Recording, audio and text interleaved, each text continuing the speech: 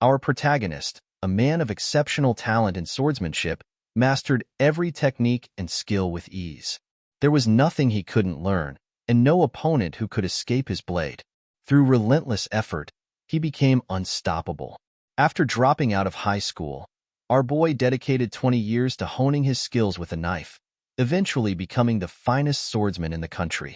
In a bustling restaurant, the staff managed the crowd when suddenly, the chef's phone alarm catches their attention. A staff member mentions it, and the chef realizes he must have set it to vibrate. Seeing the notification, he briefly wonders if it's from the game he deleted earlier, assuming his phone is malfunctioning. At that moment, another staff member informs him that a guest has arrived. The chef instructs them to tell the guest he isn't available. However, Mr. Kim, the guest, doesn't wait. He walks into the kitchen himself, dismissing the chef's excuse as an obvious lie. Mr. Kim declares it's time to hear the answer he's come for. He believes he's given the chef enough time to consider the request, and it shouldn't be difficult for someone like our boy, who handles swords every day. Realizing he might have come off as insensitive, Mr. Kim opens a suitcase full of cash as a show of sincerity. He explains that he's offering an advance payment of $300 million if our boy can complete the task. However, the chef swiftly cuts through the meat, startling everyone. He firmly states that this is a kitchen where cleanliness is paramount, and there's no place for someone like Kim. Our boy orders Mr. Kim to leave. The guest becomes furious, exclaiming that a sword saint shouldn't be cutting fish in a place like this. In response, the chef grabs a kitchen knife, further intimidating Kim. As Kim retreats, he tells our boy that he's not giving up and will definitely return soon. After Mr. Kim and his guards depart, one of the staff members remarks that the chef was being offered $300 million. He adds that if it were him, he would have accepted the offer immediately and asks why our boy turned it down. The chef replies that all his life, he's only ever sliced fish heads with a knife. He knows nothing about being a thug. The staff member suggests that the chef could leverage his reputation as a sword master to intimidate people without actually harming anyone and still collect the money. With that, he could buy a house. Our boy replies that he would decline the offer, even if someone offered him billions. Curious about the notifications, the staff member wonders if the chef is dating someone. But our boy dismisses it, explaining it's just a stupid game, though he's too embarrassed to admit he's still playing Divine Protection. The boss calls for the cleaning guy, who leaves first, while our boy reflects on his past. He remembers how his family went bankrupt when he was young, forcing him to work tirelessly and focus his life solely on making money. His phone keeps ringing, with the frequency becoming excessive. He decides to reinstall the game, realizing that the characters have been invading the academy for years. He taps the notifications, and a prompt to touch the screen appears. Hearing the nostalgic soundtrack and seeing the female characters still as beautiful as before, he feels a wave of familiarity. To our boy's surprise, the mobile screen froze, and then suddenly, a bright light emerged from the phone. The same staff member from earlier calls out to him, saying the boss is asking for him. The staff member notices that the chef is gone and wonders why he left his phone behind. The boss calls again, and the staff member speculates that the chef might have gone to the restroom. Meanwhile, the phone screen shows the completion of the transfer. Upon seeing the game, our boy immediately recognizes it as a typical pay-to-win model with a standard auto-hunting system, just like countless mass-produced mobile games. No further explanation is needed. He originally played the game because he was captivated by the appearance of the female characters and got drawn into it. Now, he finds it ironic that after spending a fortune and playing through multiple cycles, he's neither a playable character nor an NPC. He's become a background character, whose whereabouts are completely unknown. Our boy has possessed this character, and in this new world, his name is Kongjiyama. While walking, he accidentally bumps into a woman, and they both apologize. He notices that the setting of Divine Protection M resembles Korea. The names, locations, and geography are only slightly altered, with a few minor character variations. Thanks to this, Kong adapts quickly. A whole year passes, and now he's living as a teenager, unsure whether this is real or just part of the game. For him, it's a life he can't fully enjoy, much like his previous one, until that fateful day arrives. Returning from school, his parents proudly address him as the great sword master Kong, calling him their pride. They see his acceptance letter, and embarrassed, our boy asks them to put it away. His parents, beaming with pride, say they've raised him well and can't stop feeling proud every time they look at the letter. As he starts sweating, they remind him that the entrance ceremony is tomorrow and ask if he's packed everything. Pushed by their excitement, he begins packing, realizing that his modest dream of living a normal life has been shattered once again. Everyone's joy makes it impossible for him to refuse. He had tried to avoid the ceremony several times but couldn't, leaving him already exhausted. While packing, our boy stumbles upon a family photo and wonders how the Kong he possessed managed to get accepted into such a prestigious school. He recalls how things unfolded and remembers his parents telling him that last year he manifested divine powers and took the entrance exam immediately. Shocked, he realizes that before he possessed Kong, the boy had already unlocked divine powers and passed the entrance exam for Hawk Academy. It dawns on him that his character is a genius. He begins to understand that divine powers are special abilities, similar to skills in a game, but not everyone possesses them. These powers typically manifest through genetics, and based on whether one has divine power, society is divided into 3 classes: the privileged, the commoners, and the poor. Hawk Academy, where Kong was admitted, was originally founded to preserve the power of the elite, though it was established under the guise of a hero's civilization. Today, it serves as an exclusive school for upper-class families. Recently, however, a system known as special admission was introduced for non-hero families, and the character our boy possesses was admitted as one of these special students.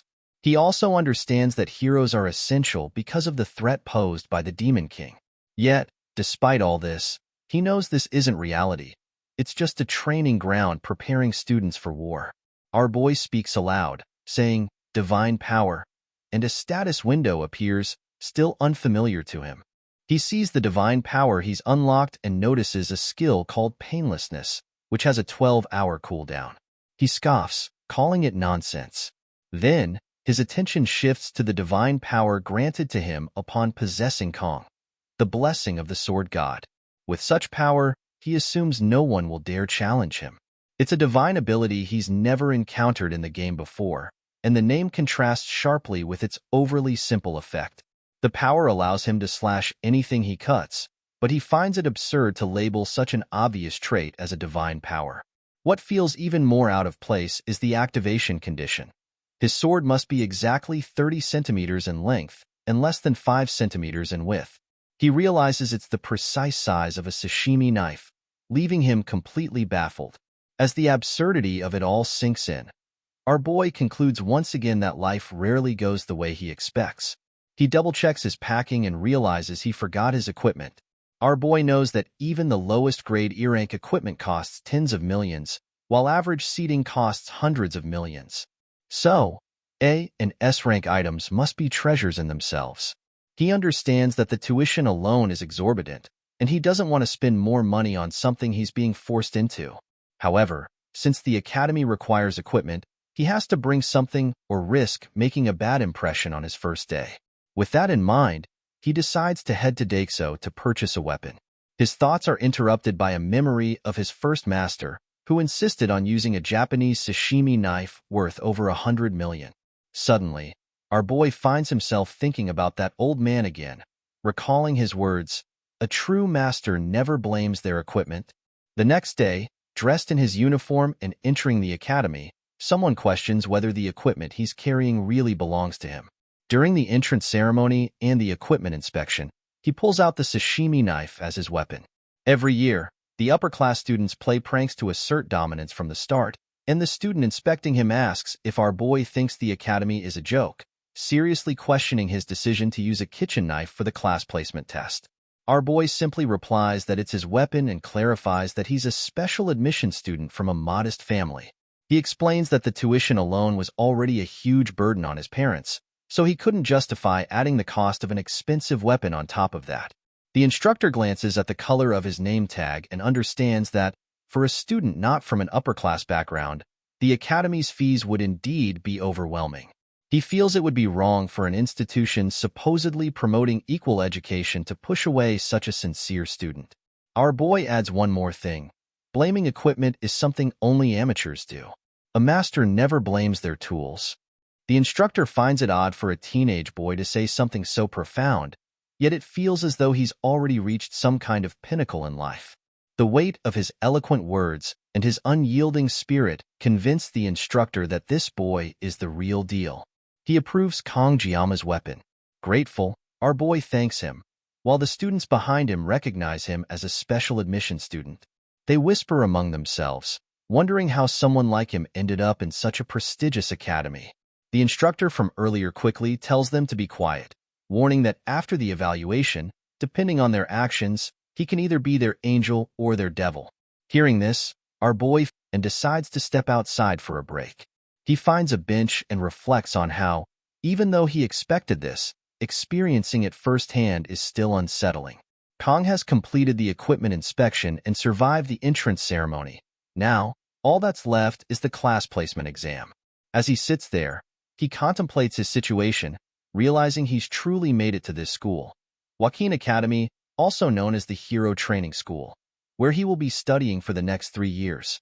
He notes how different the academy looks compared to the graphics in the game. If he had to exaggerate, he'd say the academy is the size of a small town, which is impressive. Attending a school meant for the upper class feels surreal, especially since he had to drop out of high school due to family circumstances in his previous life. Soon, the class placement test is announced, and students are instructed to gather at the training hall by 1 p.m.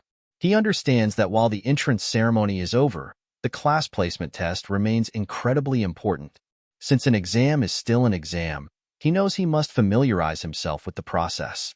Looking at his knife, he realizes that ever since coming to this world, he hasn't had a reason to use it. He remembers his master's advice: never put the knife down, even for a single day. Even while you sleep, keep holding it. Kong feels as though he's unconsciously adopting yet another habit from his master. After 20 years of living by the knife, he wonders whether a 1-year break has dulled his skills. He removes the cover from the knife and finds it far better than he expected. Curious, he decides to test it by cutting a leaf. Suddenly, the system alerts him that the weapon has met the activation conditions, and the blessing of the sword god is activated. However, since both his physical body and the weapon are at too low a level, the system initiates suppression to synchronize with the user. Shocked, our boy can't believe that simply drawing the knife triggered the blessing to activate. As the synchronization completes, the system wishes him the blessing of the god. Before he can process this, extreme pain strikes his entire body, and he realizes that if this continues, he's going to die. Suddenly, he finds himself in a new space and, confused, questions where he is.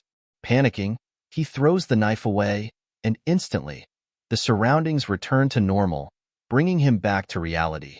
His body still throbs with pain, and while he understands the activation of divine power, he wonders if the chaos surrounding him is linked to the sword god's blessing. The backlash is unbearable, and although the divine power of painlessness offers some relief from mild soreness, it can't alleviate this kind of agony. Our boy realizes that using his skill in this manner is unsustainable if every activation brings such pain. At that moment, the system sends out a reminder for all students to gather at the hall immediately.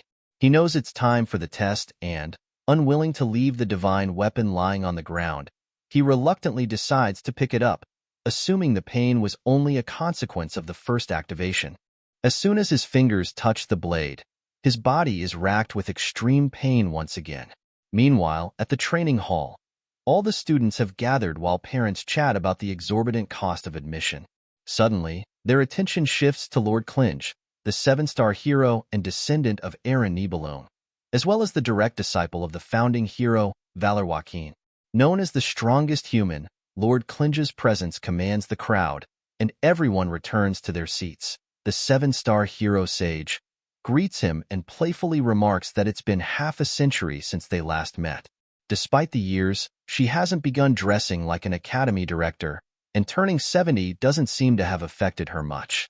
She quips that every woman wants to remain beautiful until her last day and offers to use her blessings to make Siegfried look 10 years younger. Siegfried, however, dismisses her offer, pointing out that while she approaches 70, she still hasn't matured. adding that humans should prioritize their inner nature. With a mocking grin, she calls him an old, amused by the fact that he's just as rigid as he was 50 years ago. Siegfried, clearly irritated, does not hide his annoyance. Media, on the other hand, teasingly, she assumes his granddaughter must be quite beautiful, and they both realize the test is about to begin. Inside the training hall, our boy scans the room, noting that he is the only one with black hair. Someone mutters if he is the black-haired foreigner, as the earlier chatter echoes in Kang's mind.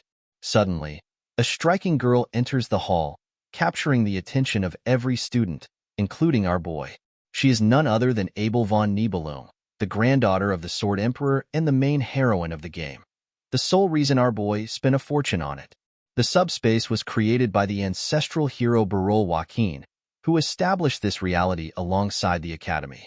It is a dimension separate from the real world, where pain and damage are real, but no consequences apply to reality since there is no interference from the outside world. Even taking down someone is overlooked. Siegfried and Media discuss the subspace battles, a school tradition, but this year, they are trying something new with a battle royale format. Participants will be split into groups of 10, and it will be a survival game with no restrictions on equipment. Siegfried notes that without restrictions, the privileged students will have an unfair advantage. Media explains that they had to compromise, as the Academy is funded mostly by the nobility, and she fought hard to introduce this new system. Inside the training hall, students admire the granddaughter of the Sword Emperor, while our boy is shocked to see that she is no longer just a 2D character. This feels completely different. He inwardly calls the students fools for trying to approach her, but admits he might have done the same if he didn't already know better. Since he has played the game before, he knows that Abel possesses the miracle blessing M, which ties her to the game's protagonist. Beautiful people always seem to have someone by their side, and he realizes that, as a special student, he doesn't belong in their league.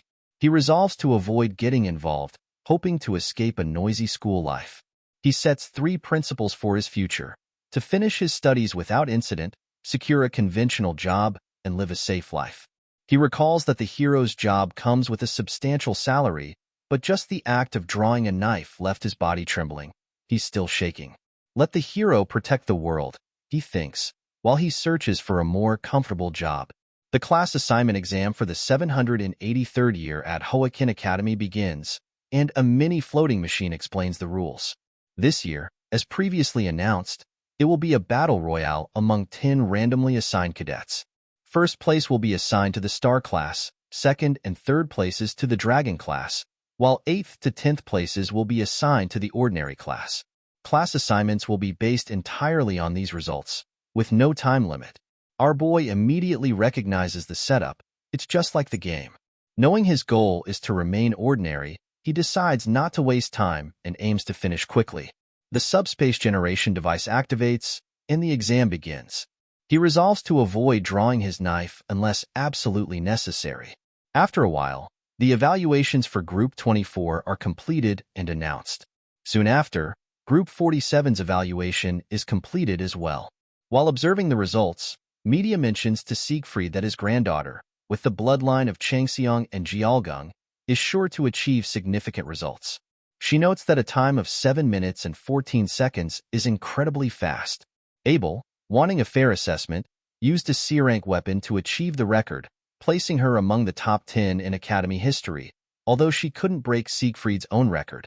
Siegfried acknowledges this is natural for someone of the Nibelung bloodline and prepares to leave, assuming the event is over. Media informs him that there is still one group left, but he dismisses it as unimportant. Just as he is about to leave, a sudden, strange sensation washes over everyone. Media questions whether Siegfried felt it as well, to which he responds that it is unbelievable. As they try to make sense of the situation, something suddenly falls from the sky. To their shock, they witness the sky itself break apart, and 2 students emerge from the subspace. The entire crowd is confused, but then another light shines, and a knife falls from the sky as well. Media quickly calls for medical staff to check the vitals of the cadets who have just appeared. One of the fallen students is our boy, and as he lies there, he accepts the results as inevitable, predetermined from the start. Earlier, the students in the last group began fighting each other, and our boy realizes with dread that he has been caught in a squad of death. He recognizes the infamous twins of malevolence, Mao Jun and Mao Shun, from the Iron King family. While these brothers possess immense talent and innate ability, they are also known for their brutal violence and boundless cruelty. Kong recalls that they deliberately toy with everyone for 30 minutes. Our boy is completely ignored by the twins, realizing he is so insignificant to them that he is not even worth their attention. Once the twins finish beating the other students, they ask each other how many remain. Jun states that it's all over, while Shun, surprised, notes that he took care of 4 students. Jun allows Shun to handle the last remaining girl, and Shun eagerly accepts. The girl trembles in fear as she watches them approach. Our boy feels a surge of frustration as he notices that the girl is already panicked and seemingly lacks the will to fight. Shun, seeing her fear, comments that she is just his type. Just as Shun is about to attack the frightened girl, our boy can no longer remain silent. He screams, questioning why they are going so far when it's just subspace, calling them psychopaths for their cruelty. Without fully realizing it, he steps into the chaos. The twins turn their attention to him, noticing his special student tag. They call him a lowlife, and Shun decides to deal with him personally. Jun instructs his brother to take down anyone who dares to disrespect them. Our boy, panicking, wonders what he should do.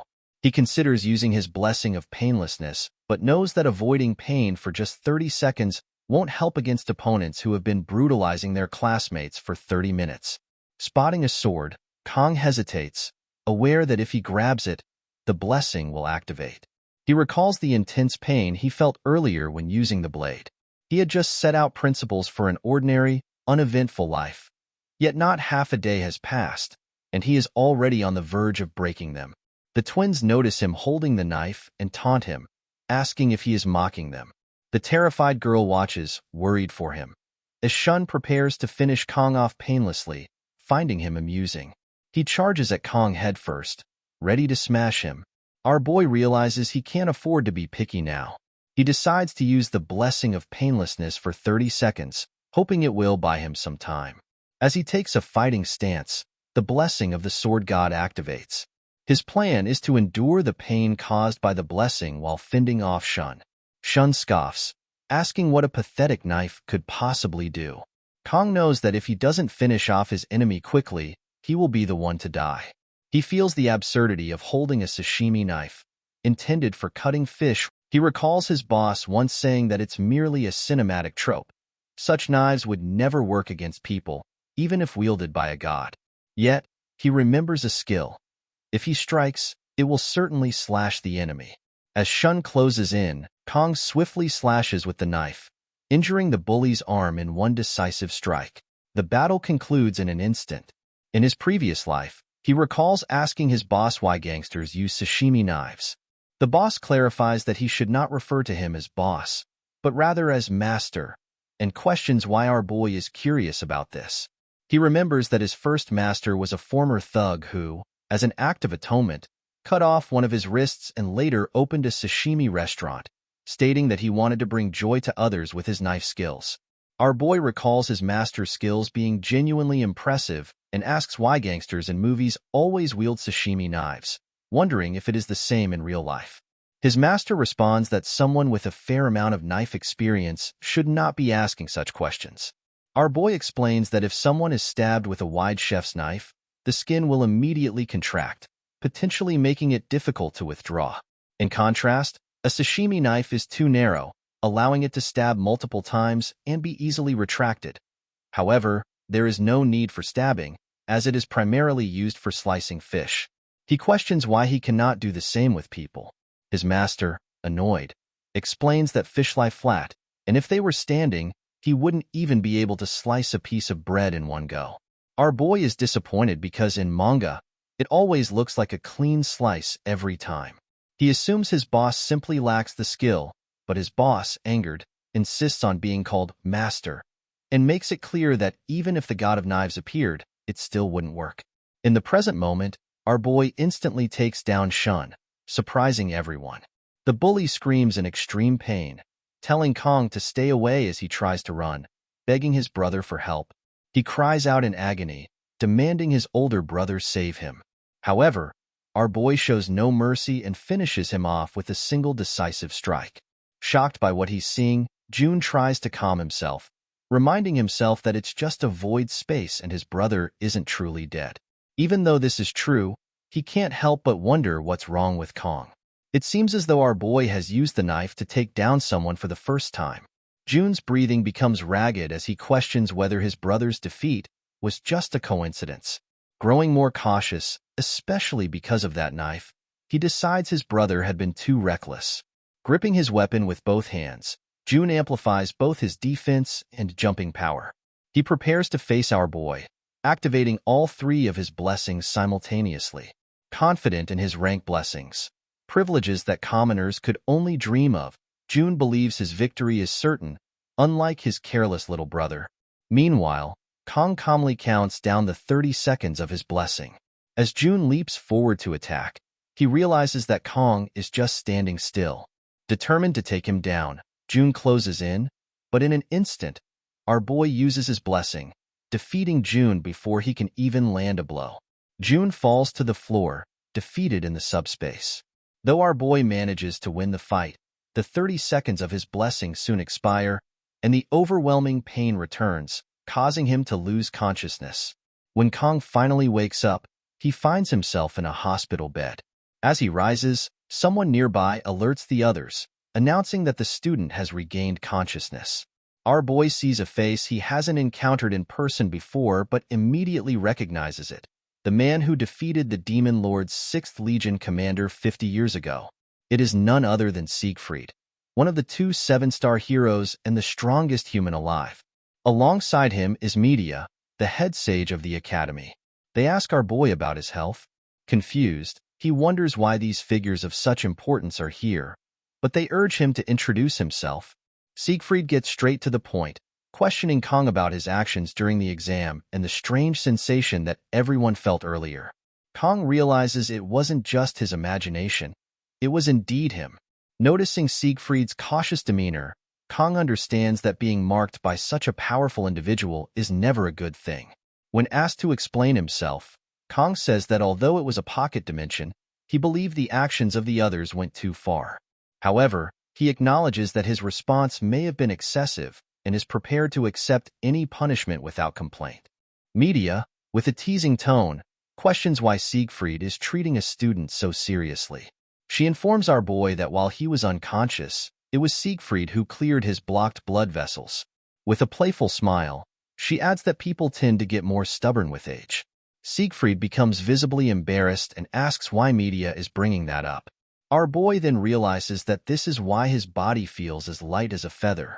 Media explains that while he was unconscious, they reviewed the footage of what happened in the subspace, including the moment when he threw himself to protect a beautiful female student. Playfully, she calls him the prince she's always dreamed of and starts flirting with him, while the old man, Siegfried, chides her to show some dignity.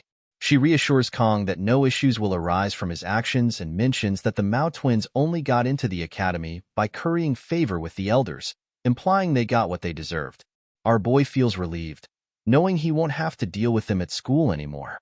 Media then reveals that they both came to inform him that he is the top scorer, a revelation that surprises him. Both Siegfried and Media congratulate him, but our boy is left in confusion, realizing that on the very first day, he has already broken all of the principles he set for himself. The scene shifts to an office in the academy, where Media sighs and states that she has been the head of the academy for nearly 20 years, and this is the first time something like this has ever happened. The scene then flashes back to a few moments earlier, where our boy tells Sieg and Media that he doesn't like it. Both Sieg and Media are shocked to hear this. Media, confused, asks Kong if he understands what it means to be star class. She wonders if she heard him correctly, stating that while the elders were furious, this top cadet decision was determined directly by the space itself. Kong pauses for a moment and replies that, despite everything, he still doesn't like it, further shocking both Media and Sieg. Returning to the present, Media asks Sieg if he is upset that Kong took the top spot instead of his granddaughter, as Sieg saw the footage himself. Sieg replies that there is nothing more foolish than questioning the judgment of the subspace imbued with the will of the founding hero. and since the academy chose Kong as the top cadet, Sieg and the others simply followed that decision. Siegfried thought to himself that if Kang's skills were outstanding, he would have understood. If Kang's physical abilities were exceptional, Sieg would have accepted it. And if Kang's experience were remarkable, he would have nodded in agreement. However, the young boy's movements seemed to embody a concept, the very swordsmanship Sieg had pursued his entire life. Yet, the unsettling feeling Sieg experienced when he unlocked the boy's blocked meridians lingered. A boy who had never undergone physical training, with a soft and unconditioned body, seemed to possess something that should not have been contained within him. Sieg couldn't believe that at his age, he still had such a competitive spirit, especially towards a boy the same age as his granddaughter. The scene shifts to Kong looking at the class board. Kong had been admitted to Wolf class, and our boy thinks it was the best compromise Kong could have made. The scene then transitions to the headmaster's office, where media informs Kong that he will be going to the upper class.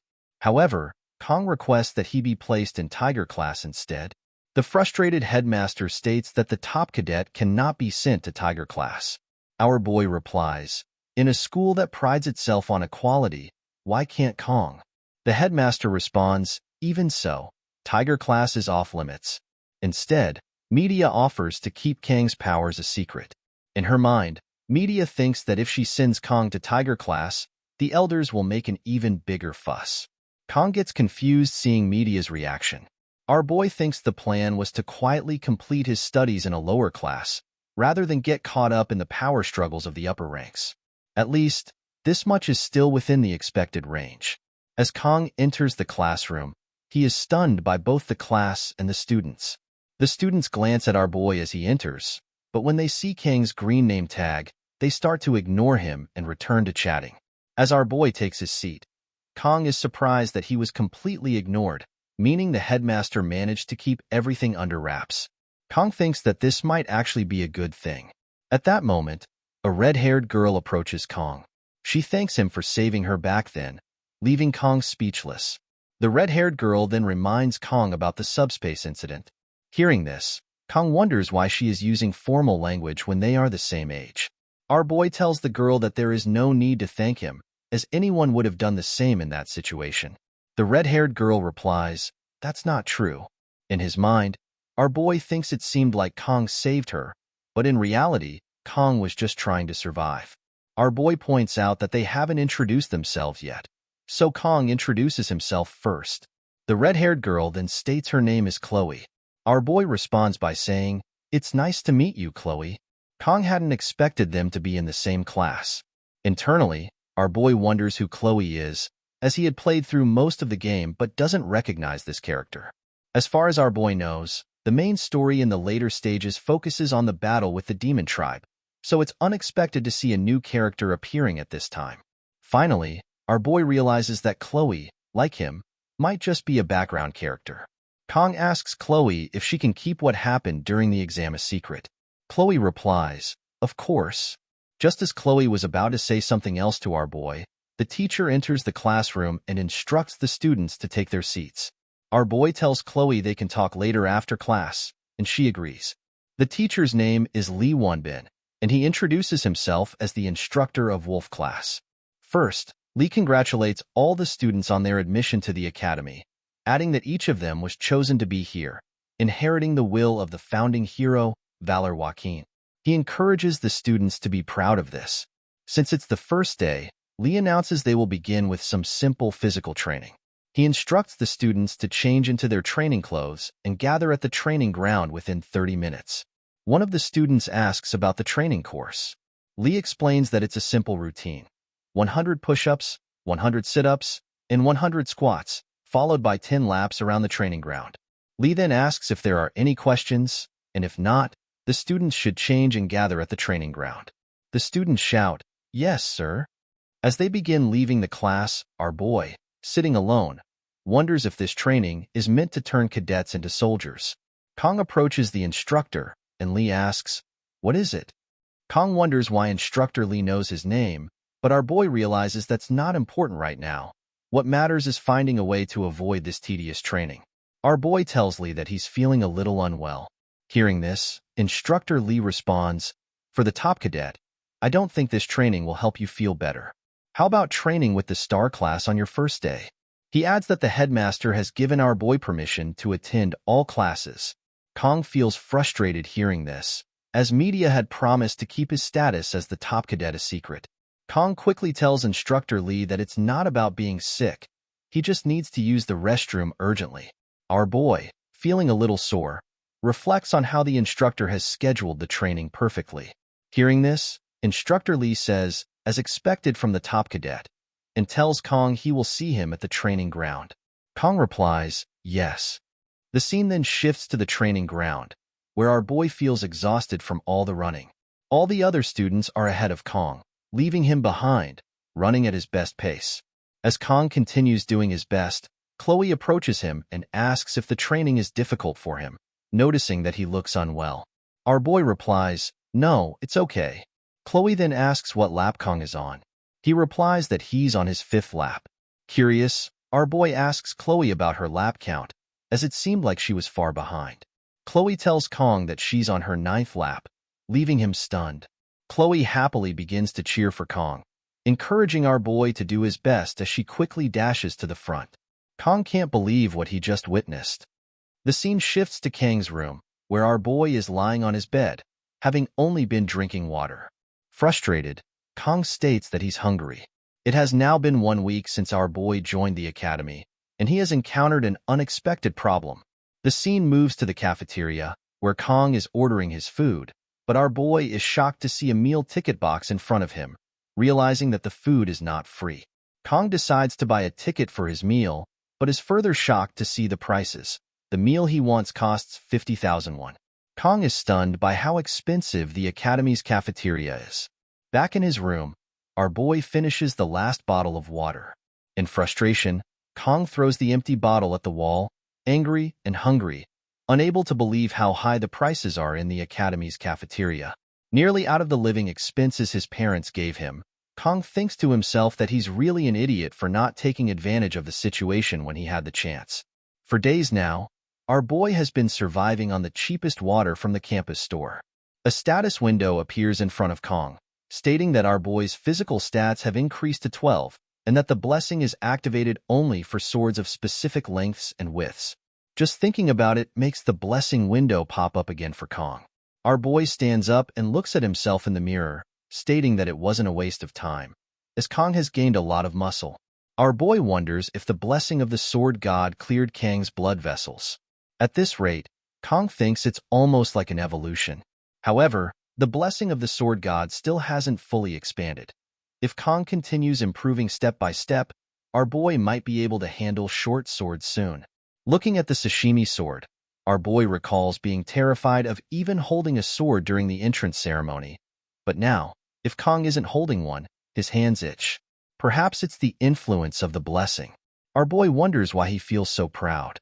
Suddenly, Kong hears a knock on his door. He asks, "Who is it?" And upon opening the door, is surprised to see Chloe. He wonders why she is here. Chloe, shyly, asks if she has perhaps disturbed Kang's rest. Our boy replies that he was just lying down and asks Chloe what's the matter. Chloe shyly tells Kong that she hasn't seen him in the campus cafeteria all week, so she was worried that our boy might not be feeling well.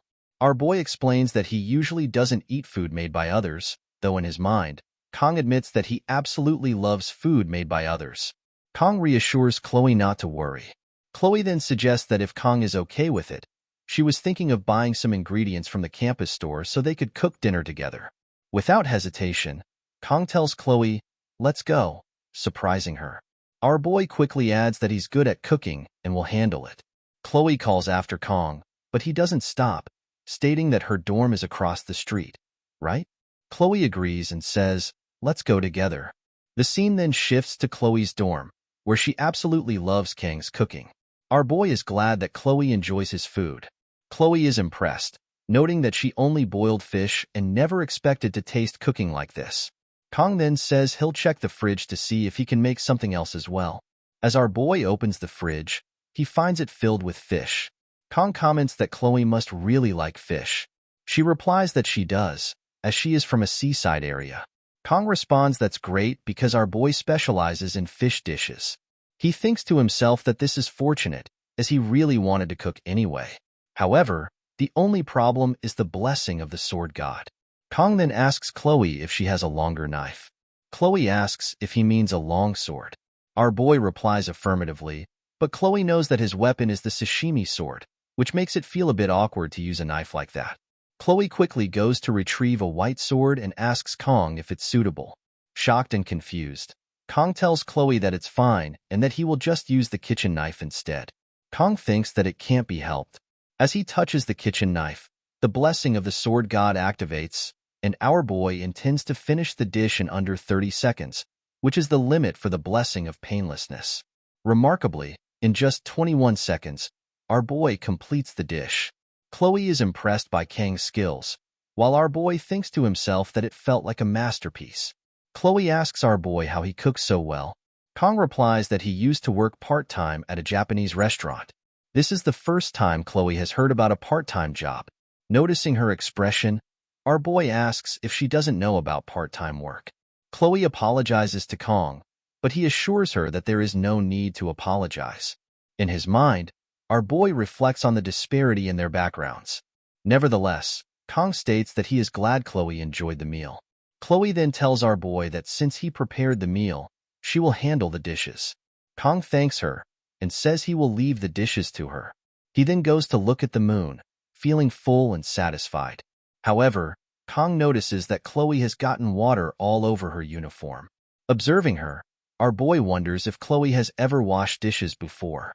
At that moment, Kong notices a diary on Chloe's desk. Inside, he sees that it's written that someone helped her during the class placement test today, and she feels she must repay him. Kong finds Chloe's handwriting and the stickers she used to be cute, but as the wind blows, the diary pages turn to another entry. Inside the diary, it is written that the person who saved Chloe turns out to be in her class as well, but she can't bring herself to talk to him. Reading this, our boy finds Chloe to be really cute, and now he understands the reason why she couldn't approach him. Curious, Kong goes to read more, but as he turns to the next page, he is shocked to see, "I love him," written on every page. At that moment, Chloe sees Kong with her diary, and a plate drops from her hand, causing our boy to turn around and notice her. With a serious tone, Chloe asks Kong if he saw what was written in the diary. Heroic families gain honor by defeating monsters, receiving the admiration of society, and solidifying their positions. However, within these stagnant institutions, there are always vested interests that exploit the weak under the guise of authority. When even public authorities are powerless to condemn them, one heroic family steps forward to take on the role of shadows. The name of that family is Auditora de Sicilia, a family that operates in the shadows while aiming for the light, combining order maintenance with assassination. Those born into the Auditora family undergo mental conditioning before puberty, suppressing their emotions and enduring harsh training to become assassins. The age at which Chloe first saw blood was 15. We then see an old man telling Chloe not to deny her talents as an assassin, something she had heard even before reaching adulthood. Chloe accepted this. The constant training distorted her mentality, casting a dark shadow deep within her heart. By the time her sense of self was worn away, only traces of emotion remained. Chloe reached the age to enroll in the academy, specifically the Awakens Academy, where classes are assigned based on individual skill. Although each member of the Auditora family, aiming for the shadows, clearly possessed abilities above the dragon class, they were assigned to the common class due to family tradition and the agreement between the family and the academy. We see the old man telling Chloe to stay out of sight. However, even the 3 years of Chloe's youth were stripped away by the family, taking away all personal freedom as she faced the fate of becoming an assassin. Chloe did not utter a word. She merely accepted her circumstances, thinking that nothing would change either way. She thought so until she met a certain male student during the subspace battle royale. Even though death within the space isn't real, it would be Chloe's first time experiencing death. She didn't cower in fear. Rather, she faced death calmly, confronting her predetermined fate. She had long since ceased her futile struggles. That was how Chloe learned to live, and that was how she had always lived, believing that nothing would change either way, or so it had been. but it felt as though the sun had broken through the dark clouds in the midst of a storm of frost. Chloe felt something, a sword wielded by one's own will, a sword wielded to protect someone. Chloe was the reason why that male student wielded his knife. During her childhood, she remembered the fairy tale she had secretly hidden by her bedside. It was about a princess trapped in a castle and a prince's love, a story that revolved around a prince appearing and saving people. Chloe's face turned red as an unknown, hazy feeling arose within her. She had only one thought, that this was love. We return to the present, where Kong is completely shocked to see Chloe surrounded by her aura. Kong wonders what went wrong. He thinks to himself about when he first glimpsed Chloe's innocence, or was it when he foolishly followed along just for a meal? He then tries to change the topic by asking Chloe if the moon isn't beautiful. Chloe doesn't say anything. Kong thanks Chloe for the delicious dinner and states that he will leave for today, promising to see her tomorrow. Then Chloe asked our boy if he had seen what was written in the diary. Hearing Chloe's tone, our boy was surprised. In his mind, Kong wondered if Chloe had eyes in the back of her head. How had she seen him? On top of that, the informal language that Kong insisted Chloe should change made her seem like a completely different person at that moment. Our boy told Chloe that he hadn't seen anything. Chloe insisted that he was lying, prompting Kong to admit that, yes, he had seen it. Chloe fell silent again and then began to take out her sword, which shocked our boy. He didn't understand what was happening. Looking out the window, he realized they were on the 4th floor, and if he jumped from there, he would get injured. Moreover, there was only one exit. Frustrated, our boy thought that he was trapped here. Then Kong sensed something and noticed that Chloe looked like a completely different person. Her sword was filled with aura as well. Our boy thought that Chloe was really coming at him. He wondered if she was unconscious. He seemed to have a rough idea about such things, noting her motionless pupils and dull red eyes that felt lifeless. Now our boy is sure that Chloe is a Yandere. Furthermore, the fierce, energetic attitude that can change in an instant leads Kong to believe that Chloe might have a split personality. With her Yandere characteristics already overwhelming, the possibility of a split personality adds to his concern. Our boy thinks that opening the diary might have triggered this personality change. He considers this dangerous, as Chloe will probably chase him until he dies. Kong needs to establish a foothold here to ensure his safety. However, he is stunned to realize that Chloe's killing intent is currently stronger than that of the Mao brothers. He cannot help but remark that academy life is truly tough. As our boy calms down, he thinks that he first needs to get out of this situation. He begins to contemplate his options and remembers that he has 9 seconds left on his painlessness skill and that his sashimi knife is in his room. He recalls the knife he used earlier, but it is too far away. Our boy notices that Chloe is getting ready to strike. Kong looks around and sees a box cutter. However, Chloe charges at him with full force. With no choice, our boy grabs the box cutter, activating the blessing of the sword god. As Chloe approaches, our boy notes that her hair seems a little longer, and he expresses his intention to trim it just a bit. Then we see Chloe waking up in her bed. As she awakens, she wonders where Kong has gone, recalling that he was looking out the window while she was doing the dishes. She remembers sneaking a glance at him and then realizes that her katana is missing. Fortunately, she spots her katana beside her bed and feels a sense of relief upon seeing it. Chloe notes that she often loses consciousness when handling a katana. She then recalls the old man praising her, but she has no clear memory of what transpired. The old man reassures her, telling her not to worry about it and that she should embrace her talents as an assassin. Chloe begins to feel embarrassed, her face flushing red as she wonders if she did something strange while unconscious. Spotting the box cutter on the floor, she questions what it is doing there. Upon further reflection, Chloe notices that her hair appears to be shorter and considers that the box cutter may have been used to cut it. Finally, she sees that Kong has tidied up, and when she notices her cut hair in the basket, she is filled with happiness, exclaiming that Kong is truly kind. Chloe thinks that she should write this in her diary before she forgets. The scene shifts outside, where our boy, completely exhausted, reflects on how he managed to get through that situation somehow. He sits on a bench, pondering the deal with Chloe. Generally, the The purpose of swordsmanship is to take down an opponent with a single strike.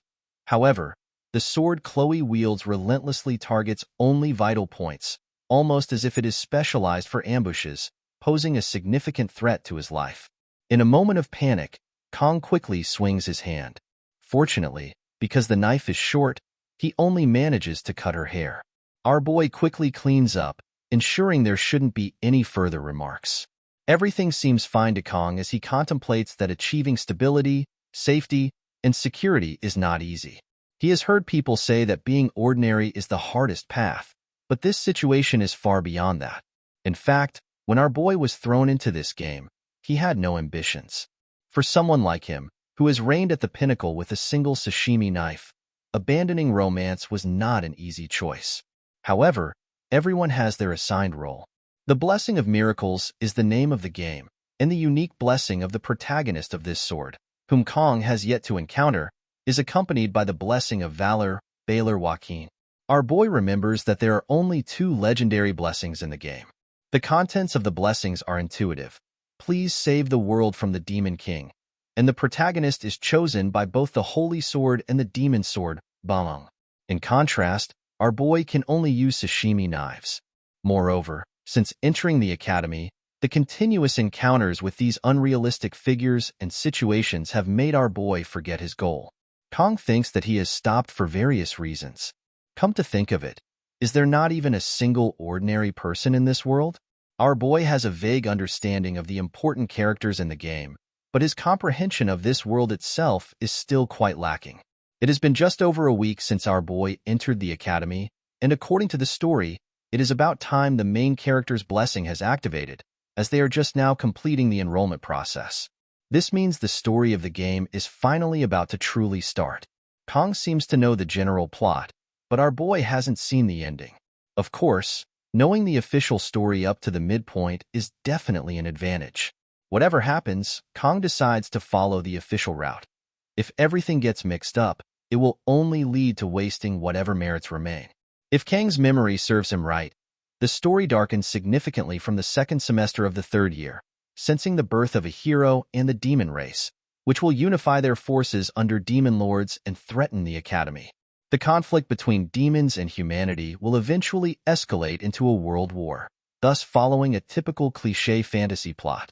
Our boy, who sought the charm of a youthful life he never experienced in his teenage years, cannot believe that all the characters died, prompting Kong to delete the game with that thought in mind. What's even more chilling is that this terrible war occurs in this world, and our boy wonders if he will die in the war too. However, our boy realizes that there are still nearly 3 years left. So now our boy needs a realistic goal more than ever. Kong decides to get stronger and survive. He further reflects that most mass-produced game narratives tend to have a happy ending. This world will likely be saved by the protagonist as well. However, our boy needs power to protect himself.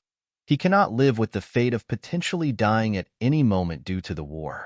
Therefore, Kong should train himself to survive without drawing too much attention. If Kong stands out, there is a chance our boy will have to fight the demon army, which is something our boy intends to avoid. Additionally, Kong needs to be cautious with using the blessing of painlessness, as our boy picked up the sashimi knife out of necessity, but the burden on Kang's body is too great. Then a status window opens up, and Kong sees that his performance is definitely impressive, but it appears there is a lot of new information. Physical rank, mental rank, weapon rank. The numbers there seem to represent levels of ranks, and this detailed information is something our boy cannot understand as Kong clicks on it. A notification appeared, stating that access is denied due to unmet conditions. Our boy thinks that this is not important right now, adding yet another question to the list of mysteries surrounding his abilities. However, the most pressing concern at the moment is physical training, and our boy needs a new weapon as well. Kong cannot rely solely on the blessing of painlessness for 30 seconds indefinitely. He also needs to train with swords that do not meet the conditions for the sword god's blessing. Fortunately, next month, there will be a practical combat training session replacing the midterm exams, and the reward for this training is the Murasame, a B-class weapon. If our boy can handle the Murasame skillfully, it will be sufficient for graduation. Its specifications do not meet the activation conditions for the sword god's blessing, so it won't impose a burden as a primary weapon. Kong realizes that there is more to do than he initially thought. At that moment, Abel approaches from behind and tells Kong that it is her spot. Our boy is shocked to see her. Frustrated, Abel insists that Kong move a bit. As our boy shifts aside, he can't help but think that Abel looks unreal, no matter how he sees her. Our boy ends up staring at Abel without realizing it. Abel tells Kong that there is no need for him to leave. He just needs to move a little bit. As Abel sits down, our boy thinks that it's her spot, but aren't the benches public property? Kong considers that this might be due to the class system. He thinks that if he gets involved with the heroine, the main story will definitely become complicated, and Kong decides to avoid it, even if it becomes uncomfortable. On the other hand, Kong finds Abel to be truly beautiful. Abel informs Kong that this is where the stars are most visible, which startles our boy. Kong looks at Abel, smiling, and wonders if this is really Abel, the granddaughter of the sword saint he knows. The protagonist was also a difficult character to approach at the beginning. Then Abel asks our boy if his weapon is also a sword. Kong asks Abel how she knows that. Abel replies that her grandfather told her, and she also heard that swordmasters have a different look in their eyes. Kong seems flustered and confused. Then Abel asks our boy if he wants to try holding her sword. Kong remarks that the sword doesn't feel heavy at all. However, he is surprised to see Abel sulking. Kong thinks that Abel is difficult to get used to and wonders if this is really the Abel he knows. Then Abel asks our boy if he doesn't recognize her. Upon hearing this, our boy wonders why Abel isn't questioning Han, as if she suspects him. Kong thinks, of course, Abel isn't questioning him, since there isn't a single person in this school who doesn't know who Abel is. He conveys this to Abel, who then responds by saying she doesn't know him.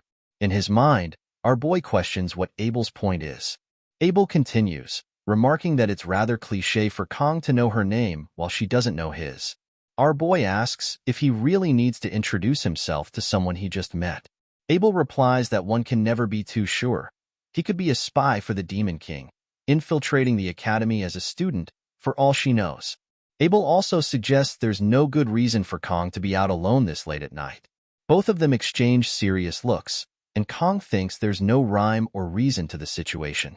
Then, our boy asks Abel why she's out here. Abel responds, "Isn't it obvious? I'm here to exercise and train." Kong tells her that he's been exercising too. Abel asks him what kind of exercise, and with a straight face, our boy replies, "Breathing." Abel finds Kang's answer absurd, but as our boy looks at her hands, he notices that Abel has indeed been training.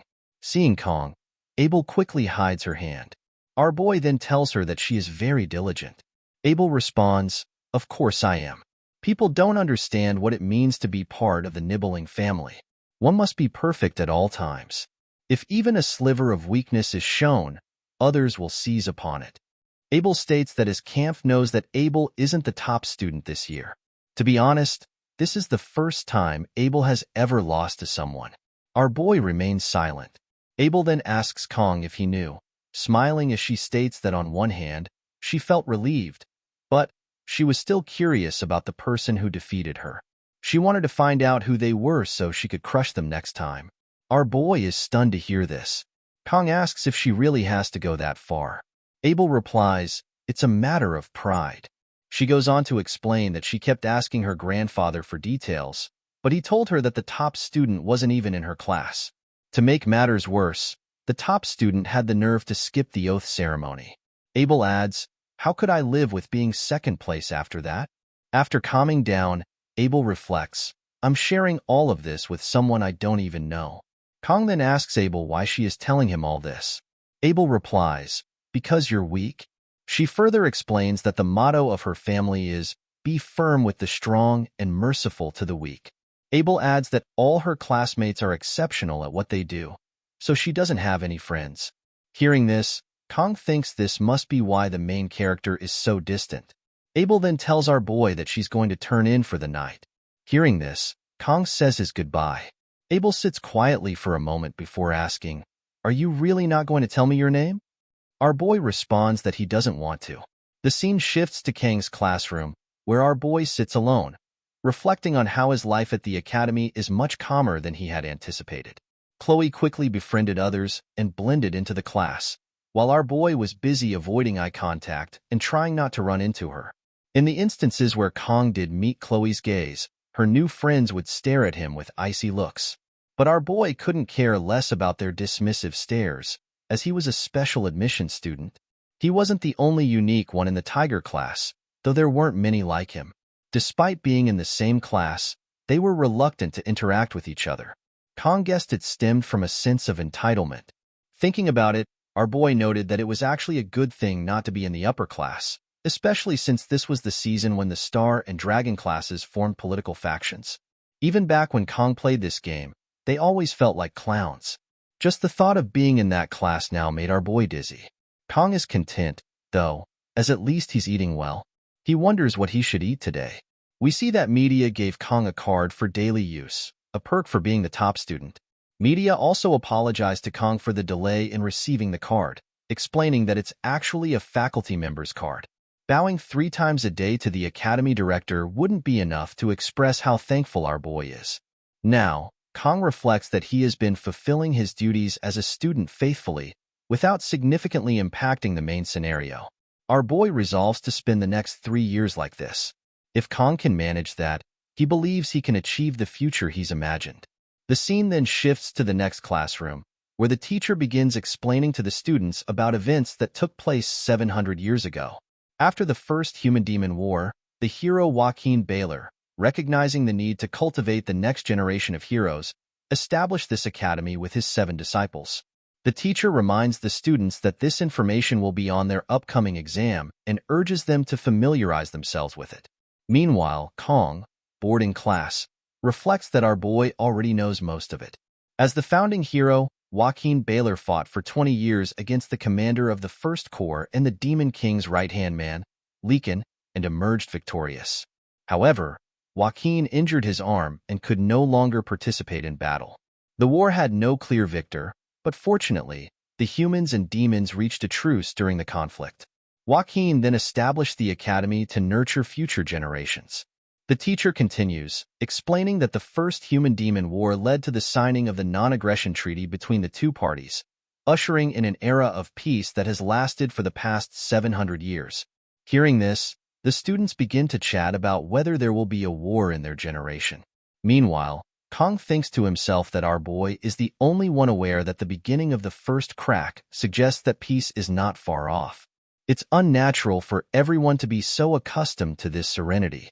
As much as our boy would like to tell media what's happening, he is uncertain of the consequences that such a revelation might bring. Although media does not hide her desire to leave her position as dean as soon as possible, she was the first person in the story to sense the abnormality. Media was also the first of the 7 heroes to step up to protect the students.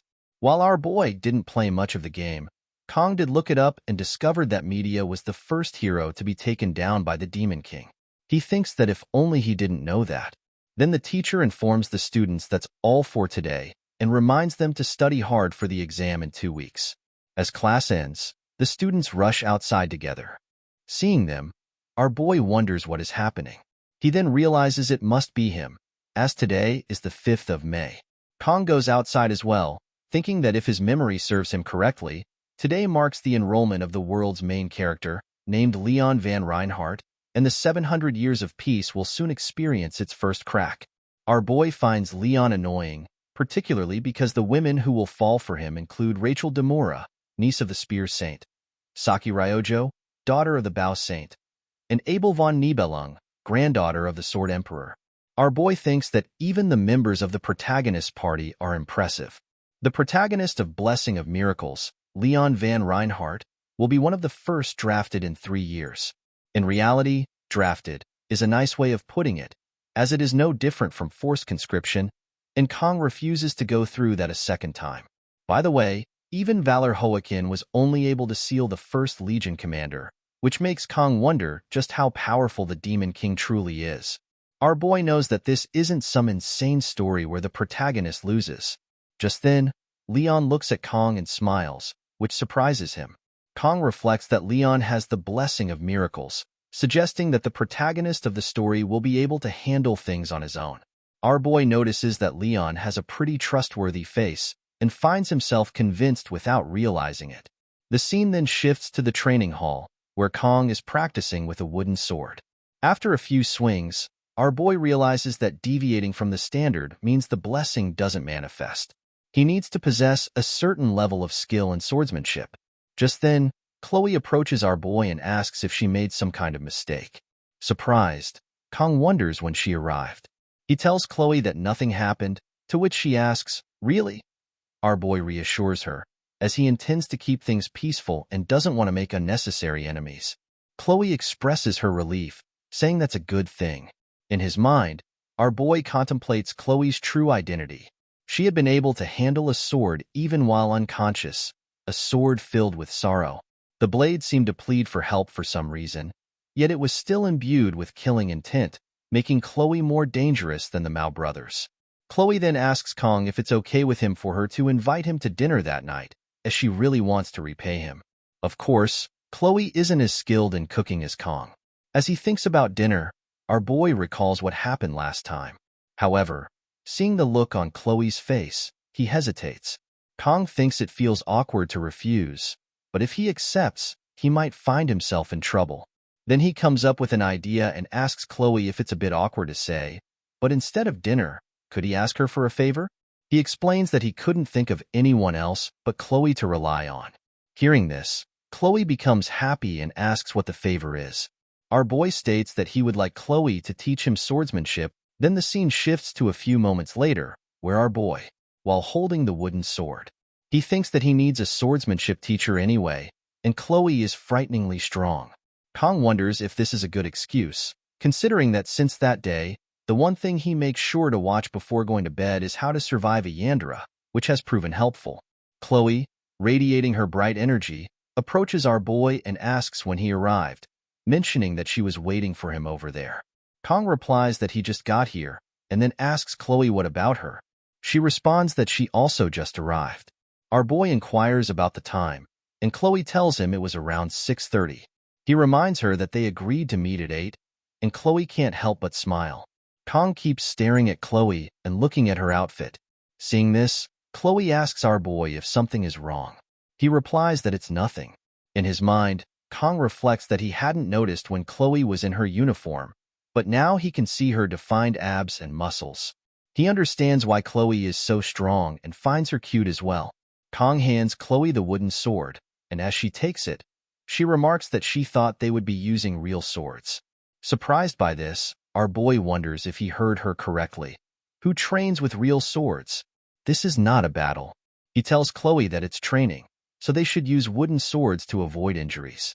Chloe states that Kong is really kind. As Chloe swings the wooden sword, Kong is stunned to see her aura power manifesting even through the wooden weapon. He wonders just how strong Chloe's aura is. As Kong grabs his wooden sword, he decides to be careful. Suddenly, a status window opens up, and our boy confirms whether he can use the wooden sword without activating the blessing. He sees that the sword's specifications are fine and that his physical growth is steady, but he wonders if the blessing is usually like this. While it's common for a blessing to upgrade with skill level, Kong wonders if it usually comes with additional effects, as he doesn't recall it being like this. He considers how much growth is needed to see this. Observing our boy standing there, Chloe asks if something is wrong. Kong apologizes to her, stating that it's nothing. In his mind, he thinks that this status window seems to be visible only to him, which means he must look like a spaced-out idiot to Chloe. Seeing Chloe's excitement, our boy reminds her that today is his first time doing swordsmanship, so she should go easy on him. Chloe replies, "Of course." Our boy gets ready and states that they should begin. As they face each other, he reflects on his practical approach in his past life. As the saying goes, seeing is believing. To become a master in any field, it's not enough to merely work hard. Kang's quick adaptation to the academy is also a product of the learning he has absorbed since he was young. Chloe gets ready to strike as she begins to gather her aura. Kong thinks to himself that his hands are sweaty and his posture is awkward. Because the essence of swordsmanship is to precisely strike the opponent, Chloe charges straight at our boy with full speed. Surprised by her speed, our boy barely manages to avoid her strike. Stunned, he thinks that he told Chloe to take it easy, but she seems to be in a league of her own. She strikes at him again, and Kong blocks it with his sword, finding her strike incredibly heavy. After barely managing to block her attack once more, our boy decides to counterattack. To his surprise, Chloe jumps into the air and prepares to strike at him again. Trying to focus, Kong notices that Chloe is moving even faster than before. As she strikes, Kong braces himself and takes the hit head-on with his sword, but Chloe's attacks don't stop there. She continues to strike at him from different angles again and again. Our boy finds himself being pushed back, realizing that her strikes are extraordinarily heavy. If he takes many more hits like this, he might be seriously injured. As Kong reaches his limits, he struggles to find an opportunity to counterattack. But then, suddenly, Kang's wooden sword broke in half. Seeing this, Chloe apologizes to him, explaining that she meant to go easy but ended up breaking the wooden sword. However, at that moment, it becomes clear that our boy's broken wooden sword has now met the conditions for the blessing of the sword god, and the blessing is activated. Our boy loses control and finds himself surrounded by a blue aura. Surprised, Chloe backs off, unable to understand what is happening. She asks Kong if he is all right, but he doesn't listen and charges at her with full force. Stunned, Chloe barely manages to block the strike, but our boy is now more powerful than before and pushes her back, causing her to crash into the wall. Stunned, Chloe thinks that Kong seems like a completely different person from just moments ago. Our boy, on the other hand, wastes no time and strikes at Chloe again, but she dodges the attack. He has completely lost control and is now under the influence of the blessing of the sword god. Seemingly injured, Chloe reflects that Kang's previous attack caught her off guard, making it hard for her to move now. She wonders what on earth has happened to him. Although Chloe doesn't understand what is going on, she realizes she needs to stop the match for now. She tells our boy to stop, but he charges at her with incredible speed. Seeing Kong approach, Chloe thinks that she can't avoid this strike. She tells our boy to get a hold of himself, but just as he is about to strike at Chloe, she shouts his name. The scene shifts to Kong, who seems to be somewhere in the kitchen, where he hears Chloe's voice calling for him. We then return to the training ground, where Kong has thrown his sword into the wall, missing Chloe. Chloe tells our boy that it's her, and he smiles at her, apologizing and stating that they should stop for today. Seeing that Kong is back to normal, Chloe asks if he is all right. Our boy thanks Chloe for helping him with his practice and mentions that he will head in first. As our boy leaves the training ground, the scene shifts to later that night, where Chloe is walking to her dorm. She reflects that ever since the class assignment test, Kang's skills are not just raw strength but carry an eerie feeling. It's not only his skill but also his raw instinct. Even though the blessing manifested unconsciously, Chloe realizes she is still no match for Kong, especially with a half-training sword. She knew he was strong but never expected him to be this powerful. At that moment, someone with a mask covering his face tells Chloe that she seems to be enjoying herself. Chloe's expression turns serious upon seeing the masked man. The masked man's name is Nox Auditor, a second-year student. Chloe addresses Nox as brother and asks him what he is doing here. Nox responds by questioning if this is all Chloe is doing after entering the academy, making friends with commoners. Chloe insists that Nox should not refer to Kong in that manner. Hearing this, Nox acknowledges that the guy's name is Kong and warns Chloe that if she continues to associate with him, the Auditor family will eliminate him. Chloe walks past Nox, telling him that even if the entire Auditor family comes, they will not be able to handle Kong. Nox, taken aback, wonders who this Kong is. The scene then shifts to our boy, who reflects that he needs to clarify something. The power he has been granted is not a divine blessing or favor. Rather, it seems more like a curse. To avoid relying on the blessing of the sword god, our boy sets out to find new equipment, but that power seems to mock his efforts, following him and taking control of his body. While Kong feels no pain, he also experiences a debilitating sensation that seems to go on endlessly. That curse manipulates our boy like a marionette bound by threads. Kong surrendered completely to the voice that whispered sweet words to him. Cut more, destroy more. Chloe's scream, filled with desperation, called out the name that our boy had come to recognize as his own, Kong Jiama. In that cry, the fragments of the worlds were brought together. Our boy threw away the training sword that had clung to him like his own skin, realizing that if he did not detach it now, he would lose himself forever. Until recently, Chloe was merely a Yandra who wanted to kill Kong, but now she had become the girl who revived his fading consciousness.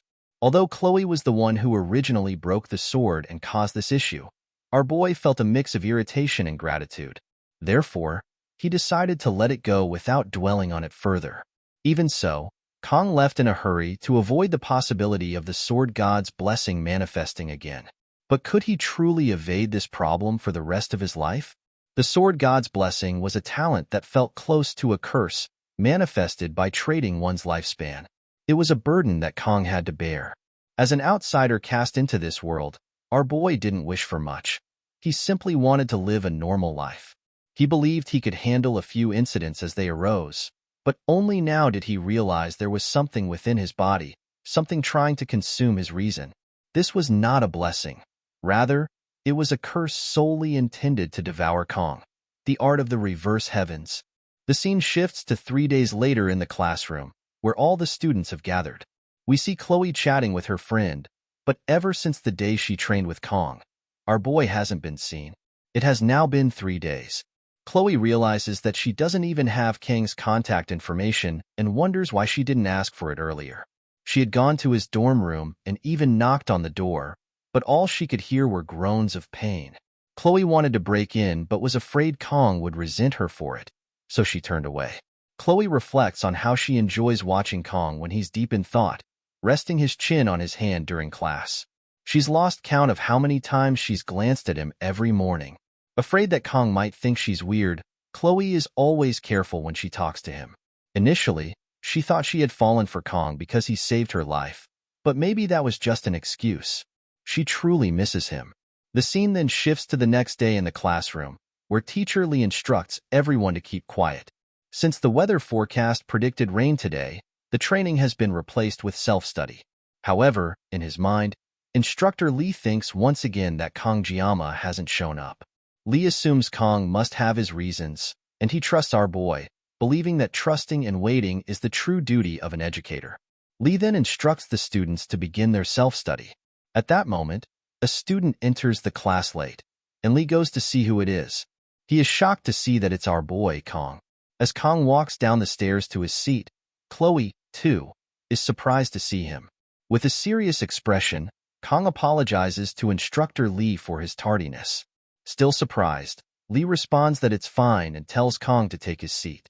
Seeing Kong, the students in the class begin to talk and murmur, wondering if he has always looked like that. Some remark that Kong has become more handsome than before. The scene then shifts to after class, where the students are heading to the cafeteria. Chloe approaches Kong and asks him if something happened. Kong replies that nothing is wrong. Chloe then tells our boy that he has been absent for a few days, so she thought something might be wrong, and asks if it's because of the battle training. Kong remains silent for a moment, then, with a smile, informs Chloe that he had a severe fever over the past few days and thanks her for worrying about him. Chloe says she's glad to hear that, but she still doesn't seem entirely convinced. Seeing her doubt, Kong thinks it's only natural for her to be suspicious. Over the past few days, our boy has been tormented to the point where his mental state nearly collapsed, as if going through severe withdrawal. He couldn't eat and locked himself in his room, burying himself in bed, praying for the pain to stop. It was the price of using a damaged weapon. The pain was worse than anything our boy had ever experienced. But that wasn't the only strange thing. The face Kong saw in the mirror had the same bone structure, but his expression had become colder, and even parts of his hair had turned white. Our boy realizes that the changes he's experiencing are the penalty of the divine power, the blessing of the sword god. In the present, Kong thinks that Chloe seems to feel guilty, which is understandable since she was the last person he fought and met. Kong knows he needs to explain everything to her. Kong then suggests to Chloe that they have dinner together, as he promised, tonight. Chloe is both surprised and happy to hear this. However, Kong adds that this time, our boy wants to eat Chloe's cooking. Chloe happily agrees, saying, "Of course," and promises to do her best, excitedly mentioning that she can't wait. Seeing her enthusiasm, Kong thinks Chloe is really looking forward to the dinner. Chloe then tells Kong she will cook whatever he wants and asks what he'd like to eat. Kong replies that he hasn't had fish in a while and recalls that the last time he had fish was at Chloe's dorm. However, he couldn't eat it because it was too expensive. At that moment, our boy senses something behind him. He looks around to see what he was sensing, and it turns out to be Chloe's brother, Knox. Chloe is shocked to see Knox there. Noticing her reaction, Kong asks if she knows him, but Chloe remains silent. Our boy then walks straight toward Knox. As they come face to face, Kong asks Knox if he has something to say and tells him to speak up instead of just staring. Kong also warns him not to keep glaring at him, but Knox continues to stare, his eyes filled with a strange aura. Chloe intervenes, telling Kong that he doesn't need to pay attention to Knox, though our boy is puzzled by the look in Chloe's brother's eyes. She then calls Knox brother, and Chloe states that she specifically told Knox not to come and asks him why he has shown up. Hearing this, Kong realizes that Knox is Chloe's brother. He notices that, though Chloe's voice is sharp, it's trembling, which means she must be scared. Knox responds by telling Chloe that Kong doesn't seem strong and questions whether she's sure she wants to be with someone like him, even if it means breaking the Auditoria family's rules. Frustrated, Chloe replies that whether it's about the Auditoria or anything else, it's no longer her concern. Knox replies that once someone is born into the Auditoria family, they are bound to it forever. Meanwhile, Kong thinks that younger sister is speaking as she is a rebel. On the other hand, older brother is speaking as he is in a historical drama. Knox then tells Chloe to leave this poor man and return to the Auditoria. Frustrated, Chloe shouts, telling Knox not to dare call Kong that. Shocked, Kong thinks Chloe should lower her killing intent, thankful that all the students have already gone to eat. Kong begins to understand the situation, as he remembers everything now. The Auditoria is an organization of shadows, specializing in infiltration and assassination. They appear later in the game, and though people say that, on the battlefield, the Auditoria members are not as powerful as other hero families, when it comes to stealth attacks, they are unmatched. From a young age, their children undergo intense training, raised to become instruments of killing. It's said that every member of the Auditoria family is incredibly strong. Now, Kong realizes that Chloe comes from the Auditoria family. Looking at Knox, our boy recognizes the face of someone accustomed to killing. Now, Kong thinks it all makes sense. The Auditoria family likely eliminates anyone who threatens their order to maintain control. Our boy also considers that, even here, he wouldn't hesitate to kill if necessary, and he could probably justify it. Kong then looks at Chloe, who is trembling. He thinks that all Chloe wants is to live a normal life, but like his own connection to the blessing of the sword god, Chloe was born into a family of killers, a place that won't allow her to live a peaceful life. A life where she constantly has to kill, like a machine. It must be unbearable. Kong reflects that he is not a hero. Our boy can't be and doesn't want to be. But even though Kong can't save the world, he can at least help change one girl's life. Kong tells Chloe not to worry, assuring her that he will talk to Knox. He admits to himself that, despite everything, he hopes the blessing of good intentions stays with him, as it's more than just a curse. This power won't allow Kong to lose. In the end, Kong realizes he has come full circle. Despite his efforts to escape the sword god's blessing, he can't run from it. Kong recalls a line from a comic that said, "There is no comfort in the place someone runs to," which Kong finds to be profoundly true. He realizes that if he can't escape, he might as well push forward. After all, our boy's name is Kongjiyama, geometry meaning sword, and Ma meaning demon. Kong moves forward and tells Knox to follow him, as he intends to take him down. The scene then shifts to the faculty office, where Instructor Lee is sitting, deep in thought. He senses something strange about Kong, noticing that his face seemed devoid of all emotion. Suddenly, Instructor Lee receives a call informing him that a student has requested access to the subspace. Shocked, Lee asks for the student's identity and their opponent. He falls silent when he hears that the student requesting to enter the subspace is Kongjiyama, and his opponent is Knox Auditoria. The scene shifts to a room where our boy sits alone. Kong reflects that there are still 15 minutes before the subspace duel begins. He thought the process would be more complicated, but everything went smoothly. Kong then remembers the media's warning to be cautious if he's serious about this duel. Even though subspace doesn't affect reality and no physical damage carries over, the mental toll remains. Still, Kong thinks that as long as our boy wins, that's all that matters. Kong can hear the noise from the waiting room and understands that watching a fight is exciting, but he didn't expect the atmosphere to be this lively.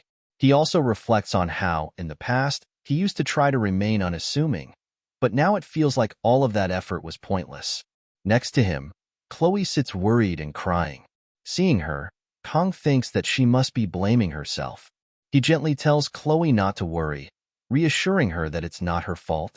Chloe even lent Kong her weapon, so she shouldn't be concerned. Everything will be fine. Despite his words, Chloe still looks worried.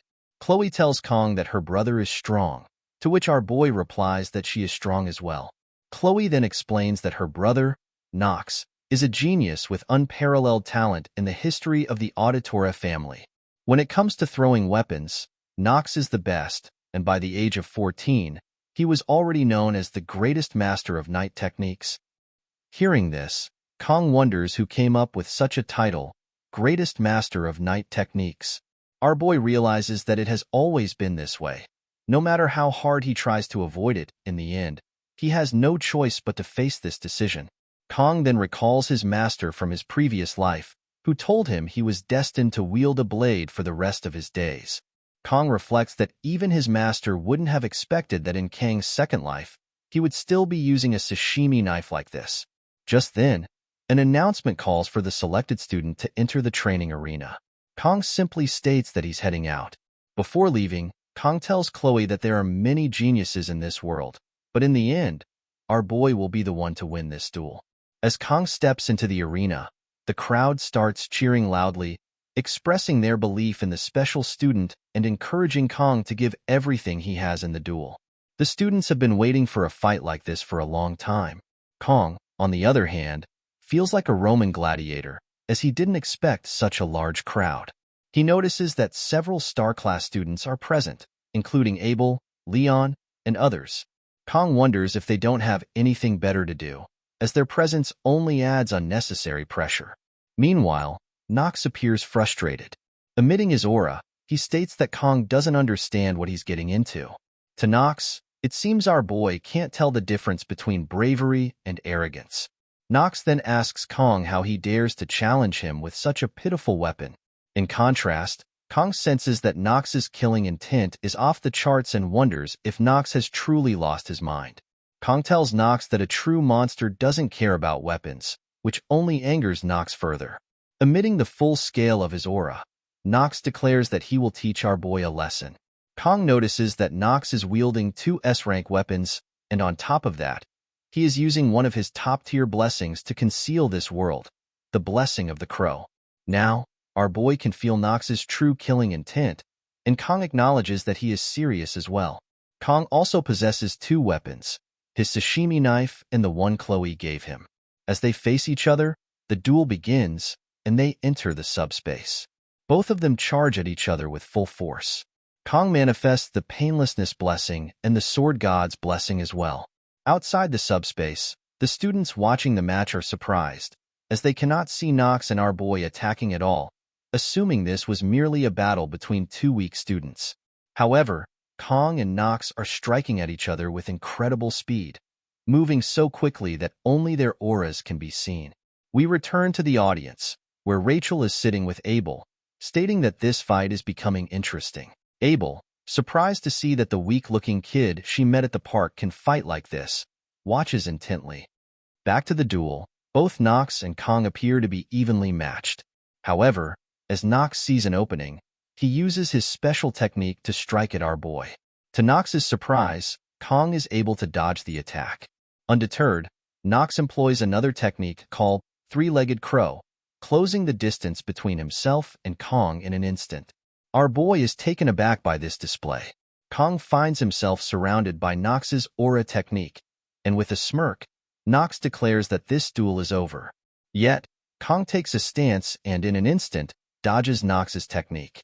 Nox is astonished to see that Kong has evaded this move as well. The scene shifts to the audience, where one student remarks that although he can see glimpses of the fight, the second-year student is clearly superior, as the first-year student is preoccupied with dodging. Another student replies that while the second-year student seems impressive, they cannot underestimate a year of battle experience. On the other hand, Abel thinks to herself that anyone watching this duel carefully can tell the truth.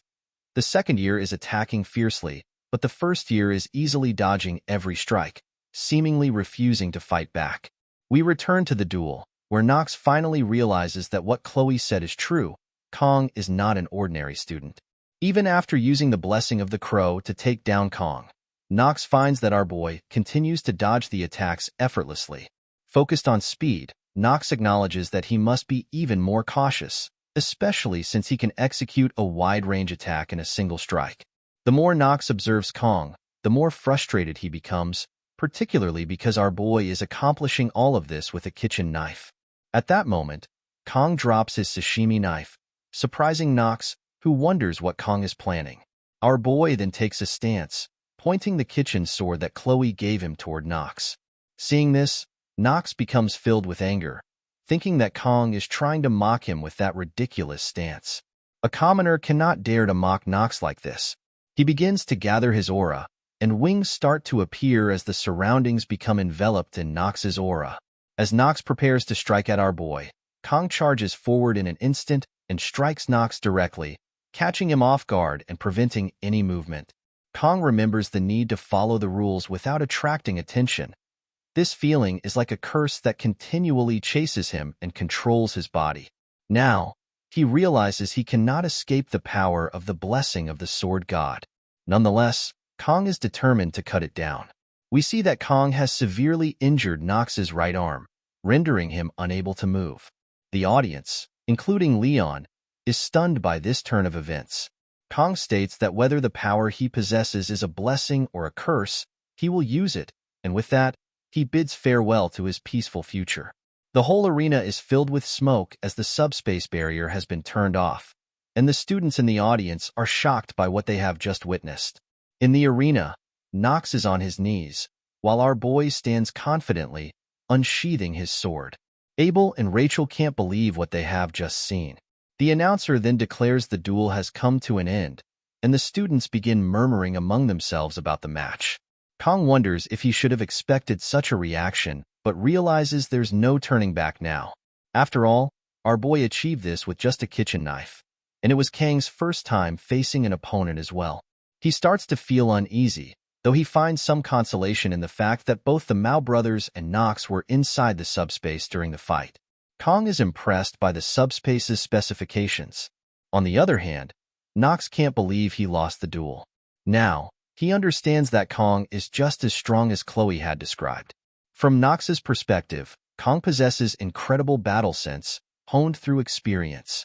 However, Kong reflects that anyone could have sensed Nox through his intense killing intent, which ultimately worked to Kang's advantage.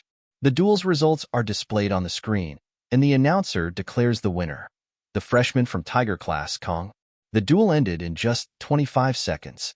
The students are stunned to see that a first-year special admission student defeated a senior so easily. Kong, realizing the impact of his victory, thinks to himself that there's no turning back now from the peaceful life he once imagined. This is the path our boy has chosen, and Kong resolves to endure it with sheer will and determination. The scene shifts to the following day, where students are still buzzing about the duel. They've learned that the senior whom the special admission student faced was from the auditor family. Yet even someone that powerful was taken down by freshman Kong. Meanwhile, Abel sits alone, lost in thought, contemplating our boy. She reflects that Kong Jiama is always on her mind, as he's the only person everyone in the academy seems to be talking about. Yesterday's duel was shocking for Abel, to say the least. She couldn't believe what she had witnessed. Kong displayed remarkable swordsmanship, using only 2 kitchen knives. Abel had always taken pride in her knowledge of swords, being the daughter of a swordmaster, but now she finds herself feeling hopelessly naive. She never imagined someone could be that skilled with such ordinary blades. Abel's thoughts shift, and she realizes that she is still curious about the person who had defeated her. She wants to know who they are, driven by the desire to defeat them next time. Then, She remembers her grandfather mentioning that the top student this year wasn't from her classroom. Connecting the dots, Abel concludes that it might have been Kong. Anger rises within her as she considers the possibility, and what's even more frustrating is that our boy is actually stronger than her. Abel begins to wonder what Kong was thinking when she had called our boy weak and proudly told him about her family motto. Frustrated, she stands up abruptly, slamming her hands on the table. Hearing the noise, Rachel wakes up and asks Abel what's going on. Abel quickly calms down and apologizes, assuring her that it's nothing. Rachel, unconvinced, asks if Abel is sure. Abel explains that she hasn't been able to train recently, so she's feeling a bit sluggish. As a true friend, Rachel probes further, asking what's really going on and pointing out that something seems off about Abel's expression. Abel pretends not to understand, but Rachel presses her, teasing that maybe Abel is just hungry. Abel denies this, so Rachel jokes, asking if she left her equipment at home. Abel replies no. Then, Rachel playfully asks if Abel is having boy trouble, catching Abel off guard.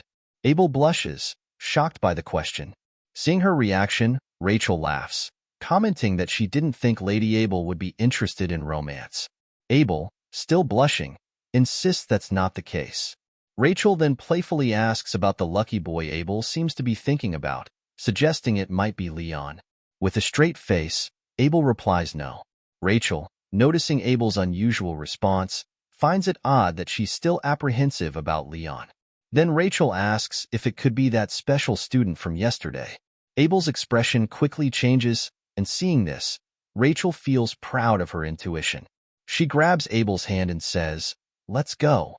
Abel asks where they are headed, and Rachel replies, "To the Tiger class, of course." The scene shifts to the Tiger class, where Rachel confidently enters. All the Tiger class students are shocked to see them. As they walk forward, Abel tells Rachel they should go back, but Rachel reassures her not to worry.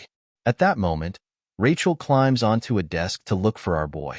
A Tiger class student approaches and warns Rachel that, regardless of her status, she shouldn't be standing on the desk. That's going too far. But Rachel ignores him and continues scanning the room until she finally spots our boy sitting with Chloe. Seeing Chloe, Rachel briefly wonders if she's our boy's girlfriend, but quickly dismisses the thought, thinking that this only makes things more fun. Chloe, who had been smiling, suddenly has her expression change when Rachel approaches Kong and blows in his ear. Both Chloe and Abel are stunned by Rachel's boldness. Our boy wakes up groggily and doesn't immediately understand what's going on. As he looks at Rachel, she apologizes for waking him up and asks, "Your name is Kong, right?" Rachel admits she didn't know who our boy was before what happened yesterday in the subspace. In his mind, our boy is surprised to see Rachel and wonders what she's doing here. As Rachel reaches out to touch Kong, Chloe, filled with anger and slipping into her Yandra mode, demands to know Rachel's identity and what she's trying to do. Rachel is caught off guard by Chloe's sudden change in demeanor. Meanwhile, Kong is shocked, thinking that this must be the danger his instincts had been warning him about. Chloe's personality has completely flipped, and Kong grows even more concerned when he notices that Chloe now has a box cutter in her hand. Frustrated, Kong thinks about the possibility of a fight breaking out in the classroom, realizing this is a situation he's never encountered in the game before. He can't figure out why things are spiraling out of control so suddenly. At that moment, Abel steps in, trying to stop Rachel and asking her what she's trying to do, reminding her that this isn't their classroom. With a smile, Rachel says, "What's the matter, Abel? Can't I say hello?" She then walks over to Chloe, patting her on the head and saying, "You shouldn't interrupt when the adults are talking, and it's not safe to play with sharp objects either." Chloe, filled with anger, looks like she's getting ready to strike. As Rachel turns to speak with our boy, Chloe sees an opening and lunges at Rachel with the box cutter. Kong and Abel are stunned, but Rachel effortlessly blocks Chloe's attack by grabbing her hand. "You're slow," Rachel says calmly. "I thought you were just a kid, but it seems you've got quite a short fuse." Abel steps in, urging Rachel to stop making a scene, but Rachel doesn't listen. She pushes Chloe away as if she were nothing, though Chloe manages to regain her balance and land perfectly on her feet. The students in the class are shocked by the exchange, while our boy just wants to leave. Rachel, a high-class student and the niece of the Spear Saint, lives by the clan's motto. Skills are useless in the face of overwhelming strength. Rachel then asks Kong if Chloe is his girlfriend. Kong quickly replies, no, but he can feel Chloe staring at him intensely. Despite the tension, our boy tells Rachel that Chloe is just his friend. In his mind, Kong wonders what kind of situation he's gotten into. As he looks around, he notices that Abel is there too, something he didn't realize at first because he was so frazzled. Kong, still trying to make sense of everything, asks, why did you and Abel come looking for me? Rachel, with a teasing grin, replies, well, it seems like Abel was interested in you and wanted to see your face. Flustered, Abel immediately denies it. When did I ever say that? She exclaims. Rachel responds with a playful smirk. Isn't that why you came here? Abel quickly corrects her. You're the one who practically dragged me here. Rachel shrugs. I just thought you wanted to see Kong. That's why you followed me. Abel, clearly embarrassed, retorts, that's not true. Meanwhile, the students in the class start whispering among themselves, wondering what's going on and why Abel and Rachel are arguing. Abel, now shyly and with a hint of frustration, says, I think there's been a misunderstanding. I didn't ask to come here to see Kong. Hearing this, our boy thinks to himself that Abel should just leave. He then states, if Abel and Rachel don't have anything else to do, then they should just go. Both Rachel and Abel are surprised by his bluntness. Rachel moves closer to Kong and says, you're really an interesting guy, and I like guys like you. Our boy replies, that's a relief to hear, but I'm far from interesting. Rachel playfully responds, don't be like that. How about we meet up after class and spend some time together? Angered, Chloe suddenly shouts, get away from my Kong right now. Hearing this, Rachel starts laughing, but Abel, equally frustrated, begins to emit a powerful aura. Sensing Abel's rising anger, Rachel smirks and says to Kong, it was fun meeting you. I'll see you later. Kong, trying to put an end to it, tells Rachel, don't come back. Rachel waves him off with a grin and replies, don't be so cold. As Abel and Rachel leave, Rachel lovingly says her goodbye to Kong, which only frustrates Chloe even more. Meanwhile, our boy just wishes he never has to see Rachel again. As Rachel leaves, Abel can't help but glance back at Kong before exiting. The scene then shifts to the corridor outside, where Rachel reflects to herself. It's one thing to have a cold attitude, but seeing Kong face to face, there was something there, she thinks. Kang's gaze had been unsettling, and Rachel realizes that he far exceeded her expectations. Kong is definitely a step above all the students I've seen since the school started, she muses. Initially, Rachel had gone to the Tiger class just to tease, but now she believes she might have gained something unexpected. My clan pulls no stops when it comes to recognizing only the most outstanding warriors, she thinks. In that sense, Kong might be a valuable resource. It's only natural that he's caught the eye of the invincible Empress, she concludes with a cheerful smile. Rachel then turns to Abel and apologizes. Confused, Abel tells her, you should apologize to the Tiger class students for causing that ruckus, not me. But Rachel replies, it's not about that. It's about Kong Jiama. She then adds, and I'm not going to yield. Abel is shocked to hear this, realizing that Rachel might be more serious about Kong than she had thought. The scene shifts to Knox, who is in the hospital recovering from his injuries. Anger courses through him as he contemplates killing Kong, having lived his entire life without experiencing defeat. As the genius of the Auditor family, Knox thinks to himself about taking care of Kong at night. The mere thought of Kong only fuels his rage, prompting him to rush toward his room. Knox intends to mobilize the entirety of the Auditor family with the authority of the entire clan. He believes he can deal with Kong easily. After handling Kong, he is confident that Chloe will return to the Auditor family as well, given that her potential is on par with, if not greater than, his own. Now is the time to strike, Knox thinks, envisioning the power of the House of Order combined with the pinnacle of his Nightfall techniques. He is determined to show Kong exactly what he is capable of. However, as Knox opens the door to his room, he is stunned to see our boy already sitting there, casually eating an apple. Seeing Knox, our boy states, "You're finally here." The scene shifts to the classroom where, frustrated, Chloe sits alone after seeing Kong talking with other girls. Observing her expression, Kong senses that Chloe seems upset, but he recalls that Chloe was the one who had the box cutter earlier. Meanwhile, Chloe, visibly angered, wonders about Kang's relationship with those girls and if he might have feelings for any of them. Suddenly, Kong calls out to Chloe, surprising her and prompting her to brighten up with a sweet smile. She asks if he needs anything. Noticing the box cutter still in her hand, Kong thinks she should probably put it away first. Getting to the point, Kong asks Chloe how Knox is doing. Caught off guard, Chloe pauses before informing him that Knox is currently in the Academy's medical ward. Kong remarks that it's unusual for someone to get injured in the subspace. Chloe replies that she hasn't actually visited Knox yet, so she doesn't know much, but mentions that she heard Knox was admitted despite having no visible injuries. She assures Kong that it should be fine and there's no need for him to worry. In his thoughts, Kong reflects that while it's true he defeated Knox, however, Kong doesn't believe that Knox is so weak as to be traumatized. He hopes that Knox isn't planning anything drastic. Kong then pats Chloe on the head, asking if she can tell him where Knox's room is, knowing this is the best way to handle her Yandere tendencies. In the present, Knox is stunned to see Kong sitting in his hospital room. Kong asks if he can eat the apple nearby, though he's already halfway through it. He then remarks on the wealth of the Auditor family for providing such a spacious room for one person. Surprised, Knox asks how Kong got into the ward, only to freeze when he sees Kong reaching for a knife.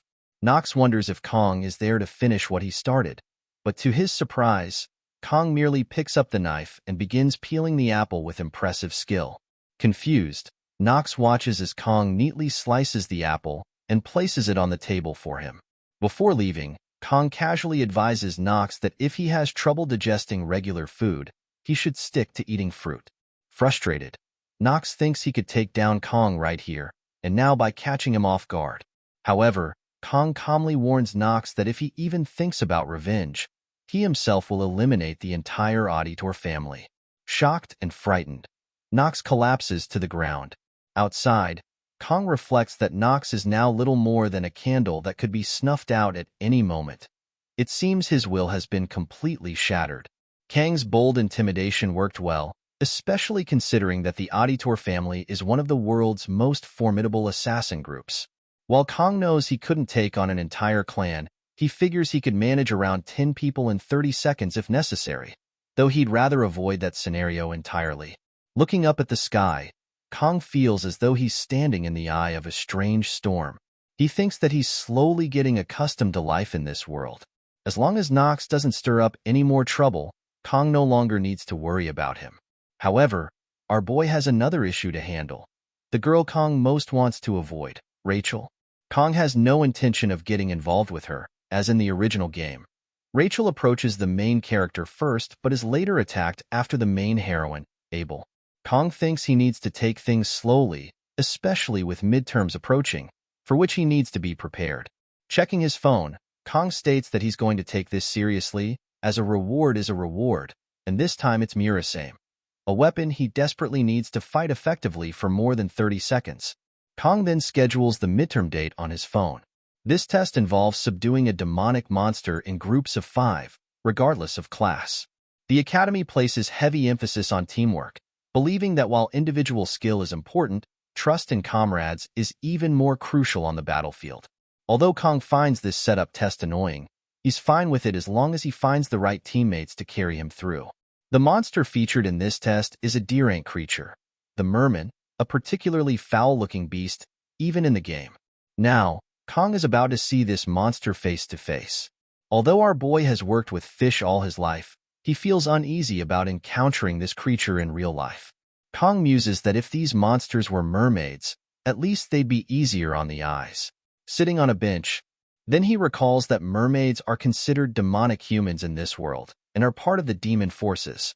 Demonic humans are far more dangerous than demonic monsters, but thankfully, students only have to deal with the merman, sparing them from facing demonic humans. Kong reflects that it has already been a month since he arrived here, and he finds the nights in this world surprisingly peaceful. Speaking of peace, it has been 700 years since humans and demons swore a truce. However, just as human history isn't free from war, this world has also seen many conflicts, both large and small. For example, Yasmin, the commander of the 6th Legion, once claimed he would revive the commander of the 1st Legion, crossing the line of the armistice. After a week of battle, humanity emerged victorious, and the 7 heroes were born. Although 3 heroes fell, neither faction wished to escalate the conflict further, and peace has continued to this very day. Looking up at the sky, our boy reflects, so this is peace. The more Kong thinks about it, he wonders if Awakens, the one who sealed the 1st Legion commander alone, was even human. Checking his phone calendar, Kong notes that humanity has only 3 years left until the 2nd Human-Demon War, where even the Demon King will be a fighter. Our boy realizes that worrying about this won't change anything. Instead, he should focus on his midterms. However, he finds it irritating since he still needs to find teammates, and he has no friends at all. Just then, Kong realizes he's now the most famous student at the academy. If I can use this to my advantage, he thinks, won't that solve the problem? Living quietly for 3 years seems impossible anyway, so Kong intends to form a strong group and ace his midterms. Kong shifts his goals from living comfortably and quietly to living comfortably, even if it means not staying under the radar. A week later, in the classroom, the instructor asks the students to form groups for their exam, but to Kang's surprise, not a single student invites him to join their group. Kong thinks this is bad. He wonders if the other students are still afraid of him after the duel. Looking back, Kong notices Chloe is also alone. He realizes she's in a similar position, having been regarded as an outsider since that incident. Approaching her, Kong asks if she hasn't found any cadets to partner with. Chloe confirms that she's still alone. Concerned, Kong inquires if she's okay, mentioning that he's used to this, but she used to have friends. Chloe assures him that she's fine, thinking to herself that as long as she's with Kong, she'll be okay. Kong then suggests that, in that case, she can partner up with him, though he still needs to find 3 more people. Smiling, Chloe agrees with him. In his mind, our boy thinks that Chloe's capabilities are nothing to underestimate. The goal of the test is to capture as many mermen as possible within the 1-hour time limit, and given that Kong only has about 30 seconds, Chloe is like 1,000 soldiers to him. Smiling, Chloe says she's excited, and Kong notes that she seems genuinely happy. Suddenly, to Kang's shock, Rachel comes running in, telling him, "Let's play." Frustrated, Kong asks Rachel why she's here again. Rachel replies that she just told him. Meanwhile, Chloe's expression shifts as she goes into Yandere mode, ready to confront Rachel. Kong quickly realizes he can't let this situation spiral out of control. He tells Rachel to leave, just for today, as he has other things to take care of. Rachel responds, asking why her Kong is being so cold to her, to which Kong firmly tells her to stop calling him her Kong and to leave the classroom. Ignoring him, Rachel then asks if Kong has a group for the test. In his mind, Kong sighs, thinking that Rachel never listens to what people tell her. Frustrated, he replies that he hasn't found a group yet. Excited by this, Rachel invites Kong to join her group. Frustrated, Kong asks Rachel why she chose him as her partner, noting that there would have been a long line of students eager to team up with her if she'd asked for someone else. Rachel responds, explaining that those students aren't fun, while Kong, on the other hand, seems like he'd make the test enjoyable. Kong then tells Rachel that he's already teamed up with Chloe, but Rachel assures him that it's fine. Her group has 2 open spots. Hearing this, Kong thinks to himself that, beyond the reward, Rachel must not realize that teaming up with him could risk her grades. He recalls the saying, "Hate the game, not the player." Looking over at Chloe's expression, Kong finally tells Rachel they'll join her team. Rachel then playfully warns him that he can't back out now. Kong, curious, asks about the other group members, and Rachel surprises him by asking if he knows Leon, mentioning that Leon is super famous. Kong is genuinely stunned, wondering what kind of misdeeds he must have committed in a past life to end up entangled with the game's heroines. Our boy can't quite grasp how this situation came about. Even though Kong might stand out and occasionally cross paths with key people, it usually doesn't lead anywhere. But Leon Van Reinhardt is a different matter entirely. He's the main character of the game. Our boy realizes he has no idea how things will turn out from here, but it seems certain Kong will somehow be to blame.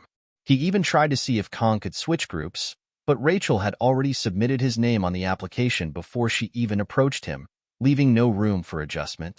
Frustrated by the thought, Kang's irritation rises. Just then, Chloe approaches Kong in her intense, almost Yandere mode. She asks if something is wrong, noticing that he hasn't looked well since Rachel left. Kong, surprised by Chloe's attention, explains that he's just a bit overwhelmed by the prospect of taking the exam with the Star Class cadets. Chloe reassures him confidently, saying that no one in the Star Class is stronger than Kong. Kong thanks her, thinking to himself that he was the one who asked Chloe to team up with him in the first place. There's no way Kong can leave without Chloe in good conscience, and as he thinks about it, our boy realizes he couldn't ask for better people to take the test with. Deciding to stay optimistic, Kong asks Chloe when and where the group meeting is. Chloe responds that Rachel mentioned meeting at the cafe in the main building at 6. Noting the time, Kong suggests they head over, and Chloe happily agrees.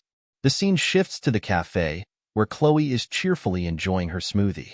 Meanwhile, Kong is shocked to discover that Chloe's smoothie cost 50,000 won. He thinks to himself that the only drink under 10,000 won was a coffee, so our boy ordered it, but it tastes terrible. Since this cafe is run by an outside company, faculty cards don't work here, and Kong decides he won't be coming back often. A few moments later, Rachel arrives with the rest of the team. She apologizes for being late, and Kong recognizes Leon but not the other members. Leon approaches him, extending his hand and warmly saying it's nice to meet Kong. Our boy shakes Leon's hand and introduces himself as well. Leon tells Kong that he was impressed by what he saw in the subspace a few days earlier and feels reassured knowing Kong is part of the group for the exam. Kong, impressed by Leon's presence, realizes that Leon is the main character he played as in his previous life.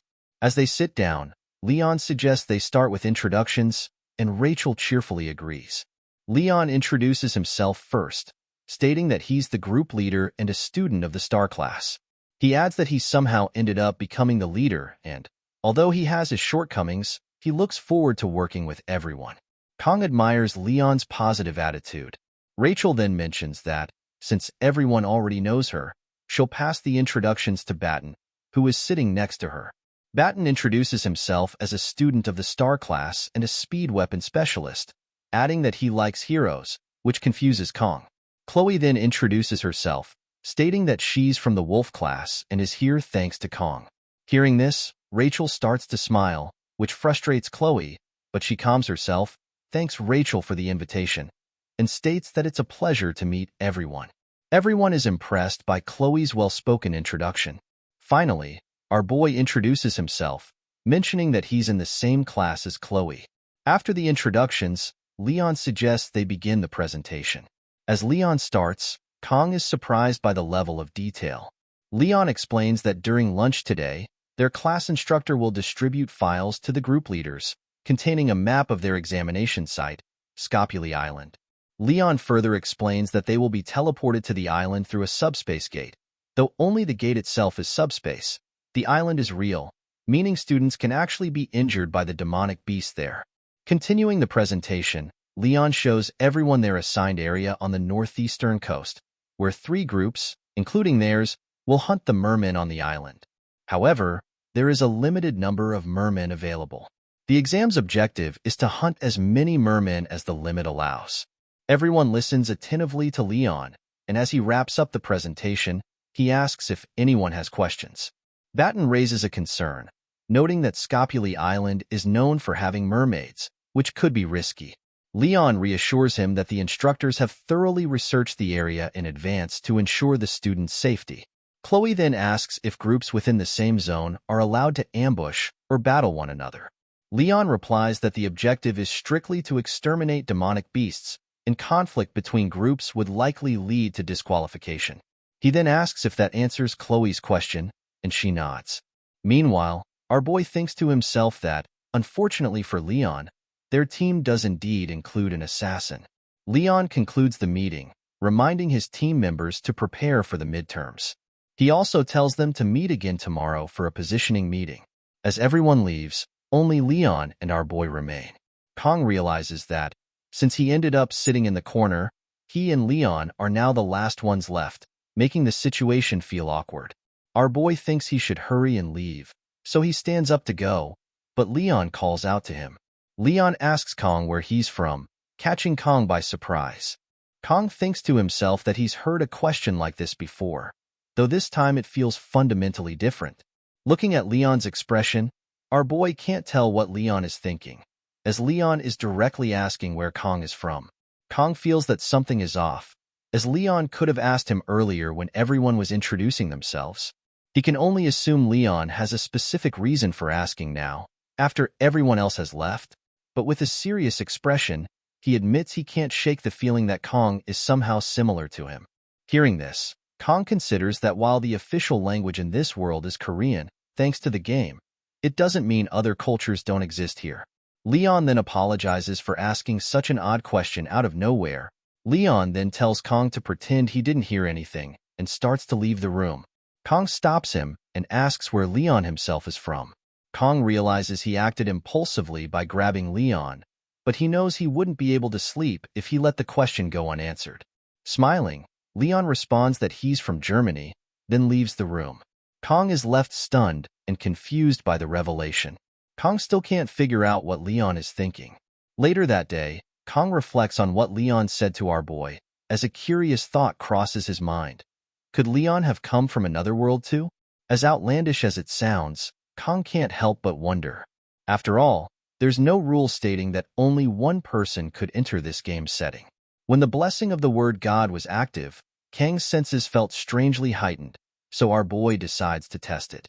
Unsheathing his knife, he activates the blessing of the sword God, and immediately hears a voice telling him that Leon's existence is indeed of this world. Shocked, our boy realizes he's felt this sensation before. When he activates the blessing of the sword God and concentrates, he can faintly hear a voice. Yet thinking about it gives him a headache, one that even surpasses the blessing's usual protection from pain. Nevertheless, Kong is certain that the Leon he encountered today is unmistakably the same Leon he played in the game. No actor in this world could replicate Leon so perfectly. He wonders if Leon really only intended to ask which country our boy came from. However, that doesn't explain why Leon told Kong that he couldn't help but feel our boy was similar to him. Kong then decides this will be the only time he gets involved with Leon. If anything like this happens again, Kong can always go to the media. He thinks it's best to keep his thoughts straightforward. Our boy also finds it strange how calm Kong remained in a situation he wanted to avoid, perhaps another effect of the blessing. Just then, a window pops up displaying Kang's stats, showing he's made quite a bit of progress. Our boy's mental fortitude and armament are still the same, but Kang's physical fortitude has increased slightly due to recent training. Kong believes his armament will increase once he acquires Murasame. He also notices that his assimilation level has risen significantly and appears close to unlocking, making him wonder if it's related to his recent actions. However, Kong finds it frustrating that he doesn't fully understand it himself, and it's not as if he can ask someone else about it. Finally, Kong is shocked to see that the duration of the blessing of painlessness has increased by 10 seconds. Additionally, its cooldown time has decreased, making Kong feel happy and proud of the progress he's made through training. Our boy feels great too. Time passes quickly, bringing us to the arena on the day of the midterm exams. Kong reflects on the subspace, noting how it has a completely different vibe compared to the training ground subspace. The rest of the team calls out to Kong, with the roles set. Rachel and Chloe will be at the front. Leon and Batten will provide support, and Kong will be at the rear guard. Our boy is both impressed and surprised by everyone's equipment. Rachel wields the S-rank gear, the Vermilion Phoenix halberd, while Leon doesn't seem to have Bamong yet. Kong is puzzled to see that Batten's gear is a recorder, and Batten becomes frustrated when he catches Kong staring. Rachel explains to Kong that Batten's gear is actually one of the few S-rank pieces specialized in healing. Kong is surprised to hear this. After all, a healing S-rank armament is incredibly rare, with only a 1 in a million chance of winning it in the game. Its appearance also contributes to its specs, and Kong steps closer to Batten for a better look. Flustered, Batten tells Kong not to come any closer. Then, the announcer declares that the first-year midterms will now commence. Instructor Lee adds that, judging by the students' expressions, everyone seems prepared.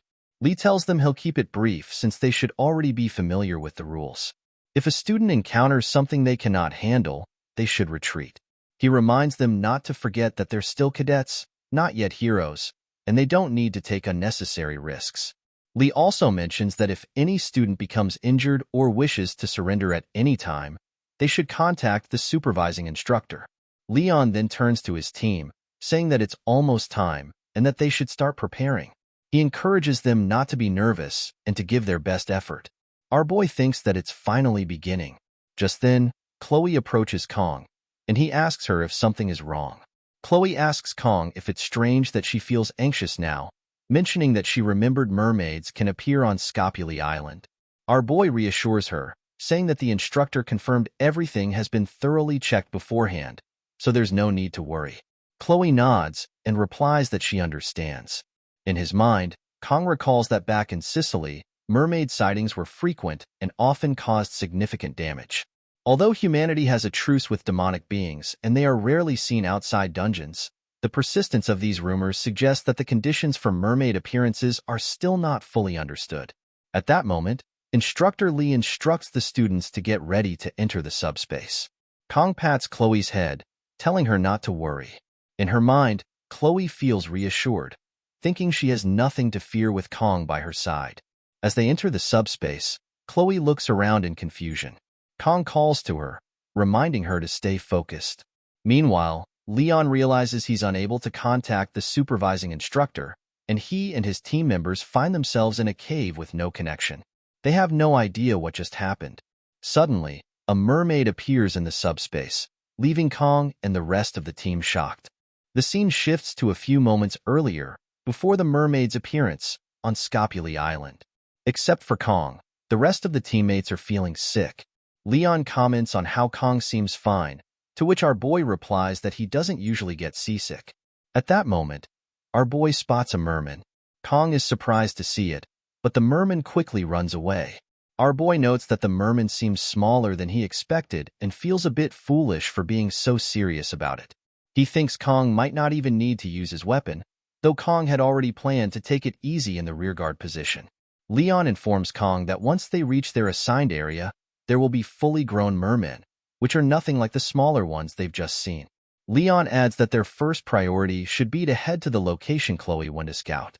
They move deeper into the forest, with Leon warning everyone to stay alert. Suddenly, Chloe appears, returning from her scouting mission. Leaping from tree to tree, she lands right in front of our boy. Kong is startled by her sudden entrance and asks if she had been climbing trees on her way back. Chloe confirms, explaining that it was the best way to avoid being noticed. Leon asks Chloe about the situation ahead. Chloe reports that approximately 500 meters ahead, there is a cave. As the group moves forward and spots the cave, Leon senses and estimates that there are about 50 to 60 mermen inside. Our boy thinks to himself that if they hunt these mermen down, their team will almost certainly secure first place in the midterms. However, he also considers the risks. For the leader, ensuring the safety of the team is just as important. Injuries could occur, and Kong and the others might end up trapped in the cave with no means of outside communication. Should the team take the risk or opt for a safer detour elsewhere? The decision ultimately rests with Leon, the team leader. The scene then shifts to a few days earlier. Leon is briefing the team and tells Chloe he will rely on her to scout the area when they land on the island. He adds that Batten will handle the healing with his blessing. Hearing this, our boy remarks that he still finds it interesting that Batten is a healer. Frustrated, Batten snaps at Kong to stop talking nonsense. Leon then assigns Kong to guard the rear against any potential threats. Our boy reflects that he seems to have gotten the easiest job. Leon further explains that he will lead everyone from the center, emphasizing that the team cannot just rush in recklessly. He assures them that he will join the offense if the situation calls for it. At that moment, Rachel asks Leon about her role. Leon confidently replies that she will be the one to face the mermen head-on and take down as many as she can. Leon expresses his trust in Rachel's abilities, believing she is more than capable of handling the task. Returning to the present, Kong observes Leon's expression and realizes that Leon has made his decision. Leon calls for Rachel. Responding immediately, Rachel hurls her spear at the cave with incredible strength and speed, taking down several mermen in a single strike. Without hesitation, she charges into the cave, retrieving her spear and continuing to take down the mermen in her path. Meanwhile, Batten uses his spell to heal Rachel and restore her stamina. As all the remaining mermen rush toward her at once, Rachel remains undeterred. With a smile on her face, she effortlessly takes down approximately 25 mermen on her own. She marvels at her own blessing, thinking about how incredible it is. On the other hand, Kong and the others are astonished by Rachel's display of strength. Seeing this, Chloe unsheathes her sword, ready to join the fray. Aura begins to emanate from Chloe's sword as she activates her blessing of a cat. In an instant, with a single strike, Chloe takes down several mermen. The remaining mermen attempt to retaliate, but she easily dispatches them as well. Meanwhile, on one side of the cave, Rachel is relentlessly taking down the mermen she encounters, while Chloe does the same on the opposite side. As the two approach each other, Kong and Leon grow concerned, fearing that neither of them will stop in time and that they might collide. Just as Rachel and Chloe draw closer, a huge merman appears and attacks. However, the two of them, using their blessings in unison, swiftly take down the large merman. Afterward, Rachel comments that Chloe seems a little faster than before. Chloe, with a serious expression, retorts that she was the one who took down the merman. With that, Rachel and Chloe move to opposite sides once again. Our boy feels relieved to see the situation resolve without any issues. Leon, having taken down a few mermen himself, remarks to Kong that it seemed like Kong was worried about those two. Our boy replies that it turns out his concern was unnecessary. Leon and his team successfully take down all 60 mermen. Leon then tells our boy to have more trust in his teammates. With everything settled, Leon suggests they move on. Watching him, our boy reflects on Leon's decisiveness and leadership, noting that these qualities form the solid backbone of the team.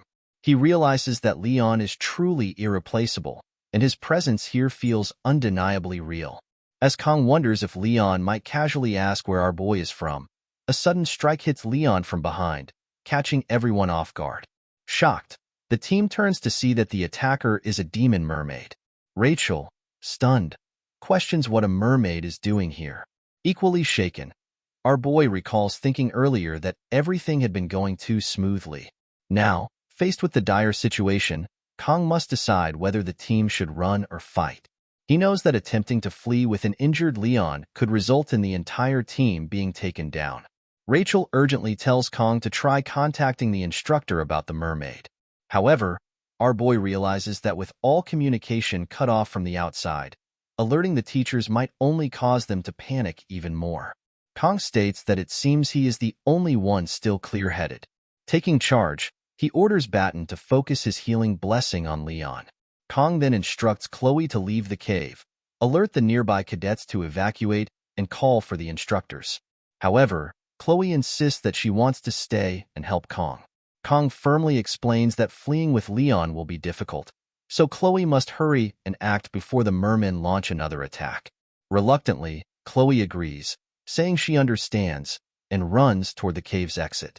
After Chloe leaves, Rachel asks Kong what they should do next and whether he has a plan. Batten and Rachel, noticing Chloe's departure, question Kong about why he sent her away. Kong steps forward and calmly tells Rachel and Batten to handle the smaller mermen. Surprised, Batten asks what Kong intends to do. Our boy closes his eyes, thinking to himself that he has always disliked dealing with small fish. They require no real skill to handle. With a smile on his face, Kong unsheathes his sword, declaring that taking care of the big fish is his specialty. Our boy reflects that the protagonist fell to just one normal attack, highlighting the stark difference in strength between humans and demons.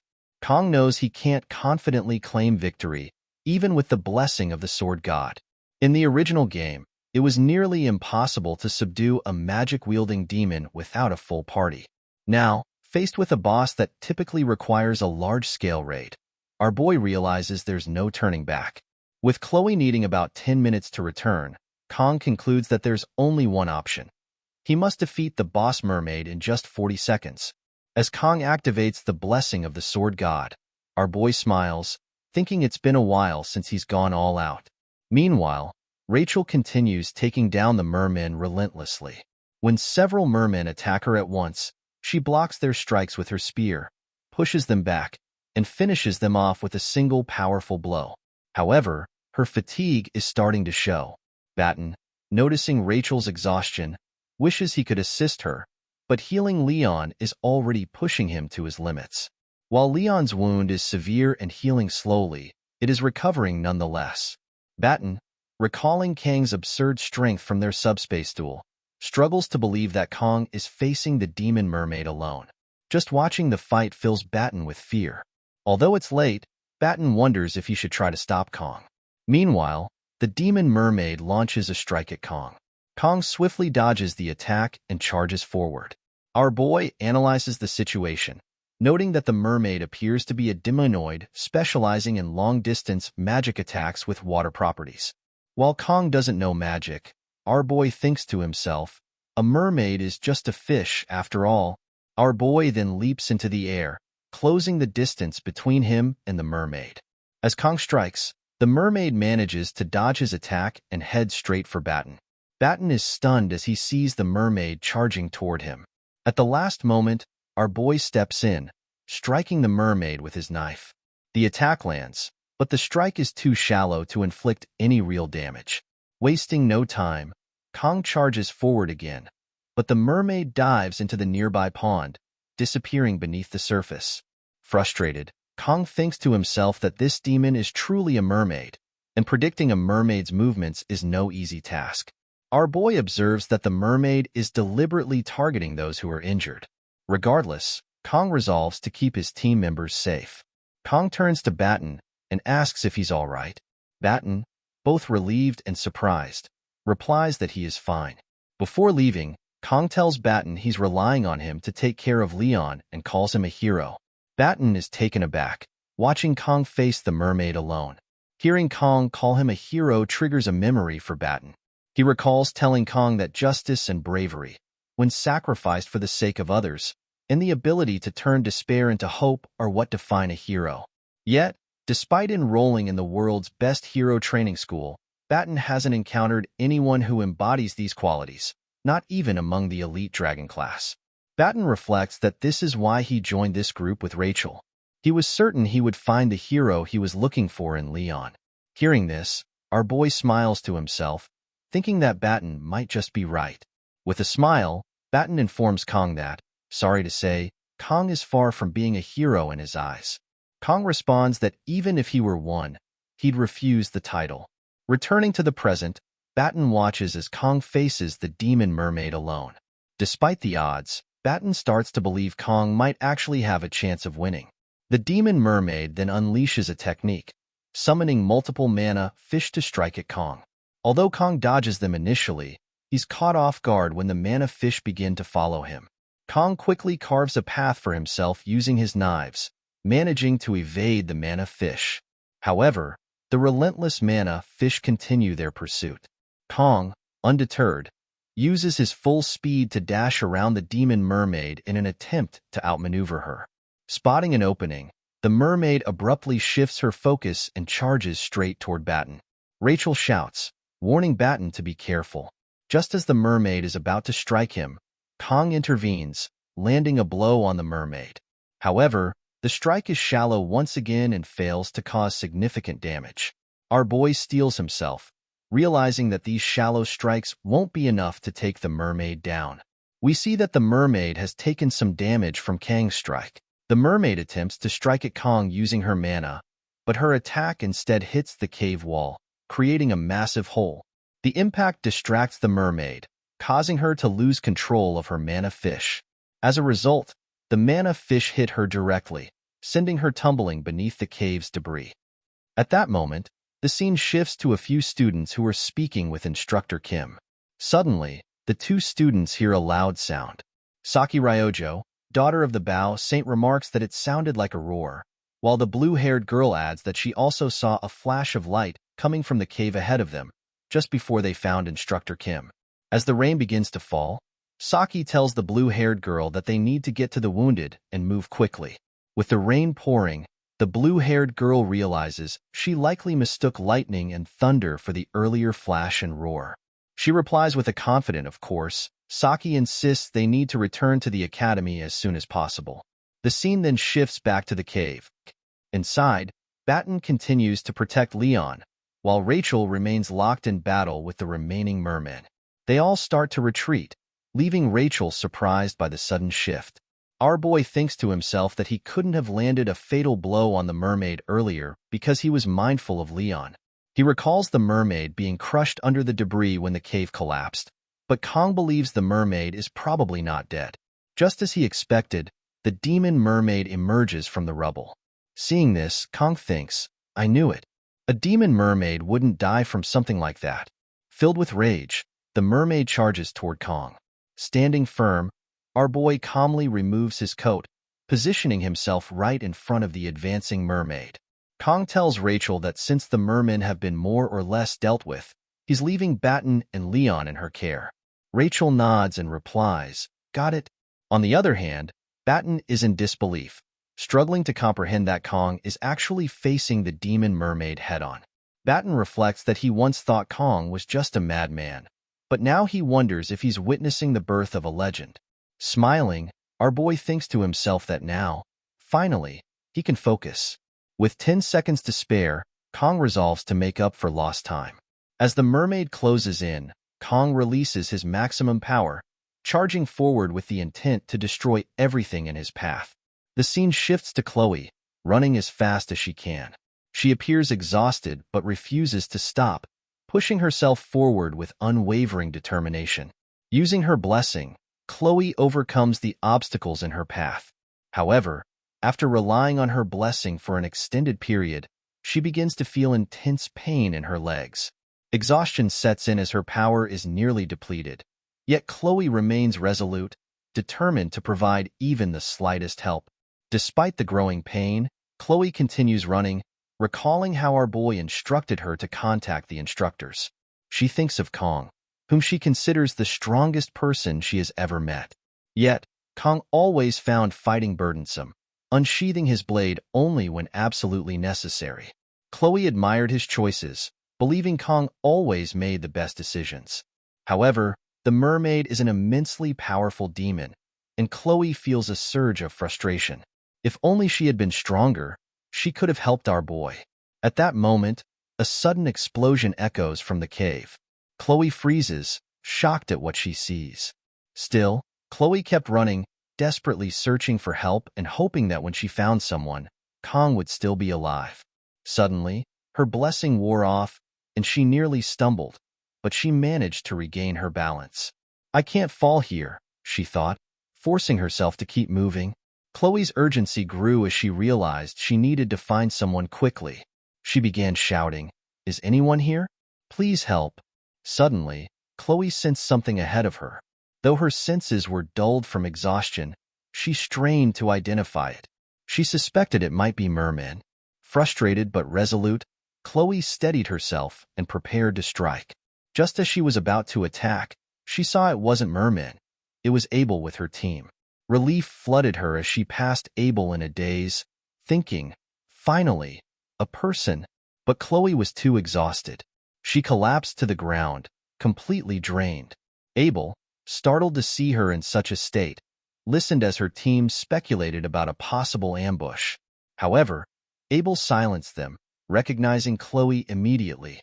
With great effort, Chloe managed to say, "Please, help Kong." Then, she collapsed unconscious in front of Abel.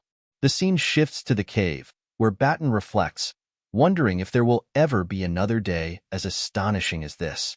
Watching Kong, Batten thinks to himself that Kong resembles an extraordinarily skilled swordsman. Kong isn't merely fighting the mermaid demon. Our boy is completely overwhelming it. Batten is certain that the scene unfolding before him will be etched into his memory for the rest of his life. Unlike the swift movements our boy displayed during the subspace duel, Kong now relies on precise, calculated, and lightning-fast techniques. With unmatched skill, our boy deflects the mermaid's strikes and closes the distance, delivering a decisive blow. A clean hit lands on the mermaid, leaving both Batten and Rachel utterly stunned. Batten thinks that even Rachel, successor of the Spear clan and someone who grew up among the strongest warriors, has likely never witnessed anything of this caliber. For the first time, Batten feels that the mermaid might actually be defeated. However, Rachel suddenly shouts a warning, telling Batten to be careful. Acting swiftly, she pushes Batten aside, and together they narrowly evade the mermaid's retaliatory strike. Rachel tells Batten to stay alert, snapping, "Do you want to die?" The mermaid's strike has caused a massive hole in the cave wall. Seeing this, Batten realizes he had momentarily forgotten the danger of their situation, mesmerized by how surreal the scene was. Their opponent is a demonoid capable of wielding powerful magic. Batten reflects that a blade against magic is already a poor matchup. What if the mermaid uses a spell that cannot be countered? Meanwhile, our boy stands firm, facing the mermaid after dodging her last strike. Angered, the mermaid begins casting her special spell, gathering mana into her hands.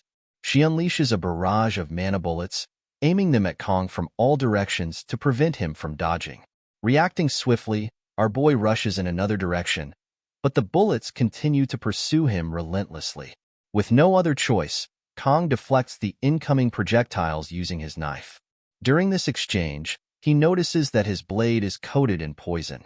Seizing the opportunity, Kong employs a precise technique to strike the mermaid with the poison knife, catching her off guard. Wasting no time, Kong closes the distance and goes for the final, decisive blow. The mermaid summons Merman to block Kang's strike, shocking our boy. Seizing the opening, the mermaid gathers mana, preparing to unleash a powerful attack on Kong. Alarmed, Batten and Rachel shout, urging Kong to move away.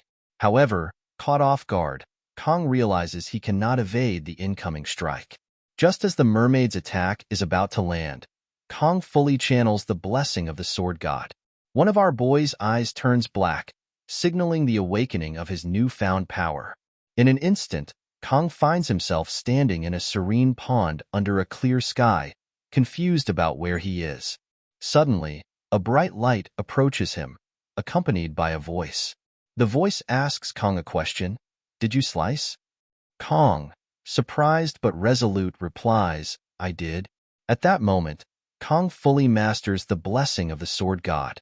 Empowered by this realization, Kong grabs his knife, and with a single, decisive strike, he takes down the mermaid, severing the magic of the demonoid entirely.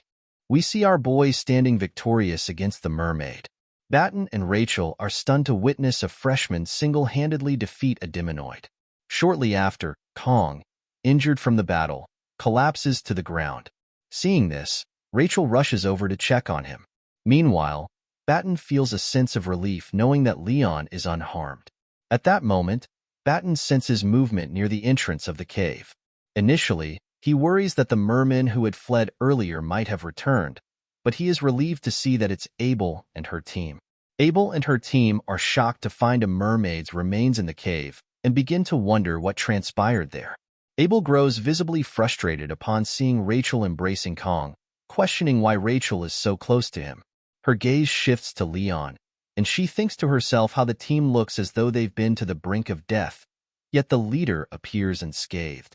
Abel reflects on Leon's seemingly absurd luck. She informs Leon that she has contacted the academy and that instructors are expected to arrive within an hour. Finally, Abel demands an explanation for what happened in the cave.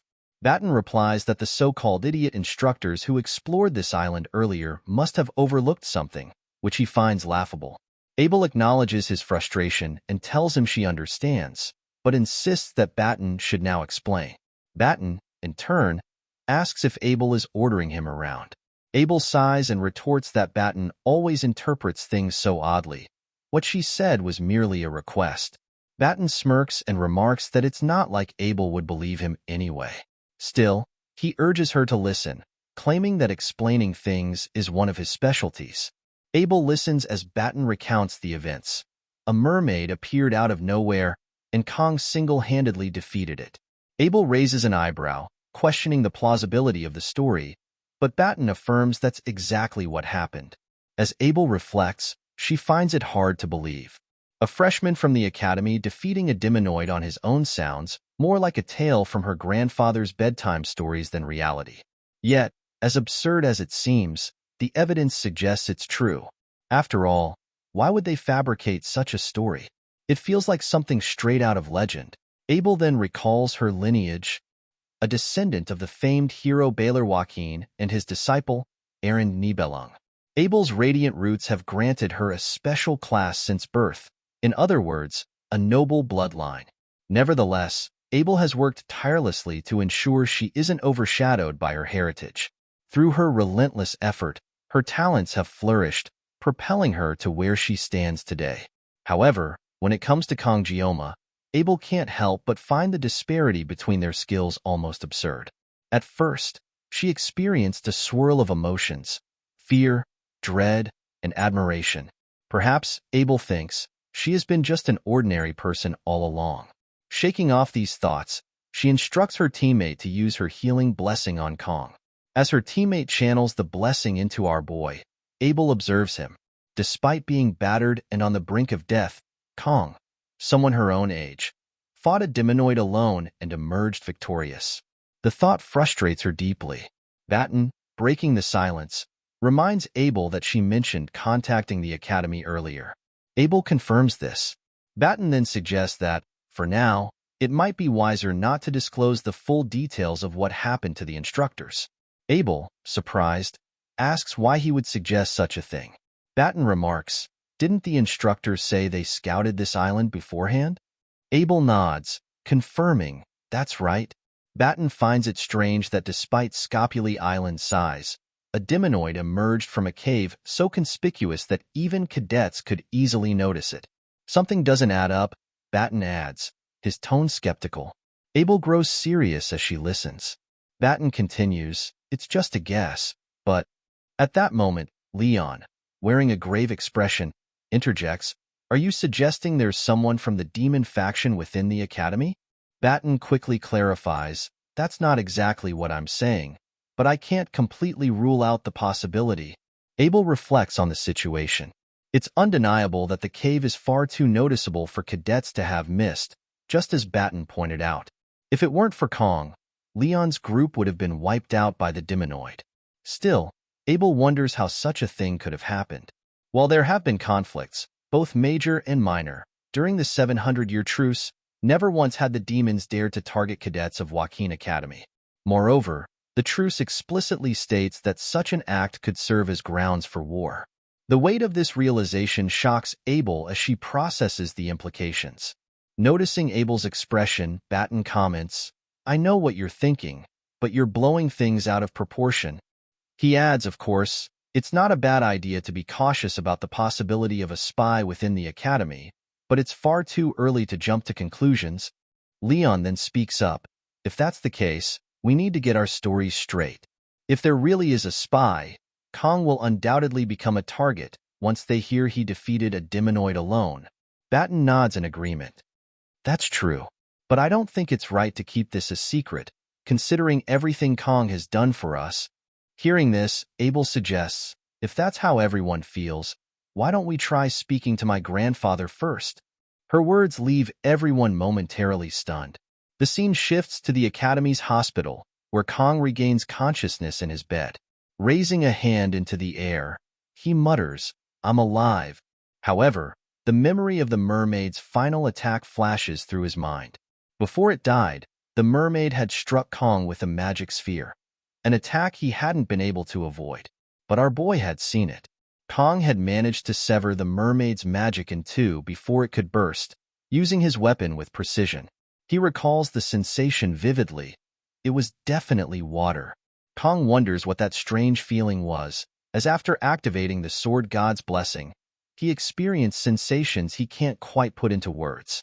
Opening his status window, Kong notices that his mental fortitude has increased by 1. Reflecting on the battle, he realizes he didn't feel fear when facing the mermaid and assumes it must be due to this improvement. Additionally, Kang's assimilation rate has also increased. The status window indicates that the next unlock condition will be met once his assimilation rate reaches 15%. Kong ponders whether this skill unlocked when he sliced through the mermaid's magic. At that moment, Media bursts into the room and hugs Kong tightly.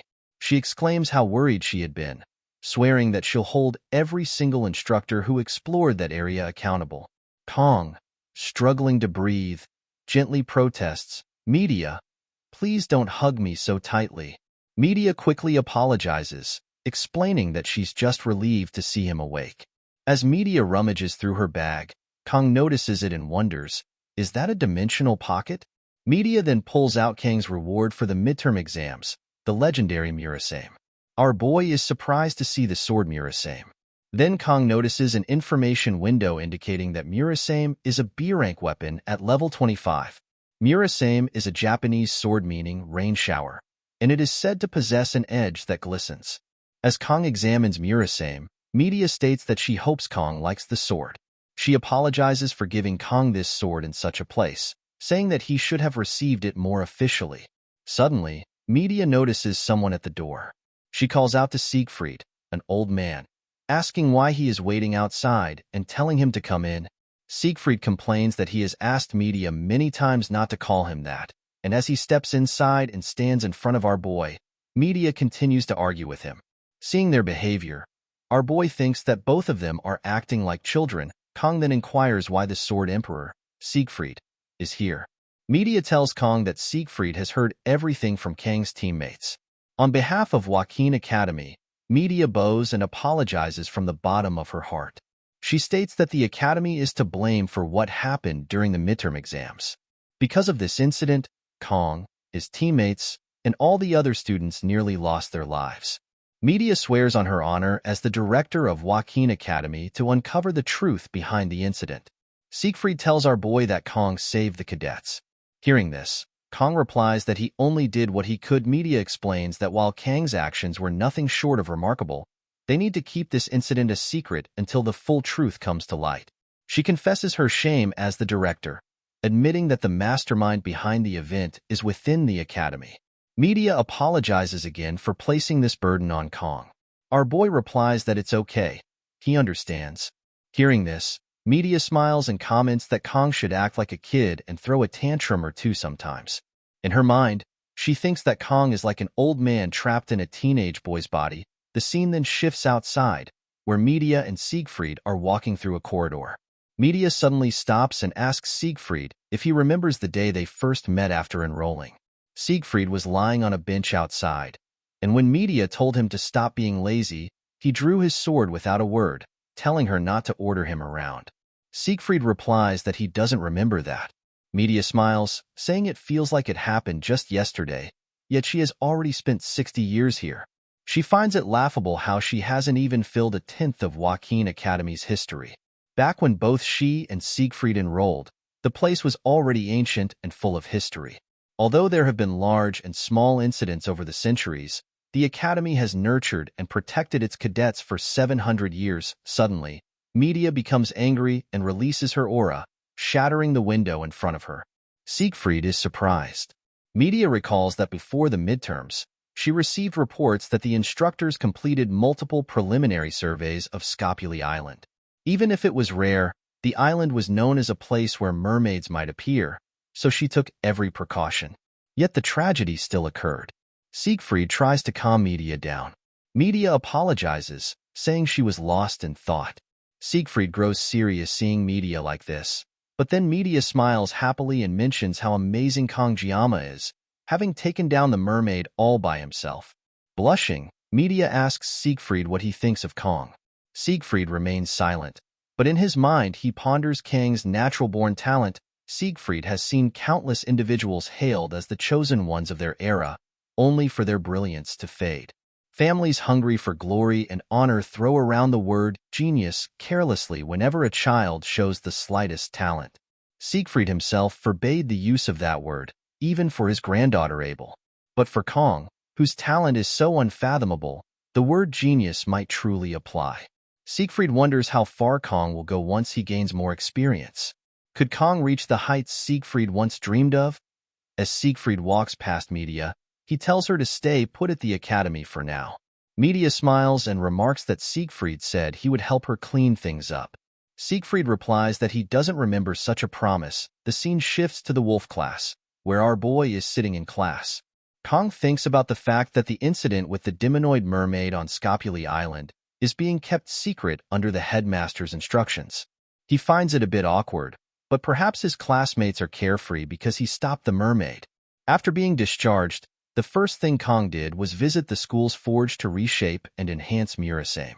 In truth, the sword was just a metal rod to him, considering the sword god's blessing, so reforging it was a must. The blacksmith, Volander, tells Kong to retrieve his sword 1 week later and, since it's the 700th anniversary event, he won't charge Kong. Kong thinks he got lucky and hopes the enhancement will be successful. Then, Chloe comes in and asks Kong when he was discharged and how he's feeling. Our boy replies that he's fine and asks about her condition. Chloe says she injured her leg, but thanks to emergency treatment from Batten, the doctor said she'll be able to walk without crutches in a week. Confidently, Chloe adds that she is also an auditor, so of course she's recovering quickly.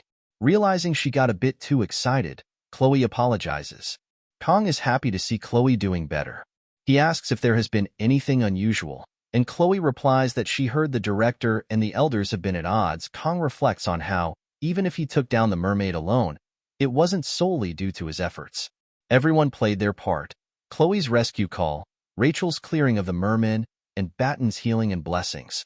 Kong then wonders what Leon even did. Command? Kong doubts that Leon will defeat the Demon King that way. Could it be that Leon didn't do anything because he got injured first? At that moment, the instructor enters and tells the students to stop what they're doing. He has a few announcements before the training assembly. Standing in front of the class, the instructor says that this might be sudden, but for the time being, there will be someone co-instructing with Instructor Lee in Wolf class. The students are surprised and wonder who this new instructor might be. They are all shocked when they see that it's the Sword Emperor, Siegfried. As Siegfried stands in front of the classroom, the students wonder why the Sword Emperor would be their instructor. Kong, on the other hand, is shocked and thinks, "What is that old man doing here?" The scene then shifts to an underground location, where we see someone fighting a cloaked figure. The cloaked figure apologizes to a girl, who is revealed to be Saki Ryoso, the daughter of the Bow Master. Saki Ryoso is enraged because of the cloaked figure's actions, which have angered the 5th Unit Commander. We discover that Saki Ryoso is actually a demonoid. Saki inquires of the man whether it was truly that difficult to bring Leon back, even though Leon was only half injured. She questions how, despite Leon being a hero candidate, the man failed to complete the task even with the help of a mermaid. Because of his actions, Leon is now comfortably settled at the academy. The man apologizes profusely, but Saki, angered, kicks him, accusing him of not taking her, Saki Ryoko, seriously. She expresses disbelief that a mermaid could be taken down by a group of first-year students. However, upon considering the exceptional talent among this year's new students, she admits she wouldn't be surprised if they were capable of such a feat at that moment. The man reveals to Saki that the mermaid was defeated by just one cadet. Surprised, Saki demands clarification, asking if he means Leon defeated the mermaid alone. The man responds with a firm no. Frustrated by the suspense, Saki orders him to explain himself already. The man then reveals that the one who defeated the mermaid was this year's top student, Kongjiyama. Hearing this, Saki notes with interest that Kongjiyama is a special admission student. With a sly smile, she remarks that things are starting to get interesting. The scene then transitions to the training grounds. Instructor Lee is seen running alongside the students, urging them to count louder as they run, stating that he can't hear them.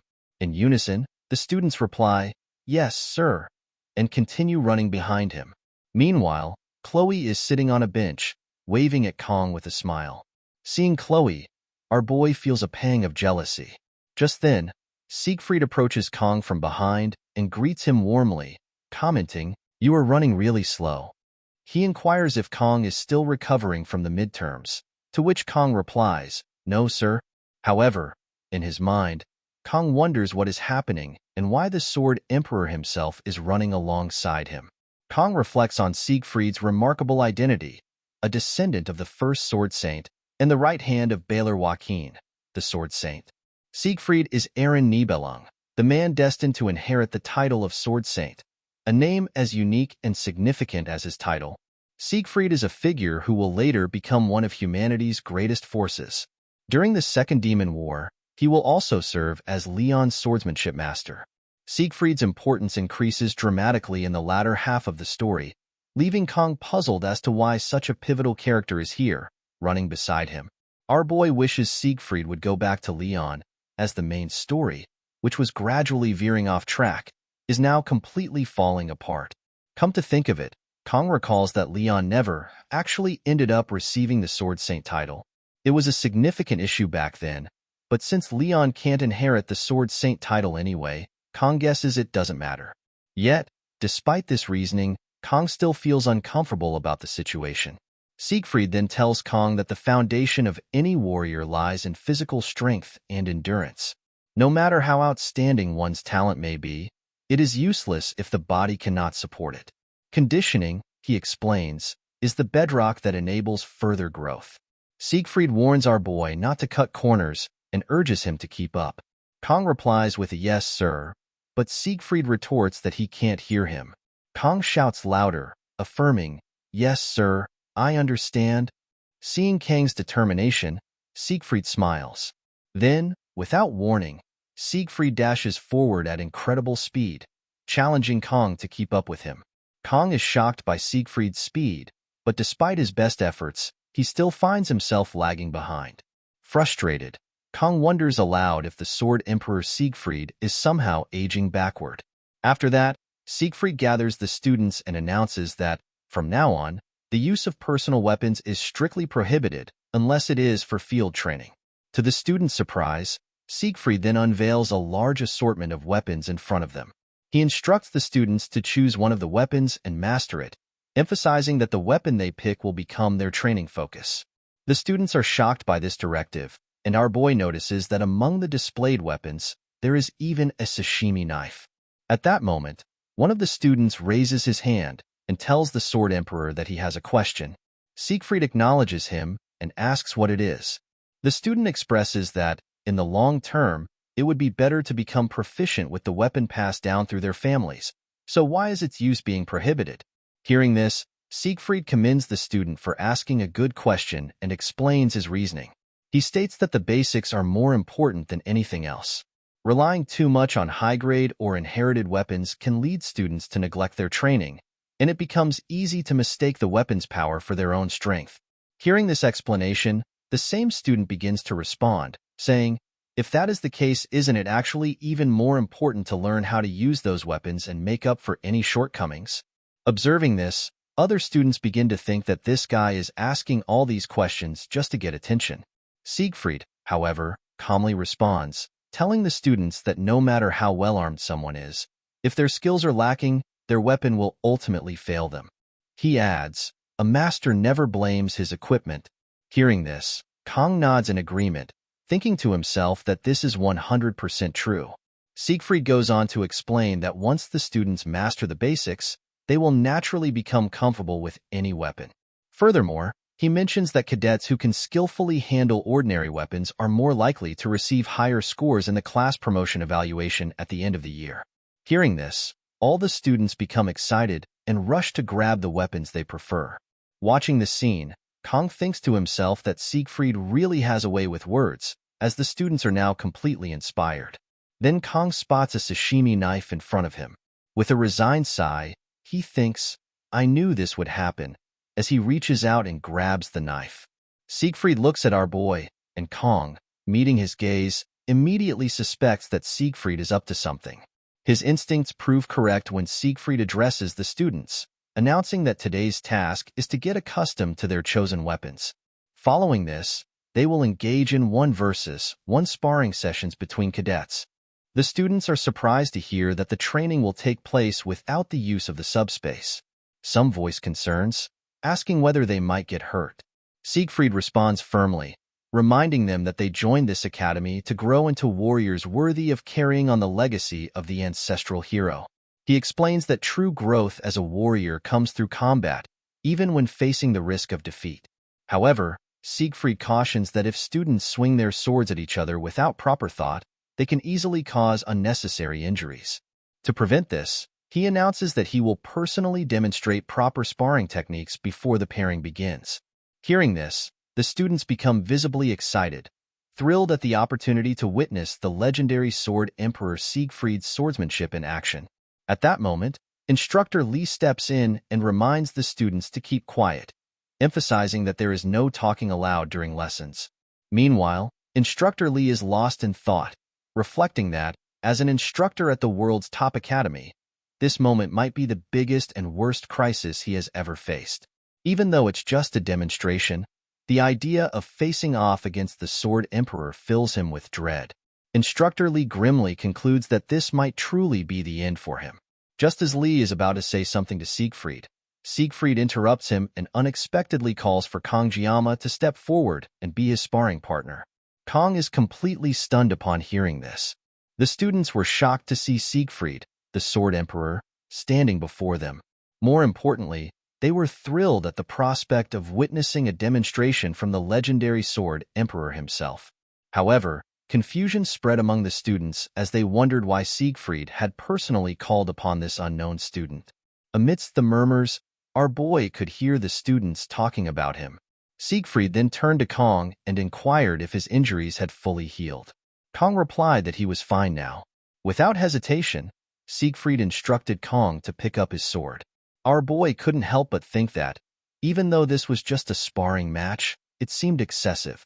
While his condition had improved after a long rest, Kong knew his opponent was none other than Siegfried, the Sword Emperor. Crossing swords with someone of Siegfried's caliber wouldn't end easily. One of them was bound to get hurt.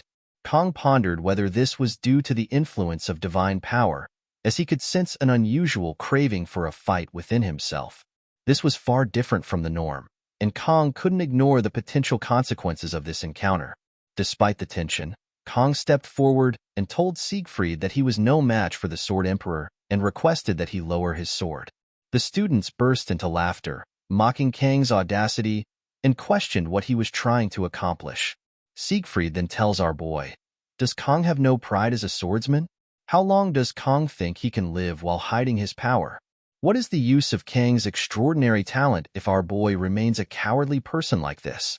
Kong reflects on the word pride, a value he had engraved in his heart ever since our boy claimed the title of the greatest swordsman in the country. That pride, along with his determination, has been the driving force behind why Kong never put down his sword. Our boy realizes that Siegfried's words are a deliberate provocation, a test to measure Kang's resolve. Kong knows that if he succumbs to the provocation in this moment, he will regret it for a long time. Yet, even as he weighs his choices, a professor intervenes, attempting to stop the duel. Siegfried, however, halts the professor, his eyes fixed on Kong. In that moment, Siegfried sees the determination in Kang's expression and understands that Kong has made up his mind. Siegfried acknowledges that he will learn something from this duel. As the scene intensifies, we see our boy holding his sword, activating the blessing of the sword god. The two stand face to face, their swords drawn, ready for combat. Observing Kong, Siegfried is reminded of a vivid memory from his own past, a moment that lingers in his mind even at the age of 70. The enlightenment Siegfried gained through the sword, the time when he was not yet mature, remains etched in his memory. He recalls the one-armed wandering knight and the unparalleled swordsmanship that knight displayed, a mastery undoubtedly within the realm of legend. The person Siegfried has been keeping an eye on since the allocation test is none other than our boy, Kong Jiama. Siegfried believes that Kong holds the clue that could guide him to that legendary realm. As the duel begins, Siegfried strikes decisively. In an instant, our boy appears behind him, effortlessly dodging the attack. But as the Sword Emperor, Siegfried immediately senses Kang's position and swings his sword in retaliation. Kong evades the strike by leaping into the air. From above, he focuses and charges directly at Siegfried with precision. Siegfried manages to block Kang's bold attack with his sword, though he is momentarily shocked by Kang's audacity to charge head-on without hesitation. Siegfried notes Kang's unique sword technique, reminiscent of a swallow in graceful flight. Kong strikes again, but Siegfried blocks the attack. In the exchange, our boy loses control and drops his sword. However, Kong spins around and, with remarkable agility, catches his sword mid-air with his right hand. Without missing a beat, he launches another strike at Siegfried, who once again defends himself, blocking the attack with his sword. Seeing this, Siegfried thinks to himself that Kang's physical abilities are far beyond what they once were. Kong is now able to push Siegfried back with apparent ease. However, Siegfried reminds himself that his sword is not merely a weapon of brute strength. It is not the light. He strikes at our boy with his sword, which begins to shine brightly, radiating an aura of immense power. The scene shifts to a student who watches in confusion, unable to comprehend what is unfolding. The student recalls Kang's previous performance in the subspace sparring match, believing Kong merely got lucky with his matchup. At best, the student thought Kong was just decent among the special students. They can't understand why the Sword Emperor, of all people, is paying so much attention to Kong. Secretly, the student hopes that Siegfried will teach Kong a harsh lesson, imagining the satisfaction of seeing our boy reduced to tears. However, the student becomes perplexed as both Kong and the Sword Emperor appear to stand still, locked in place. In stark contrast, Instructor Lee observes the scene and is utterly shocked. Instructor Lee understands that neither Kong nor the Sword Emperor is simply standing still. They are operating on a level far beyond the comprehension of the cadets. Doubting the Sword Emperor's earlier words, Instructor Lee had never expected our boy to display such remarkable skill and presence. Rewinding a few moments, Instructor Lee had cautioned the Sword Emperor, warning him that if the headmaster found out about this duel, there could be serious consequences. Moreover, the cadets watching from the sidelines could also be impacted by the demonstration of such overwhelming power. Siegfried responds, asking if Instructor Lee truly believes he would cross swords in earnest with Kong. He reassures Instructor Lee not to worry, adding that if his assumptions are correct, Kong will be able to step into that place, the mental realm. Instructor Lee is stunned upon hearing this revelation. Returning to the present, Siegfried reflects on Kang's progress. For Kong to enter the mental realm and withstand Siegfried's strikes, Siegfried cannot help but feel astonished.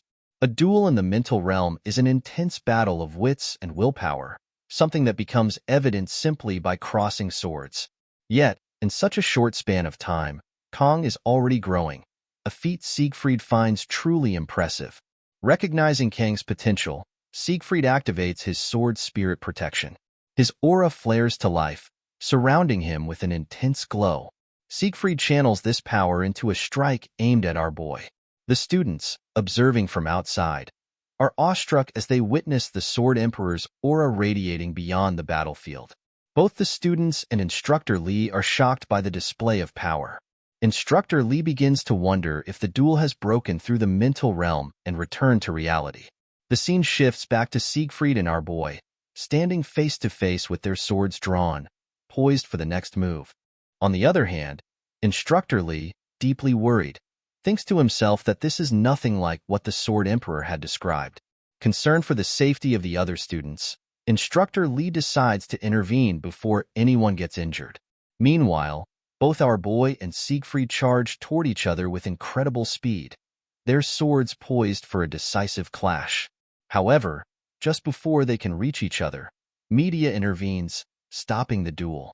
Angered, Media demands to know what Siegfried is doing to his student, questioning if he has lost his mind. The scene shifts to Media's office, where she is still furious with Siegfried. Siegfried apologizes to Media, but also states that what happened was not intentional. Media becomes even angrier upon hearing this. The story flashes back to the earlier moment when Media stopped Siegfried. Enraged, Media grabs Siegfried by his collar and demands to know if he has gone mad.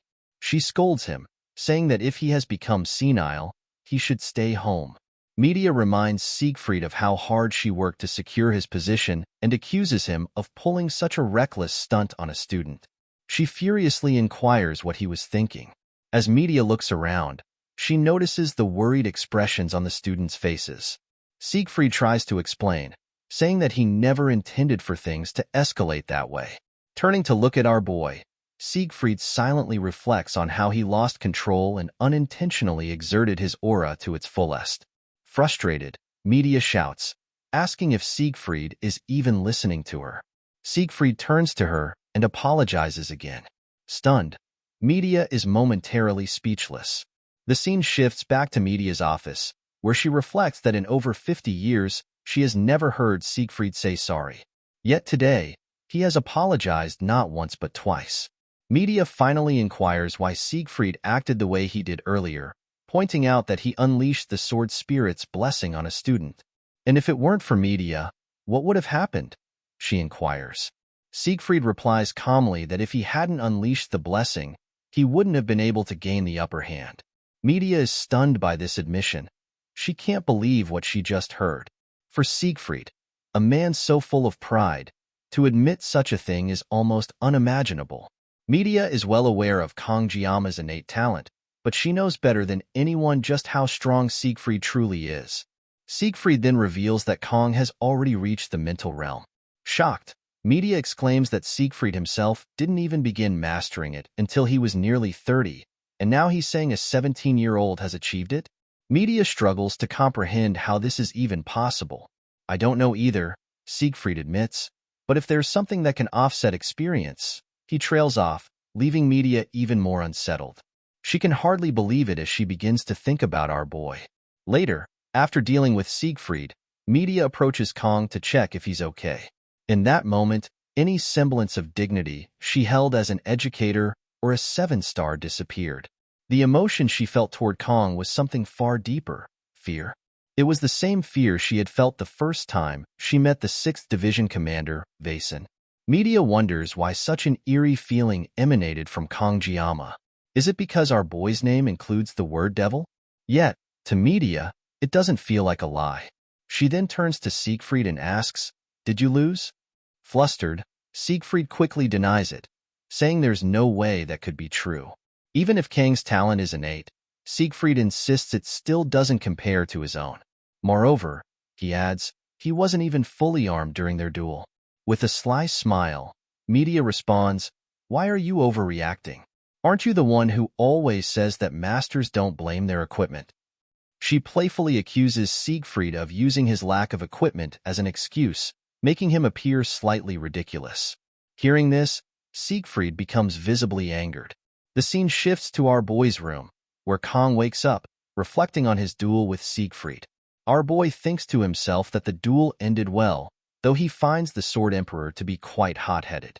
Kang realizes that if Medea hadn't intervened, things could have turned truly dangerous.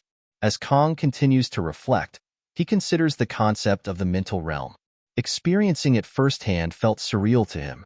The mental realm is a mastery and deep understanding of one's weapon, a heightened, active space that can only be activated when certain conditions are met. It is a realm accessible only to peak masters who have honed a single weapon over their entire lives.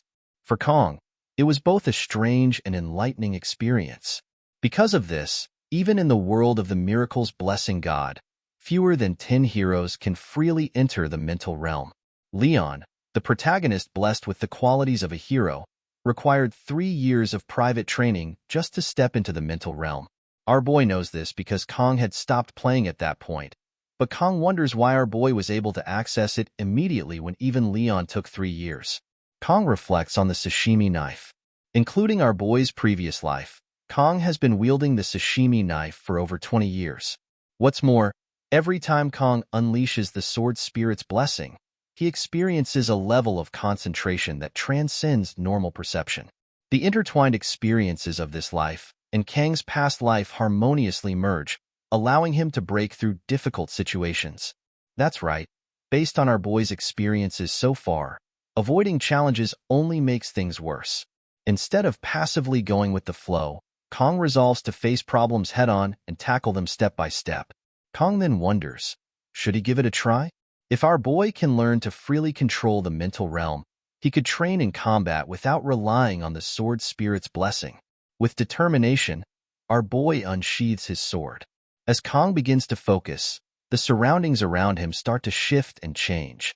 Suddenly, the surroundings shatter, and a hand emerges, touching our boy's shoulder. The aura of the blessing begins to envelop Kang's sword in hand. However, our boy is shocked as the sword mysteriously vanishes right through his hand.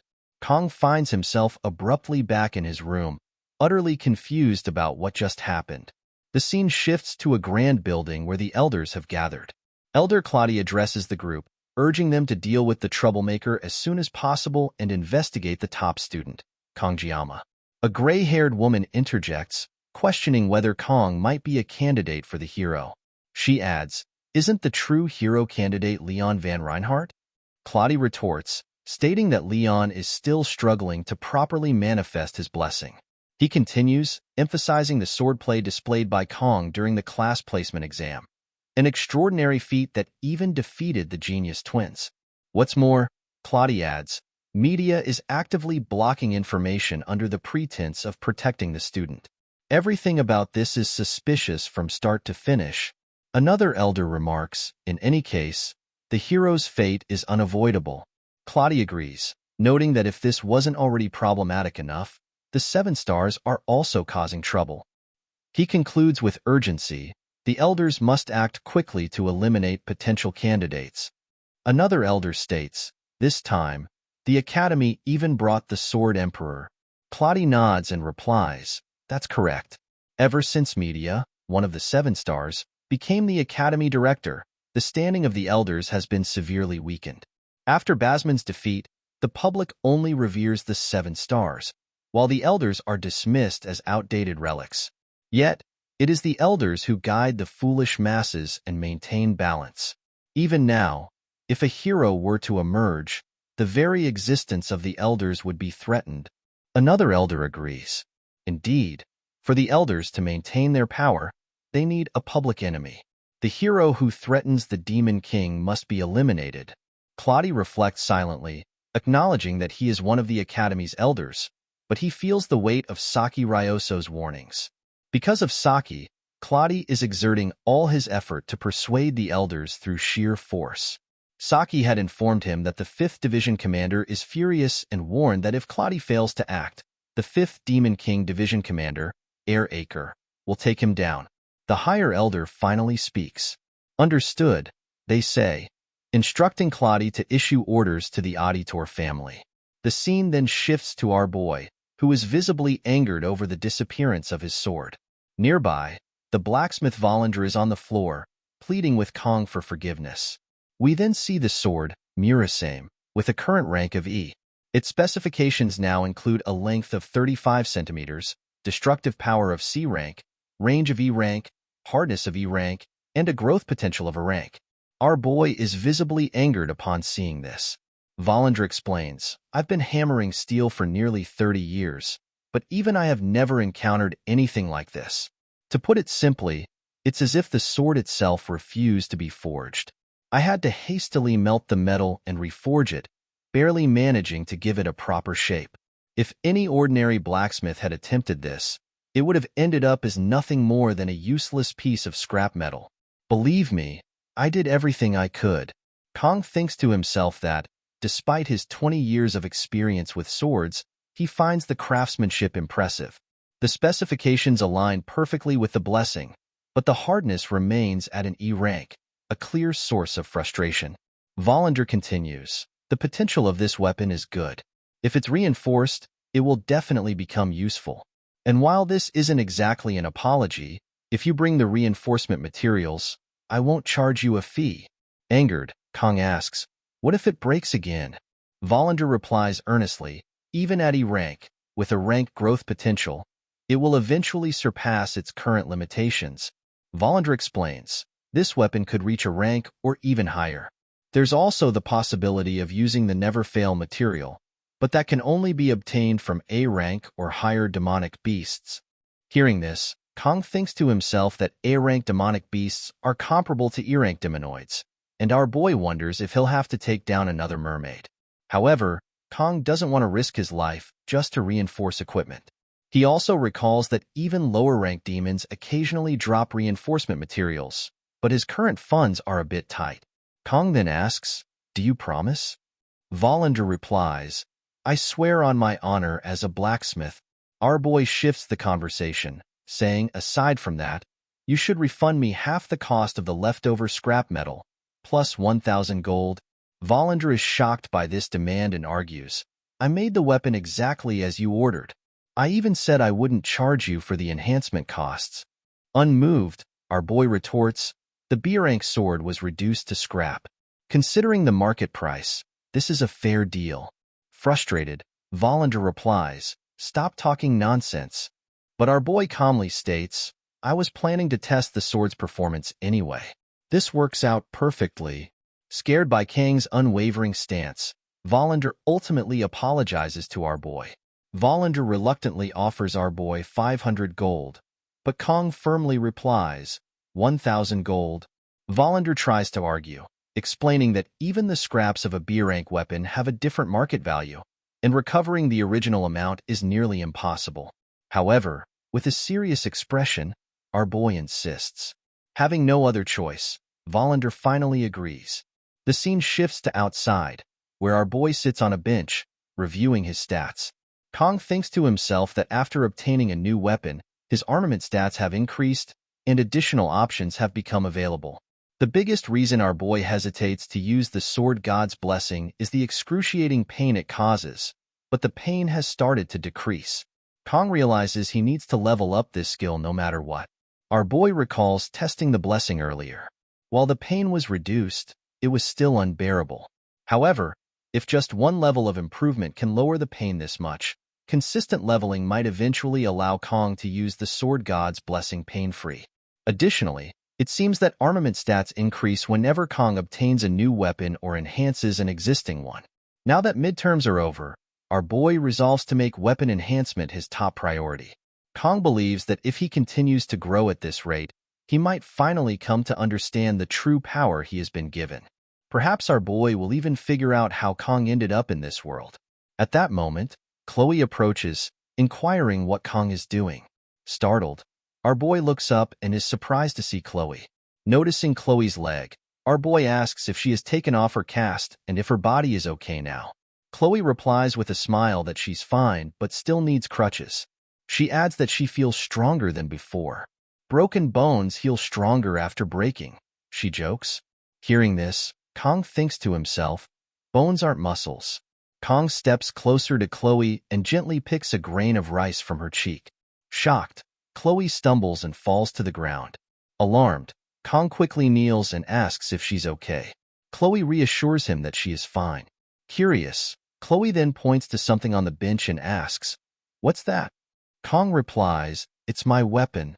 Chloe's face lights up with excitement as she examines it. Your first weapon? That's so cool, she exclaims.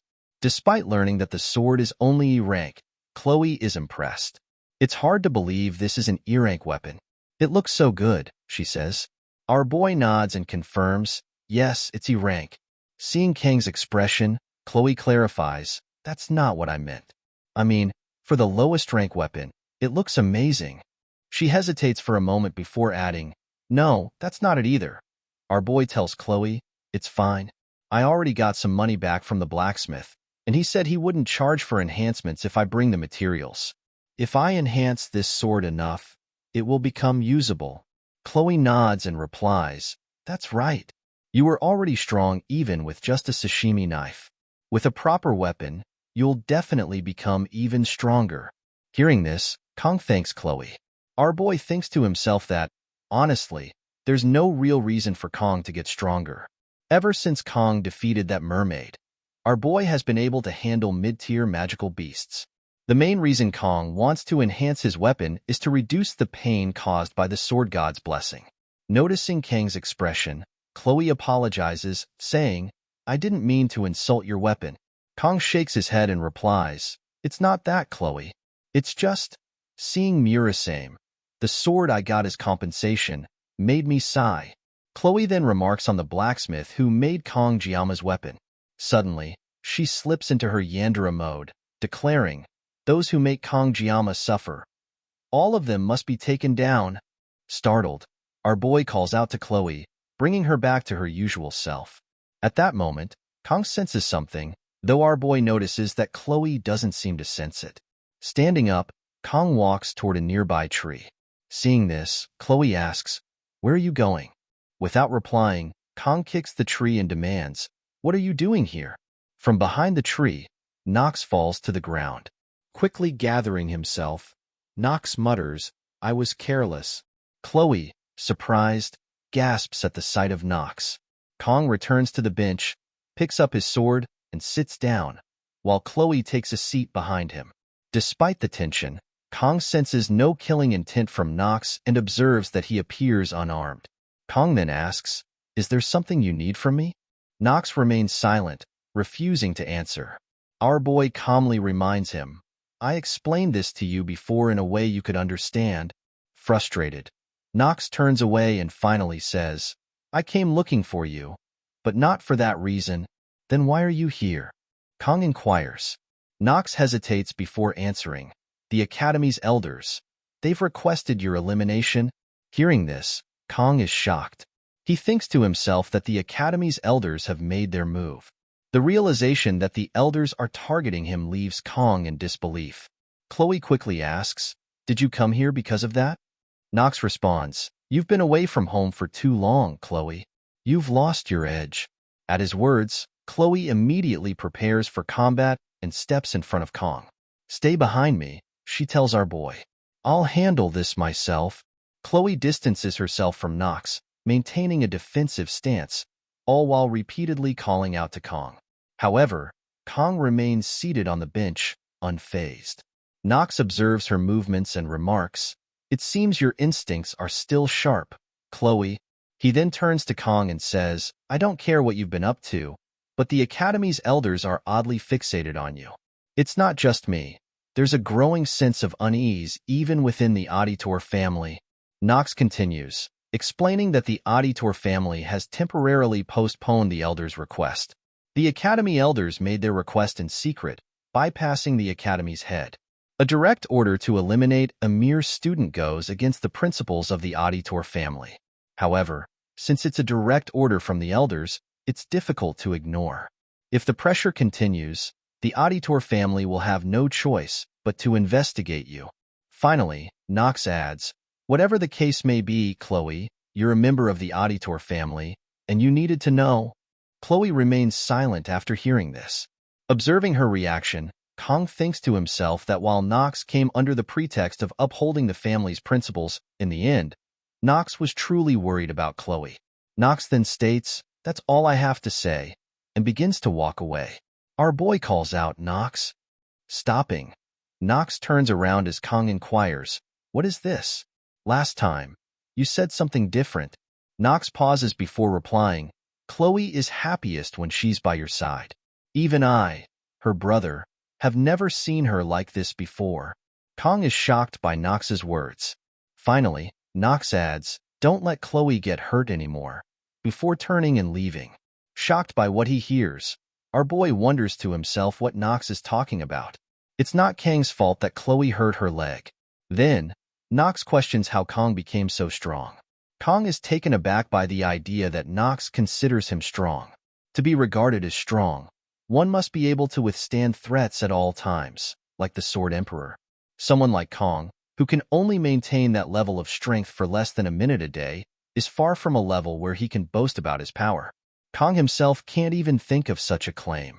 Nox, using Chloe as an excuse, reveals secrets of the Auditor family to our boy, an outsider. There's no way Nox would let that slide. Our boy then tells Nox that he lacks desperation.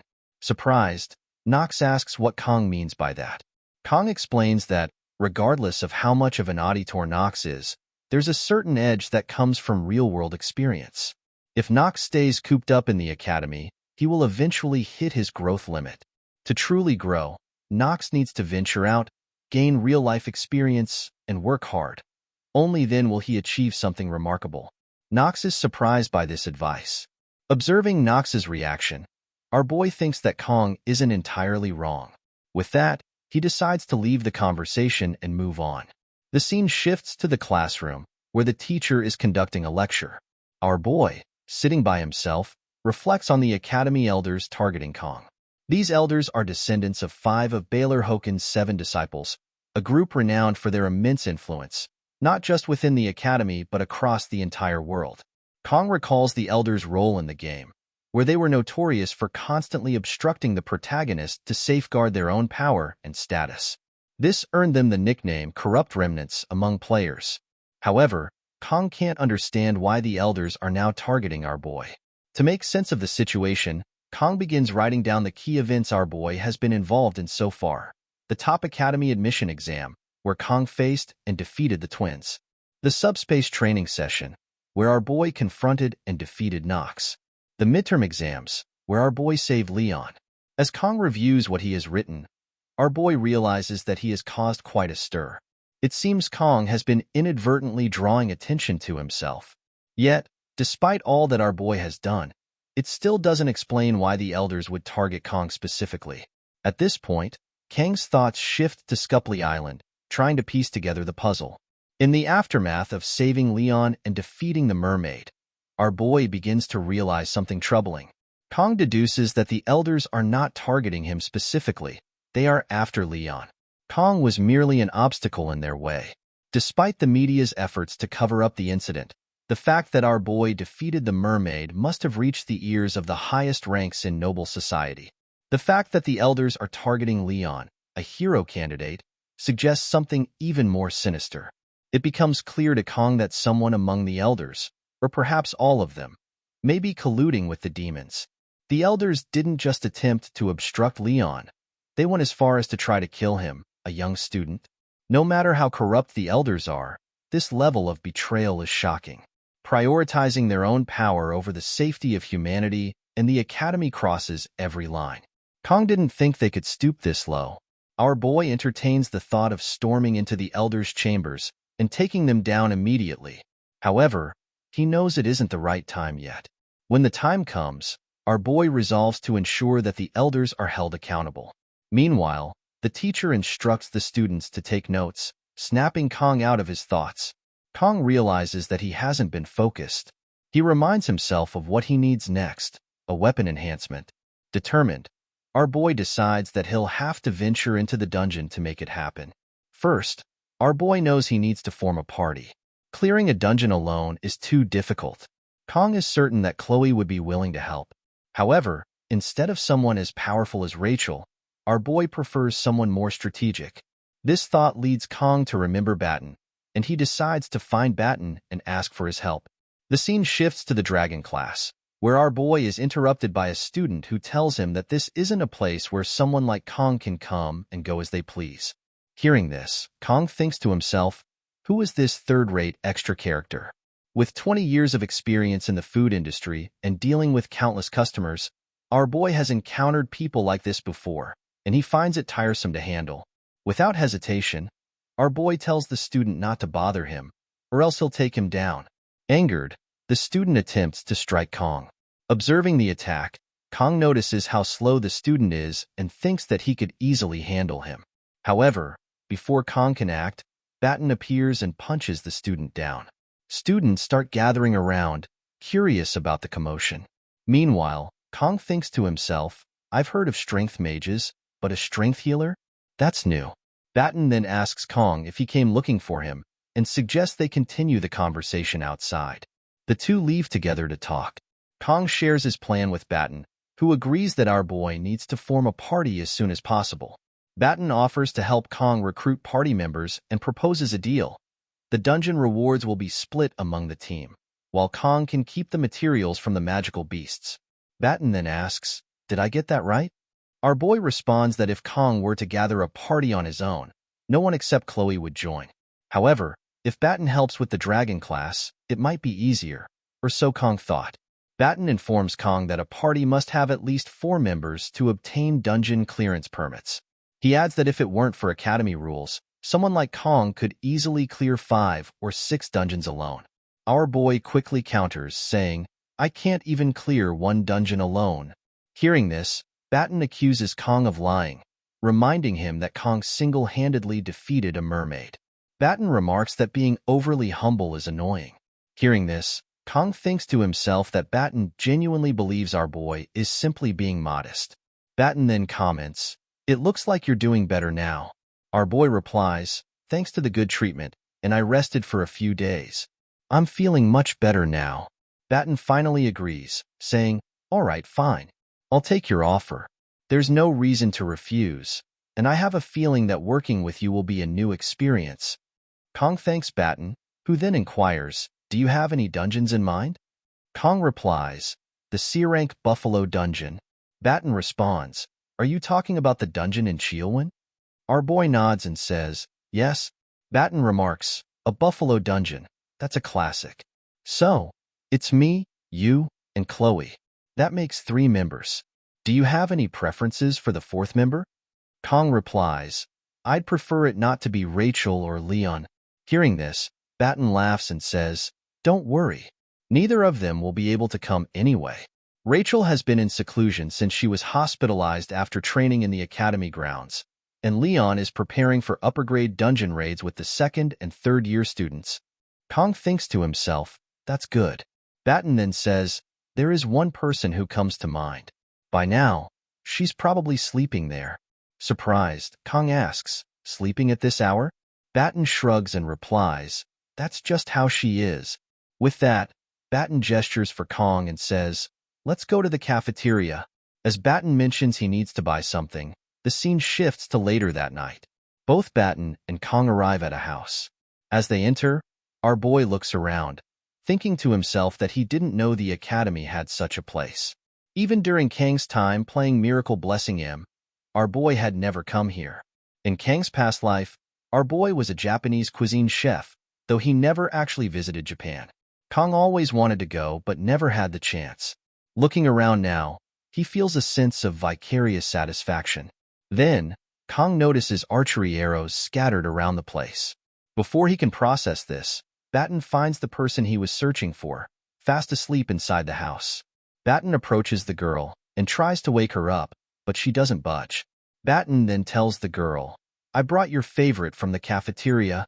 Hearing this, the girl instantly wakes up and eagerly asks, "Where is it?" Batten points to Kong and says, "He has it." Without wasting a moment, the girl rushes toward our boy with incredible speed, grabs the bag from Kong, and they both fall to the ground. It turns out the bag contains chocolate. The blue-haired girl, now lying on top of our boy, enjoys the chocolate blissfully, leaving Kong shocked and unsure of what just happened. Smiling, the girl then looks at Kong and asks, "Do you have any more chocolate?" Our boy reflects on the narrative of Miracle's Blessing, a story centered around the protagonist, Leon, and featuring numerous heroines. Among these heroines is Abel von Nibelung, officially designated as the main heroine by the game developers. While each heroine possesses unique charms and abilities, the game's story highlights Abel and Leon overcoming challenges together, culminating in the blossoming of their love. Even our boy found himself captivated by Abel's charisma, which led to the other heroines gradually fading into the background. Among these, the one who faded the quickest was Saki Ryoso, the daughter of Jialgung. In the present, Saki asks Kong if he has any more chocolate. After making her request, she turns around and comments that our boy looks a bit foolish. This observation resonates with Kong, who realizes that Batten had been thinking about Saki as the last member of the party. Kong now understands Batten's confidence. Our boy knows that Saki Ryoso is a top-tier DPS among ranged attackers. Although her contribution to the main story seems minimal, Saki is a skill-based character distinct from Leon. Her inclusion in Kang's party wouldn't disrupt the central plot, making her a valuable addition. Kong considers that maybe it will be fine. Saki then inquires what brings Batten here. Batten begins explaining the whole story, but Saki interrupts, telling him to stop talking nonsense and get to the point. Batten informs Saki that he and Kong are recruiting for the Buffalo Dungeon raid next week and that they will split the dungeon rewards, except for the horns. Hearing this, Saki walks toward our boy and states that Kong is the one who defeated Nox during the subspace training. Our boy confirms this with a simple yes. At this, Saki glares at our boy, leaving Kong confused about what's happening. Saki then turns around and remarks that since dungeon clear rewards also impact students' grades, there's no real reason for her to refuse. However, she notes that Kong seems less determined than she had expected. Hearing this, our boy thinks to himself that Saki is judging others while being half asleep herself. Saki then apologizes to Batten, stating that she doesn't want to work with someone who appears so unmotivated. Batten tries to convince Saki, reminding her that she witnessed Kang's duel and knows he isn't just an ordinary guy. Saki replies that perhaps Kang's opponents were simply weak. Frustrated, Batten tells Saki to stop talking nonsense. As Kang's opponent was someone from the Auditor family, Batten was about to reveal that Kang had also defeated the mermaid during the midterms. However, Batten stopped himself before he could say more. Instead, he told Saki that he couldn't explain further but insisted she should trust him and join the team. Saki, unconvinced, asked why she should trust him.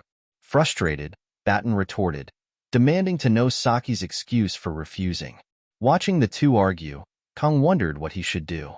Meanwhile, our boy thought to himself that a party member could be greedy or rude, but not both. Kang decided he wouldn't try to persuade Saki anymore. Turning to Batten, Kang said it was enough and suggested they leave, stating that Saki's attitude wasn't good for the party and that they should find someone better. Hearing this, Saki, with a serious gaze, remarked that the dungeon raid wasn't that urgent. Her words caught our boy's attention, and he turned to face her. Without hesitation, our boy reached under his coat and grabbed a sashimi knife, surprising both Batten and Saki. Kang then threw the sashimi knife at the arrow target board, and it landed squarely in the center. Without wasting a moment, our boy threw another sashimi knife at the other board, with equal precision. The knife passed right next to Saki and landed directly in the center of the board. With a straight face, Kang asked if Saki was interested now. On the other hand, Saki was left stunned by what she had just witnessed. The scene then shifts to the next day in the meeting room, where Kang entered with Batten and Chloe, only to find Saki already waiting for them. Seeing her, Batten remarked that Saki was early today. As they all sat down, Saki smiled at our boy and said, "Hi." Observing this, our boy thought to himself that the sashimi effect works every time. Batten, surprised, noticed that Saki had already completed most of the preparations. Saki informed him that the permits were ready. With that, Batten started the meeting. He explained that the buffalo dungeon housed C-rank demonoid buffaloes, commonly nicknamed water buffaloes. These buffaloes were known to charge from a distance, making close combat difficult. However, they were weak to ranged attacks. Batten then mentioned one critical rule. Under no circumstances should anyone open the stone gate at the center of the dungeon. Chloe inquired about what would happen if someone did.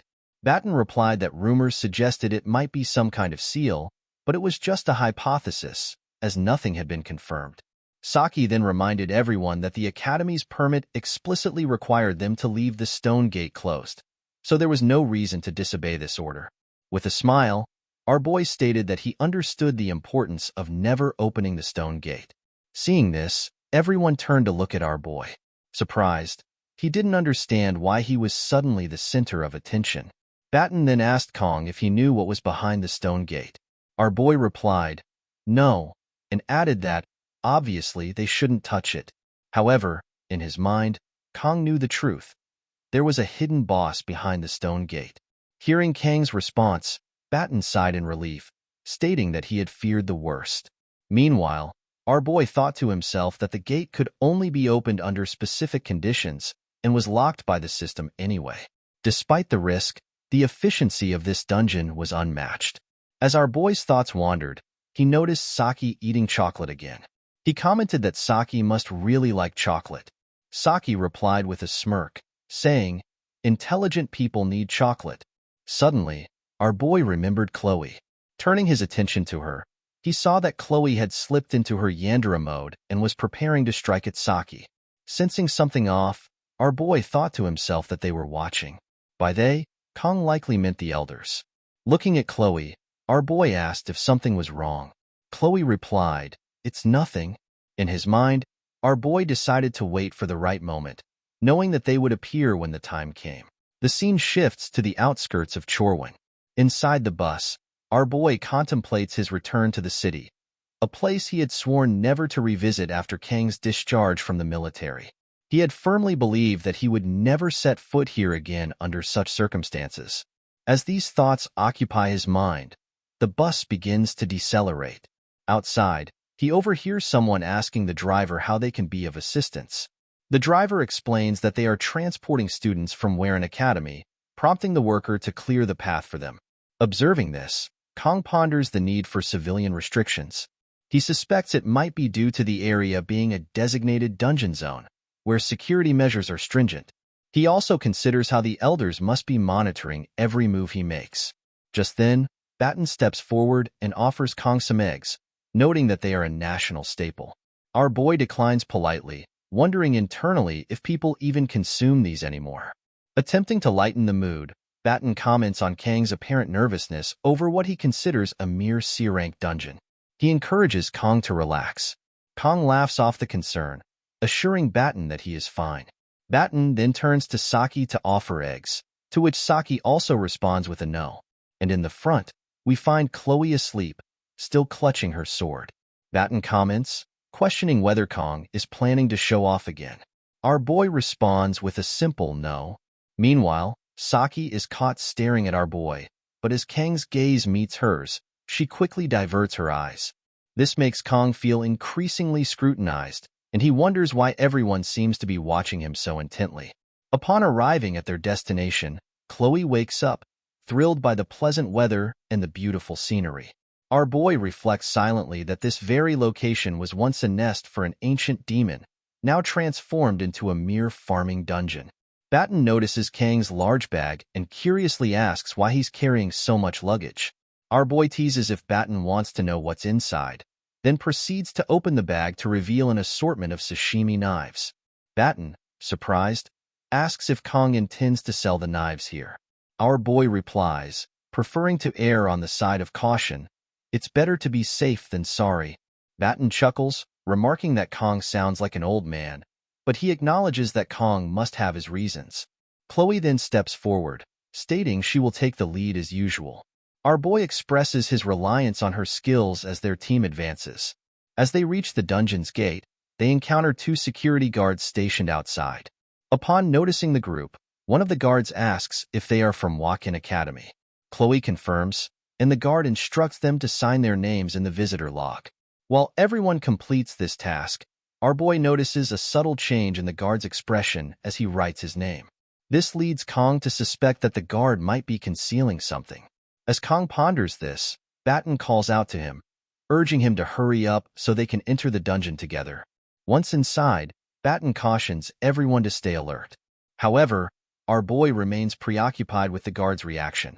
The uncertainty in the guard's eyes seemed evident when he saw our protagonist's name in the log. Despite the suspicion, Kong reassures himself that things will be fine.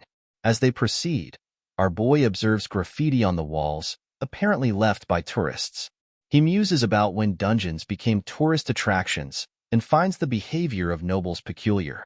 At that moment, Saki takes Kang's hand, telling him she is tired. Our boy acknowledges her fatigue, and Saki suggests that something sweet might help her feel better.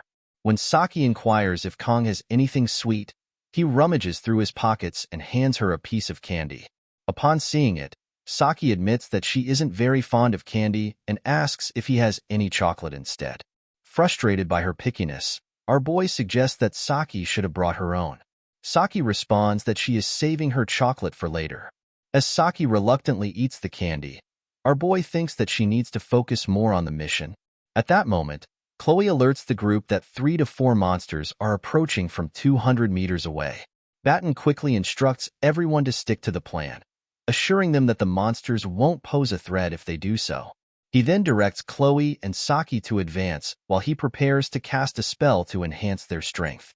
As the action unfolds, Saki readies her bow, which Kong recognizes as an S-grade weapon, the Crimson Bow. He is confident that with such powerful equipment, clearing the dungeon will be straightforward.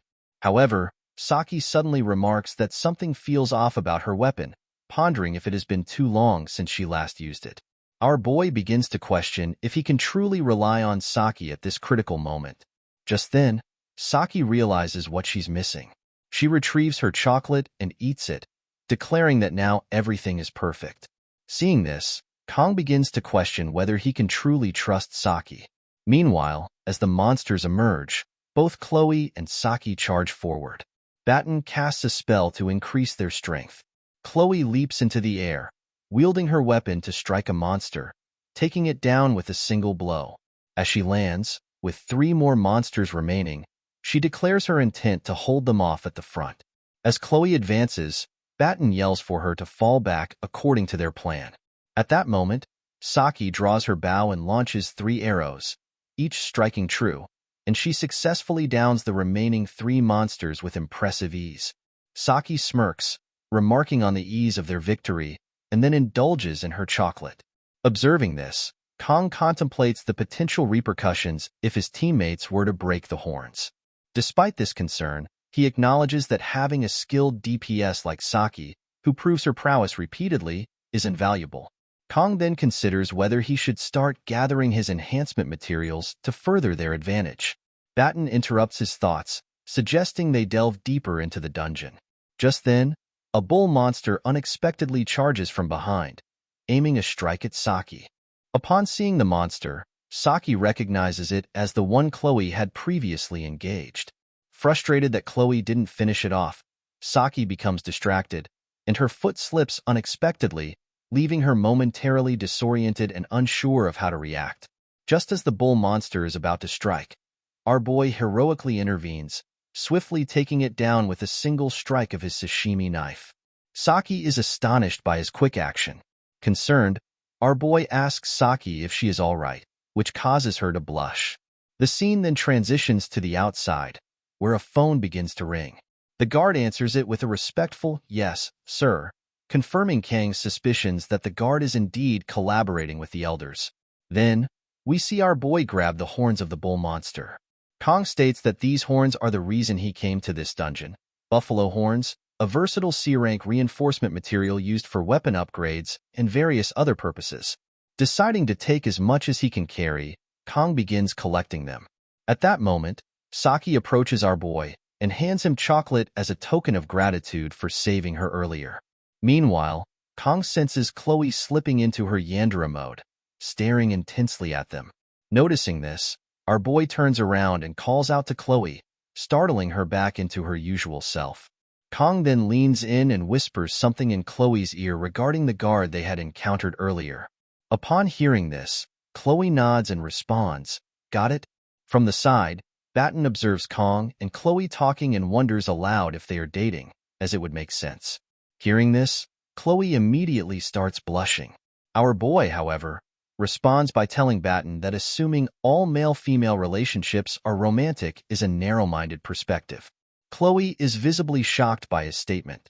Batten, surprised, asks, "Really?"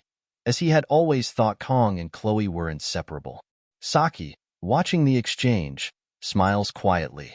Meanwhile, our boy appears confused, not understanding why Chloe is staring at him.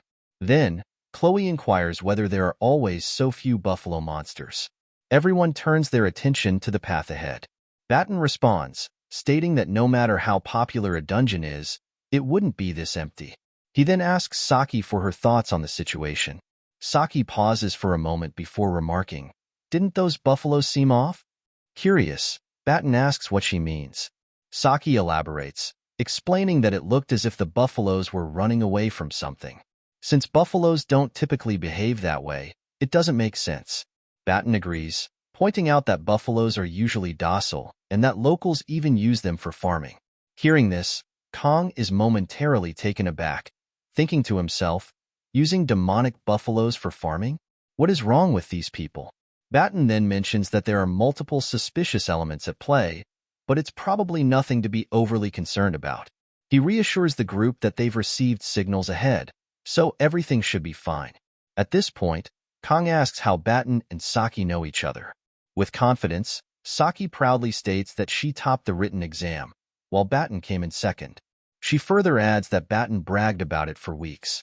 Frustrated, Batten tells Saki to stop talking nonsense, but Saki ignores him and continues, informing Kong that she also ranked third in the placement tests. Hearing this, our boy is surprised to learn that Batten ranked second, as Kong had assumed Batten was just a loudmouth.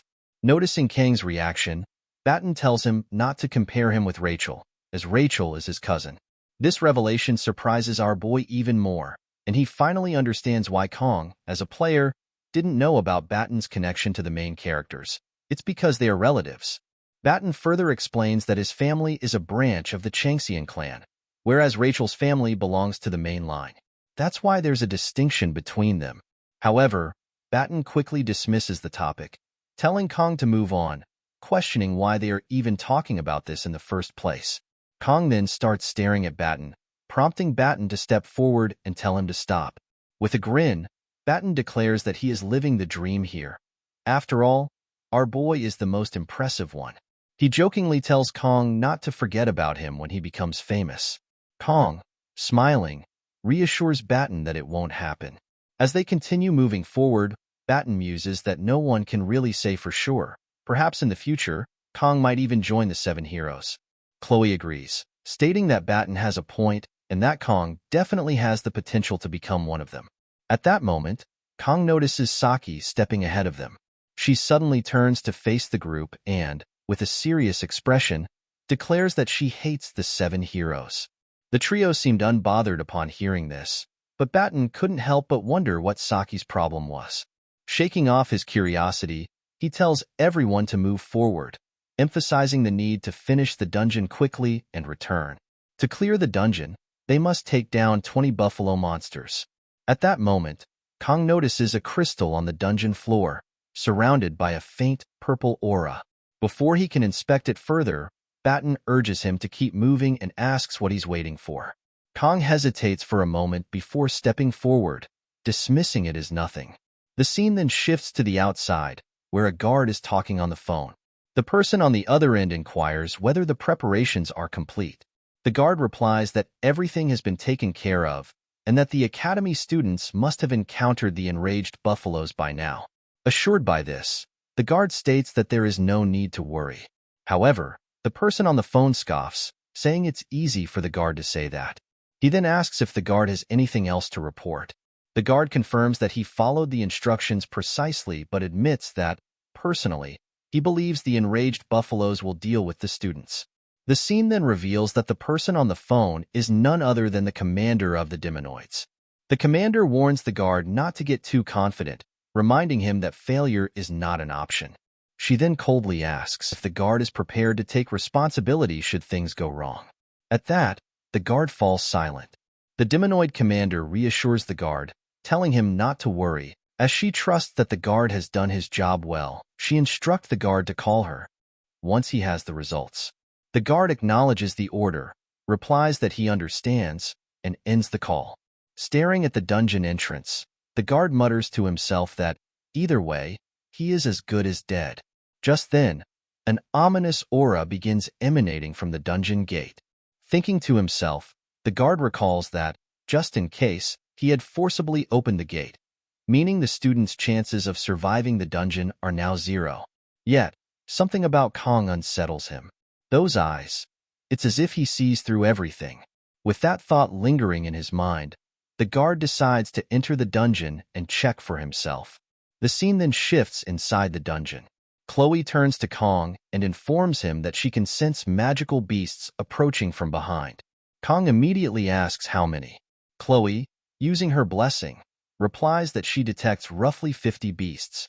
The entire group is stunned upon hearing this. At that very moment, Kong and the others suddenly sense something rushing toward them from the opposite side of the dungeon. When they turn to look, their eyes widen in shock. A massive horde of buffaloes is stampeding straight toward them. Dumbfounded, Batten exclaims that none of this makes sense.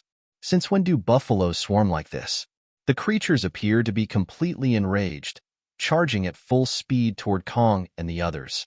Still in shock, Batten turns to Kong and reminds him, "Didn't you say these buffaloes were harmless?" At that moment, Kong recalls a memory from his past life, where his master once told him that every blade has its purpose, just as a sashimi knife is meant for handling fish. Returning to the present, Kong smiles and remarks that he was suddenly reminded of the past. He then declares that it looks like he will be taking care of these buffaloes using the fish knife. Turning to Chloe, Kong instructs her to distract the herd of buffaloes. However, he warns her not to charge straight in. Instead, she should move left and right to disrupt their formation. He emphasizes that she doesn't need to attack. Her only task is to draw the buffalo's attention. Chloe nods and replies that she understands. Next, Kong turns to Batten and asks if he's ready. Grinning, Batten confidently responds, "I was born ready." Meanwhile, Saki struggles to understand why Kong remains so calm, considering they are about to face 50 buffalo monsters. Kong then gives her instructions, telling her to hold the front and stop anything that gets too close. Saki acknowledges the order, replying with a firm okay. Still puzzled, Saki turns to Batten and asks why Kong seems so composed. Batten, with a knowing smile, simply tells her not to be surprised. However, Saki remains confused, unable to grasp what Kong is planning. The scene then shifts to Kong, who thinks to himself that he shouldn't overthink it.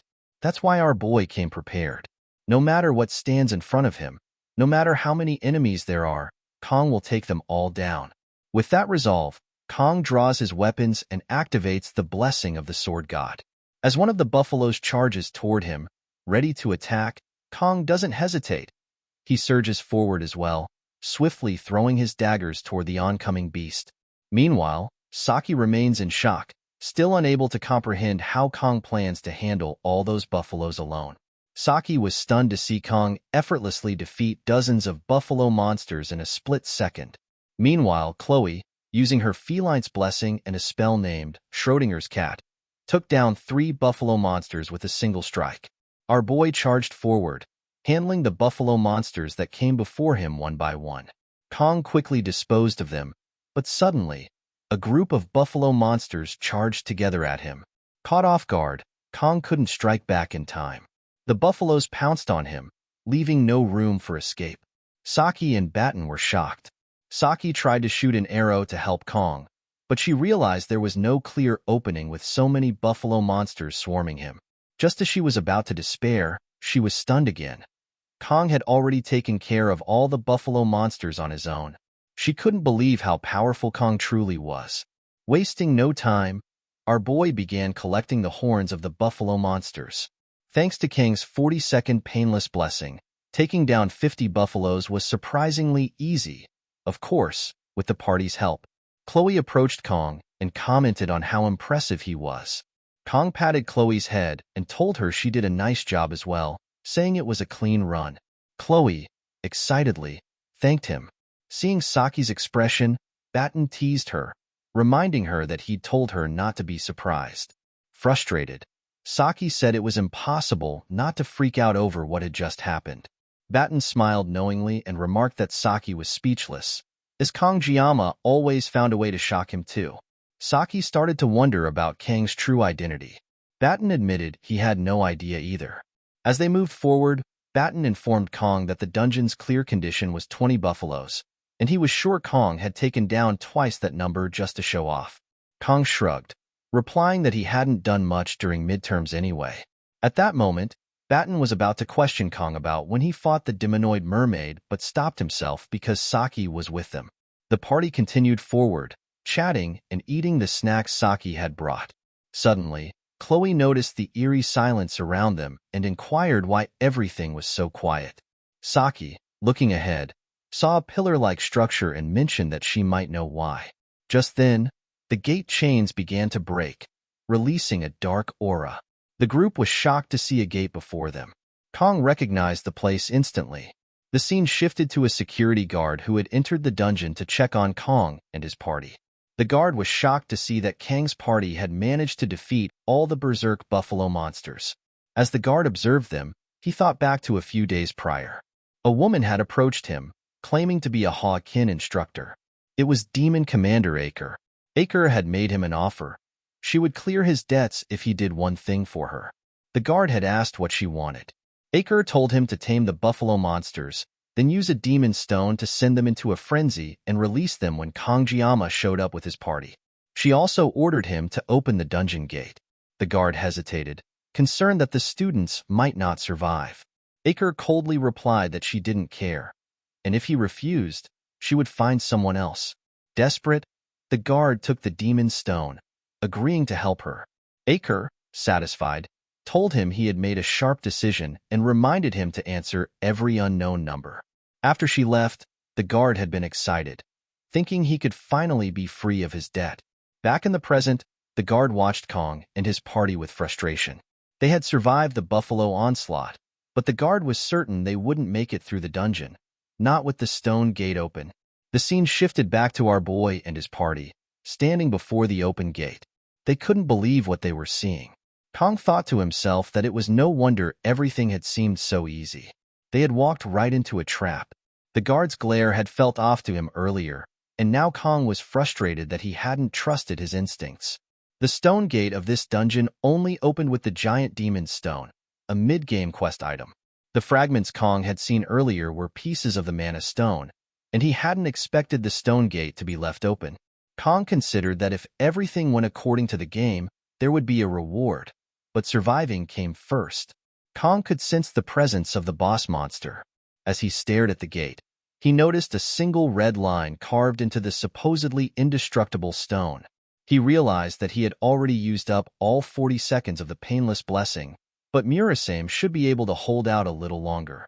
His plan was to go through the gate and get out before it shattered completely. Suddenly, the stone gate began to open wider. Kong and the others stood frozen, shocked and confused. From within the gate, a massive creature emerged. Batten stared in disbelief, questioning if the monster before them was really a buffalo. Kong couldn't believe it either. The boss monster had broken through the stone gate.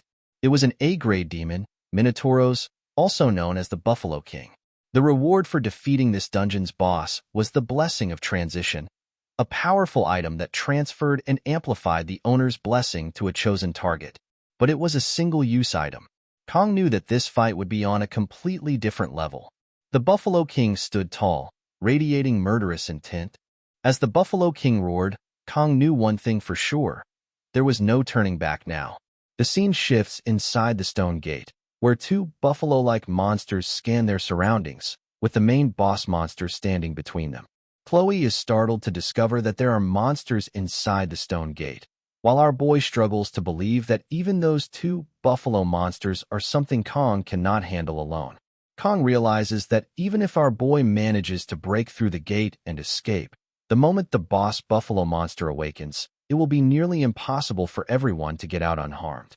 He understands that this situation is vastly different from the midterm exam. There was no prior information about the mermaid then, but our boy has faced the Minotaur in gameplay before. If our boy were in peak condition, Kong could have handled all three buffalo monsters on his own. However, at this moment, Kong has already exhausted all 40 seconds of Pame's immunity blessing and must act as efficiently and effectively as possible to succeed.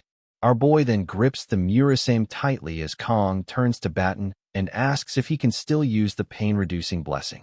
Batten responds that he can. Kong follows up, inquiring how long Batten can maintain the blessing. Batten states that the maximum duration is about 2 minutes.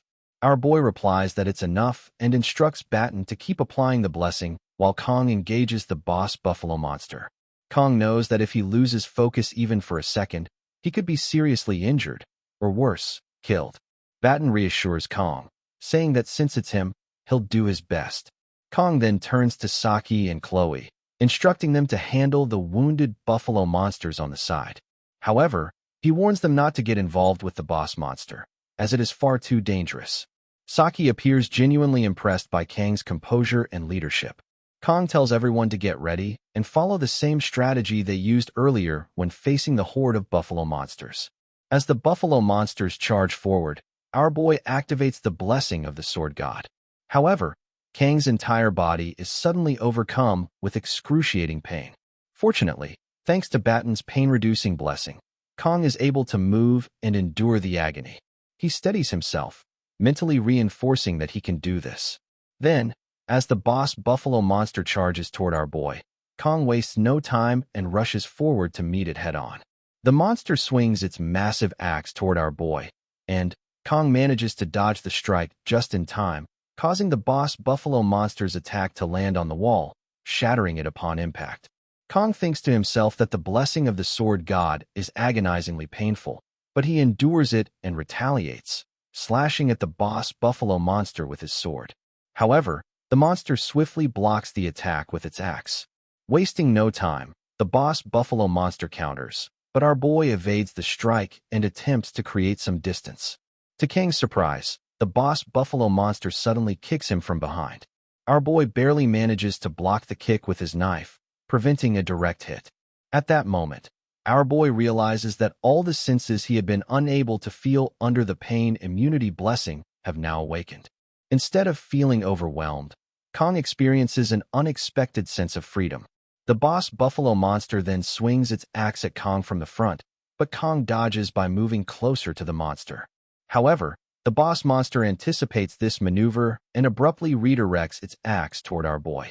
As the axe is about to strike, our boy reacts instantly, ducking just in time to avoid the blow. The boss buffalo monster's strike smashes into the dungeon walls. Seizing the opportunity in an instant, our boy swiftly moves behind the boss buffalo monster. However, relying on its sharp instincts, the monster quickly turns around and delivers a powerful strike at the spot where our boy had just been standing. The impact sends dust billowing through the air, covering the entire area. As the dust settles, the boss buffalo monster is stunned to see Kong sitting right on the blade of its axe. On the other hand, Saki watches in disbelief. She can't comprehend how Kong is moving like that, as those movements seem beyond human capability. At that moment, one of the buffalo monsters charges at Saki, but she gracefully dodges the attack with ease. As she evades, she analyzes the battle in her mind, considering the precise use of muscles, posture, striking angles, and positioning of energy. A combat sense that disrupts the enemy's center of gravity with minimal movement. Yet, in reality, the gap between theory and actual combat is immense. Even in this life-or-death situation, Kong remains unwavering. His presence on the battlefield reminds her of the legendary sword emperor, Siegfried. Seizing an opportunity, Saki draws her bow and releases a precise arrow, striking the buffalo monster with perfect accuracy and taking it down in a single shot. After defeating the buffalo monster, Saki recalls rumors she had heard that the Sword Emperor once unleashed his aura against the special trainees. She pieces things together and deduces that the special trainee must be Kangjiyama. Meanwhile, our boy is releasing his blessing aura, which now surrounds him entirely. However, the boss buffalo monster remains unfazed. Instead of showing intimidation, it abandons its axe and lunges forward, aiming a powerful punch at our boy. In an instant, our boy counters with a precise strike, injuring the monster's right arm. The boss buffalo monster lets out a deafening roar of pain. At the same time, Batten continues using his blessing on our boy, while Chloe engages another buffalo monster. With swift precision, Chloe easily defeats her opponent. However, despite her victory, she admits that she still lacks experience in fighting monsters. She notes that the closer a monster's form is to that of a human, the more dangerous it becomes. While the level of danger varies by individual, a monster that exhibits human-like behaviors is particularly formidable and difficult to defeat. In Chloe's opinion, the boss buffalo monster is not just any beast. It appears to be a true demonic sword master. Just then, the boss buffalo monster lets out a thunderous roar. The boss buffalo monster grabs the axe with its left hand and channels magic into it, gathering its aura around the weapon. Saki is shocked. She can't believe that a monster is capable of using magic. But upon closer observation, she realizes something even more unsettling. The boss buffalo monster is burning its own life force to generate mana. The thought leaves her in disbelief. A mere monster should not be able to do this. Moreover, the rampant surge of mana emanating from the monster makes it nearly impossible to get close. Despite the overwhelming pressure of the moment, Batten remains steadfast. He thinks to himself that, no matter what, he believes in Kong. Just then, the boss buffalo monster, having completed its spell, charges forward and swings its axe with full force, aiming directly at our boy. Our boy moves forward and strikes head-on against the buffalo monster boss. Their swords clash, releasing a powerful aura that engulfs the area. Kong smirks, realizing that the boss monster's magic is too dense.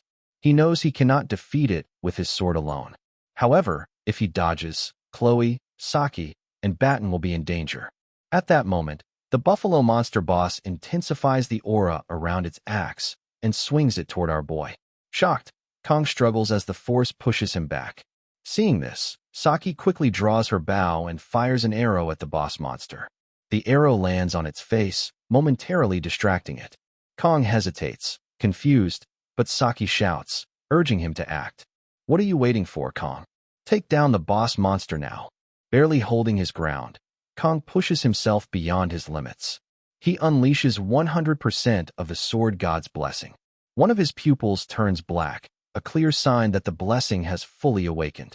His sword glows with a brilliant blue aura, radiating immense power. With renewed strength, Kong swings his sword. Little by little, it begins cutting through the boss monster's axe. The once impenetrable weapon starts to crack under the sheer force of Kang's strike. Chloe is shocked to see a brilliant blue light emanating from Kang's sword. As Kong intensifies his aura, he delivers a single, decisive strike, taking down the buffalo monster boss. Everyone watches in disbelief. Kong has defeated the demonic beast in an instant. Exhausted from the battle, our boy stands, breathing heavily.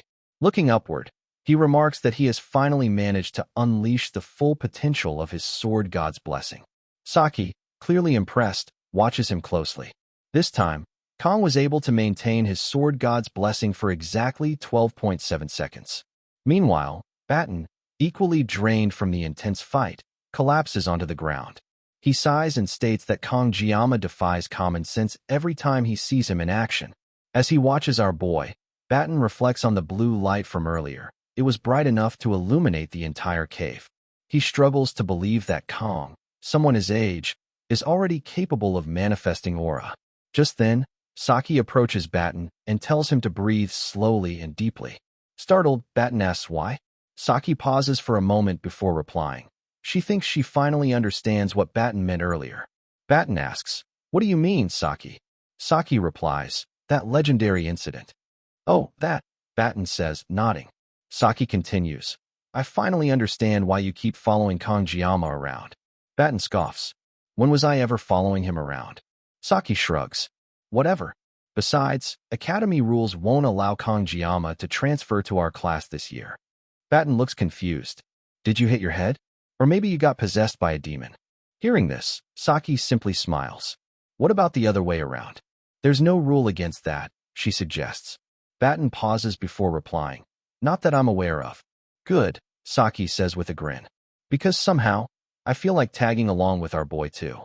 Meanwhile, we shift to our boy, who reflects on the battle. Even with Batten's blessing, rest is unavoidable. But at least he survived. Fighting without the blessing of painlessness was progress. Just then, Chloe comes running toward Kong and embraces him tightly. Tears stream down her face as she asks, "Are you all right? Are you hurt anywhere?"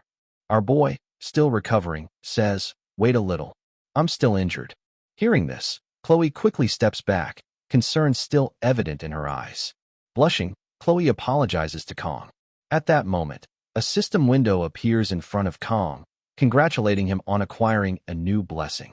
Seeing this, our boy thinks to himself that this blessing was originally meant for Leo. Its rank is Spirit rank, the rarest in this world. A blessing that only reveals its full potential when combined with another. The details of Kang's new blessing appear. Blessing of Transition. This ability allows Kong to transfer an own blessing to a living being or an object. However, direct physical contact with the target is required. Our boy realizes that this blessing of transition is essential for mastering the dual-natured Balmong. Determined, Kong decides to make the best use of this rare ability. Just then, the stone gate creaks open, and someone enters. Kong turns to Chloe and reminds her of the favor he asked earlier. Of course, Chloe replies without hesitation. The figure stepping inside is the security guard from before. However, before he can react, Chloe wastes no time. She swiftly strikes, injuring his leg. The guard stumbles, attempting to move, but Chloe glares at him and warns, "Stay still, or there will be consequences."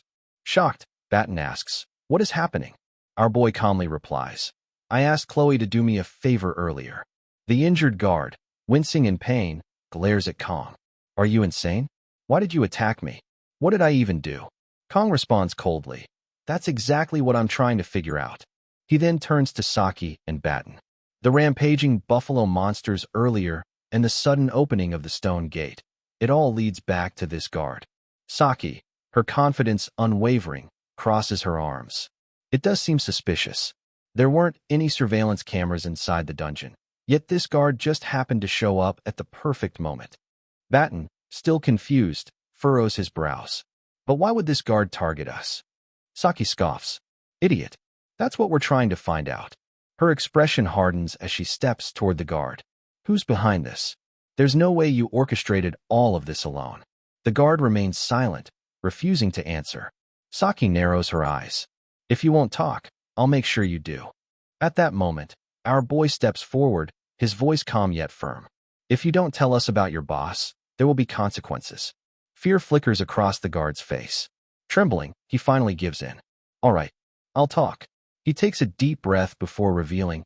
A Awakens Academy instructor approached the guard a few days ago, offering to clear his debts.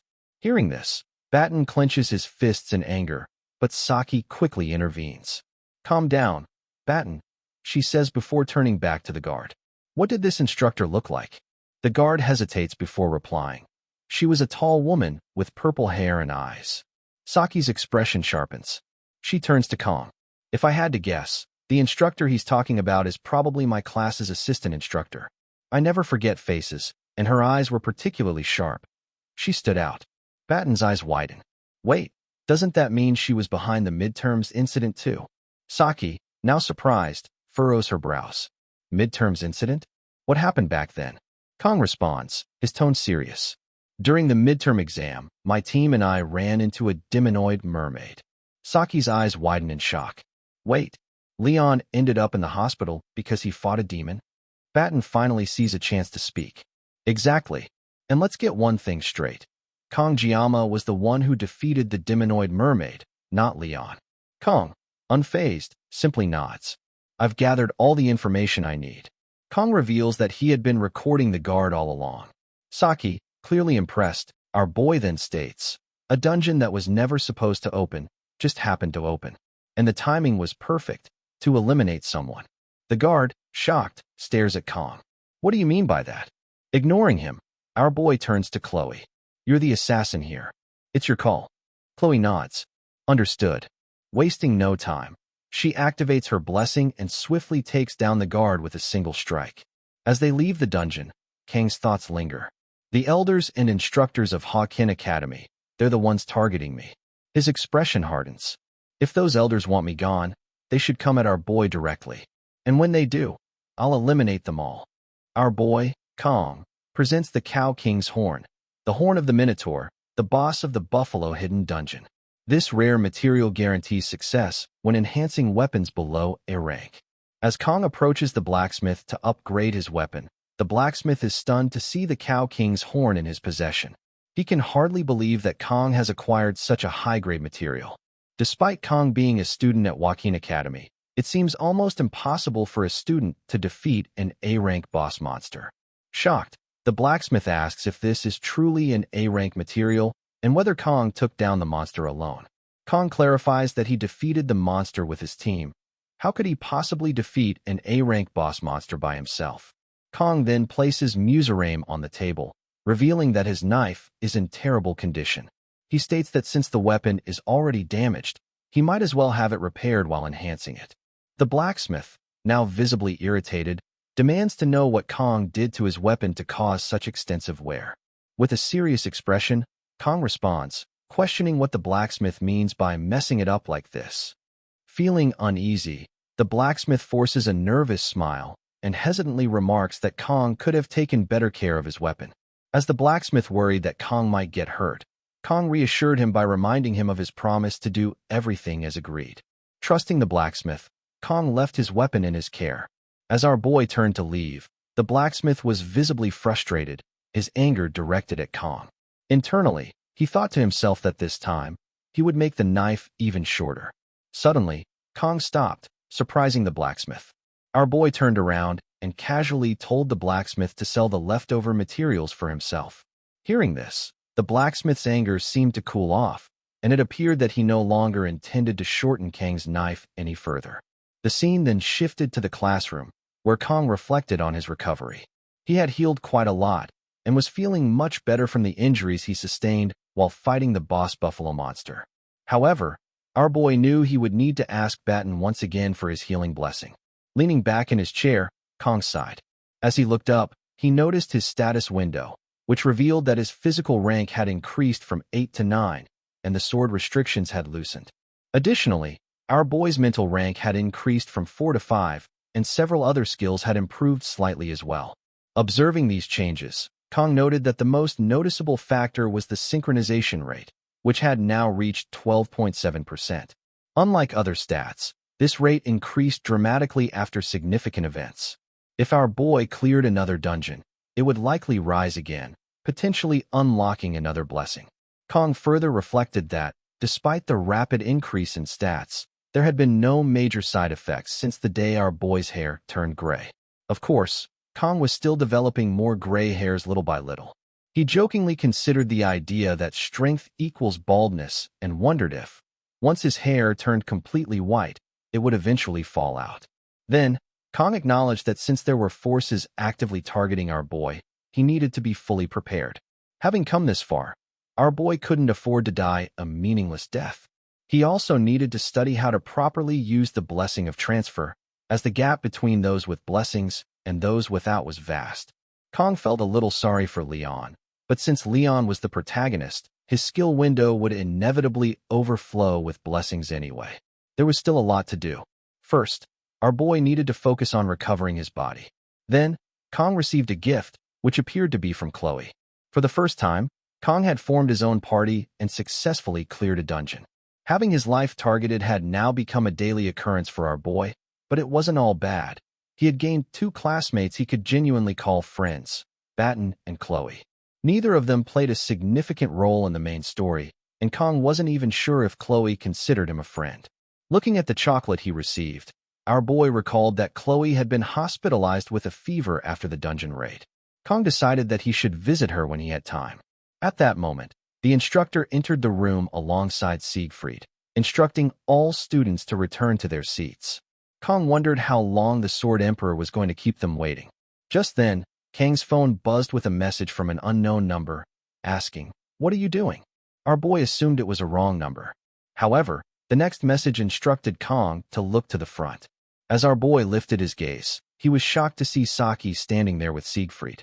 Then, Instructor Lee addressed the class, announcing that, as of today, Saki Ryoso had been officially assigned to their class. The students were stunned by the news, but Instructor Lee quickly silenced them. He expressed his hope that everyone would get along with Saki, and then concluded by instructing the students to change and assemble at the training hall within 30 minutes. As Siegfried and Instructor Lee left the room, the students still couldn't believe that Saki Ryoso was now part of their class. What shocked them the most was that Saki had personally requested the reassignment. As Saki walked toward her seat, our boy couldn't help but wonder, is she really coming toward me? Among this year's cadets, known as the Generation of Miracles, Saki ranked 4th. She was a brilliant mind who had topped the written exam, with combat skills to match. A true embodiment of both brains and brawn, she had mastered the Kyushu style. On top of that, Saki was the daughter of Daki Kojima, one of the 7-star heroes, also known as the Absolute Bow. According to the setting, Saki Kojima holds the title of Absolute Bow and also serves as the Prime Minister of Japan. Essentially, Saki is like a princess of Japan. Even in this world, Japan remains a superpower, so it's no surprise that people are reacting as if they're meeting a celebrity. Our boy couldn't help but think that Saki shouldn't be here. This was going to be really annoying. As Saki walked through the classroom, she noticed Kong. Our boy silently hoped that she wouldn't come toward him. However, to his dismay, Saki approached our boy and, without hesitation, stated that if Kong wasn't going to eat the chocolate, then she would take it back. At that moment, it became clear the gift had been from Saki all along. Shocked and slightly intimidated, Kong couldn't utter a word and remained silent. But then, Saki casually asked if she could sit next to our boy. She then held out her phone, instructing Kong to save her number. Internally, our boy sighed, thinking to himself, why are my bad feelings never wrong? The scene then shifted to a dungeon, where an investigation was underway. An officer named Leo questioned a guard, asking what the individuals had said before entering the dungeon. The guard responded that they had expressed concern for the cadets and had insisted on going in. Leo continued his questioning, asking if there was anything unusual about the individuals before they entered the dungeon. The guard paused for a moment and then replied that, now that he thought about it, they had looked a little pale. Hearing this, Leo nodded and stated that he understood. He then dismissed the guard, as he needed to inspect the scene. Before the guard left, Leo thanked him for his cooperation. The scene then shifted to the outside of the dungeon, where another officer approached Leo and asked, "Isn't death in a dungeon just a common accident?" Leo responded, "Yes, but no matter the dungeon accident, there is always a body left behind." But this time, Leo still couldn't shake the feeling. When he had entered the dungeon for the search, he had been utterly shocked. A mountain of defeated buffalo monsters lay before him. The cadets from Awakens Academy had been there, but this level of destruction was far beyond what mere cadets should have been capable of. While the cadets had returned safely, the staff member who had gone in out of concern was never found, as if they had never existed in the first place. The other officer then asked, "Could they be inside the stone gate?" Leo hesitated before replying, "I can't say for sure, but it's unlikely. The stone gate has never opened before." He then further stated, "And I can't exactly interrogate the cadets from Awakens Academy who were here." The other officer nodded and stated, "That's right. Awakens Academy is an elite school filled with nobles." He then wondered aloud whether the higher-ups would ever issue a warrant. As the officer left for a bathroom break, Leo remained behind, deep in thought. "This is driving me crazy," he mused to himself. At that moment, the other officer was suddenly pushed to the ground by an unknown assailant. Leo was shocked by the sudden attack. As he turned to look, his eyes widened. Standing before him was a demon in human form, wielding magic. In that instant, Leo realized the horrifying truth. This was no ordinary person, but a human who had made a pact with demons. A half-human, half-demon. Before Leo could react, the demon struck with lightning speed, taking him down in a single blow. These beings, half-human, half-demon hybrids, were known as villains. As Saki eats the chocolate, she becomes visibly happy, which draws the attention of the other students around her. Our boy notices them staring while Kong, seated nearby, looks confused, clearly wondering what Saki is doing here. Saki turns to our boy and asks why Kong didn't eat the chocolate, especially after she went through the trouble of sharing it. She expresses her disappointment at Kong ignoring her act of kindness. Kong replies that Chloe usually sits in the seat Saki is occupying right now. Saki brushes it off and casually replies, "Really?" before asking our boy if the class even has assigned seats. "Isn't it a first-come, first-served kind of thing? Am I wrong?" she asks. Our boy responds with a simple, "Well, yeah." Still savoring the taste, Saki remarks how amazing the chocolate was. Curious, our boy asks her why she transferred into this class. Just then, the instructor's voice echoes through the room, telling everyone to assemble in 5 minutes. The students groan at the announcement, clearly annoyed, but begin moving out to assemble. Our boy turns to Saki and explains that Kang's class has morning training every day. "Aren't you going?" he asks. Saki, now putting on a sleeping mask, replies, "Nope. I'm doing mental training today," and wishes Kang good luck before pulling the mask down and instantly falling asleep. Our boy watches, baffled by what he just witnessed. Moments later, Saki lifts the mask slightly from one eye and tells Kang that from now on, our boy should call her by her first name. Kang looks confused. Saki explains that in her country, close friends address each other by their first names, not surnames. Kang responds by pointing out that Batten still calls her by her surname. Saki waves it off, saying that has nothing to do with anything, and again wishes him good luck with training before dozing off once more. The scene shifts to class A. Rachel stretches after a long lecture and comments to Abel, "It's really noisy today." She then brings up something she heard, asking Abel if she's heard that Saki got reassigned to another class. Rachel adds that Saki always used to laze around and do her own thing, and wonders aloud what sort of crazy idea might have gotten into Saki's head. Abel, seemingly uninterested, bluntly replies, "Yeah." Noticing this, Rachel, being her usual self, teases Abel and asks if she's disappointed. Abel looks at her and questions what she means by that. Rachel continues, reminding Abel that reassignments only happen when there's an open spot, and this year, Class Tiger had 1 vacancy. How did Saki even find out about that, and get ahead of everyone. Rachel wonders. She recalls that Saki used to just nap in the archery hall all the time. Still skeptical, Abel asks what any of that has to do with her being disappointed. Rachel smirks and reveals that she heard from Batten last week that Saki and Kangjiyama teamed up and cleared the Buffalo Dungeon together. Abel's eyes widen in surprise. Rachel adds, almost dramatically, seriously, even if Saki liked Kangjiyama that much, there's supposed to be an order. Kong was already reserved. By our dear Abel. Abel starts to blush. What are you even talking about? She asks, flustered. Rachel smiles and explains that she's always noticed how Abel reacts the most whenever Kangjiyama's name comes up. Are you really sure there's nothing going on between the two of you? She prods. Abel grows serious and insists that she'll make it clear. I've only talked to Kangjiyama a few times. That's it. We don't have any kind of relationship.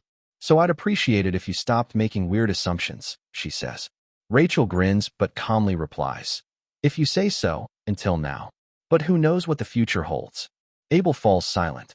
Then, with a sudden shift in tone, Rachel looks directly at her and says, lying to others is one thing. But lying to yourself? That never ends well. Abel is visibly taken aback by the comment. Rachel thinks Abel should seriously reflect on her feelings. The narrative then cuts to a memory from earlier that day, where Abel is with her grandfather, Siegfried.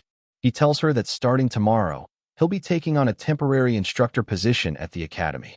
Shocked, Abel immediately tells him not to follow her to school, saying she's already attracting enough attention, and his presence would only cause more issues. Siegfried calmly informs her that he'll be in charge of the first-year special class. Abel, confused, asks what he means by that. Siegfried reminds her that she was the one who requested this, after what happened during the midterm exams. The memory returns to Abel, and she recalls her own words. Siegfried assures her that they won't run into each other too much, so she doesn't need to worry. Abel, however, thinks to herself that her grandfather is trying to downplay it, but she can clearly see the excitement on his face. The Sword Emperor, who always seemed so bored with everything, is now suddenly invested, all because of Kangjiyama. Thinking about it fills Abel with frustration and anger. Abel continues thinking to herself about someone so absurd, so undeniably gifted, that it feels unfair. A once-in-a-lifetime genius who ignores status and noble background, solving everything purely through strength. On top of that, he's a special trainee. The first time Abel saw Kangjiyama, our boy was just a scrawny kid, always slacking off. But now, Kong has become a well-built, sharp-featured young man radiating masculine charm, perhaps even more so than Leon Van Rienharth, the so-called hero candidate. Kangjiyama continues walking the path of a hero, and yet never flaunts it. Never boasting, never seeking praise. Our boy silently walks a thorny path, shoulders heavy with the weight of his choices. Abel wishes, just once, that our boy would act arrogant, so she could find a reason to hate him. But he doesn't, and that realization frustrates her even more. She's forced to admit that she probably looks jealous, because her grandfather, Siegfried, never acknowledged her the way he now acknowledges Kong. Abel clenches her fists. She finds the thought deeply embarrassing. In that moment, we return to the present. Rachel suddenly appears behind Abel, a teasing smirk on her face. Startled, Abel instinctively pushes her back, causing Rachel to stumble and fall. Ow, what are you doing? Rachel asks, rubbing her elbow. Blushing, Abel stammers. No matter what you think, I don't feel anything toward Kangjiyama. I don't have the time or space for those feelings you're talking about. Rachel tilts her head, amused. If you say it that strongly, I feel relieved, she replies with a sly smile. That means I don't have to compete with you for Kangjiyama. That's a relief, really. I can handle Saki and that Chloe, but you? I could never compete with you. Abel's cheeks turn red as she fidgets. Oh, really? Rachel raises an eyebrow. So, is that a confession then? Frustrated, Abel snaps, stop talking nonsense. The scene then shifts to our boy's classroom. The instructor is mid-lecture, addressing the students. The rank of a blessing is determined by the entity that resides within it, he explains. If a guardian spirit is housed within, it's classified as a guardian class blessing. If a spirit resides in it, then it's a spirit class. One curious student raises a hand. If my ancestor is residing in it, would that make it an ancestor class blessing? I've been dreaming about my late grandfather a lot lately. The instructor chuckles. Your grandfather might be helping you lift weights at the gym, but no, ancestors don't inhabit blessings. During this exchange, Saki momentarily wakes up from her nap, mid-lecture, only to fall right back asleep seconds later. The instructor notices, but doesn't say anything.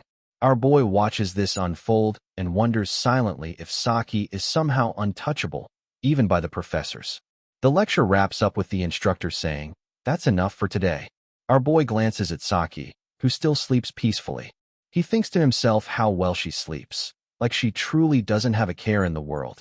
It's been 2 days since Saki transferred into the class, yet Kong still hasn't heard the reason behind it. And she's done nothing but sleep since she arrived. It's ridiculous. Kong wonders why. If Saki was just going to sleep all day, she didn't choose a corner seat instead. Why does she have to sleep here? Our boy also thinks it's fortunate that Chloe is currently hospitalized. Who knows what could have happened if Chloe had seen Saki sitting next to our boy. Still, he can't deny the truth. Saki handled all the post-dungeon cleanup. Thanks to her, everything wrapped up without any major issues. Her skills are on another level, even compared to someone like Batten. Kang's eyes drift to the blackboard where the instructor had written the various blessing ranks. The professor reiterates, blessings are typically classified like this. Most cadets here probably have personal class blessings. But don't be discouraged. With skill, even a personal class blessing can perform as effectively as a guardian class one. Spirit class blessings are incredibly rare in this world, anyway. Hearing this, our boy thinks to himself, is that supposed to be comforting? After all, he just happened to obtain one of those incredibly rare blessings a few days ago, the blessing of transfer. Just then, another student raises a hand. Professor, what about heroic class blessings? The instructor pauses for a moment. Ah, yes. The world refers to those as hero-grade blessings. As a blessing studies professor, I hesitate to even bring them up, since they're practically the stuff of legend.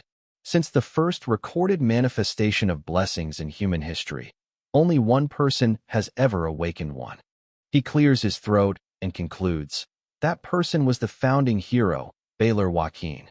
Everyone in the class gets excited, their faces filled with awe upon hearing this. The instructor continues, of course, in modern times, there is one more. But before he can finish his sentence, the bell rings. He sighs and says, we'll continue this in the next lecture.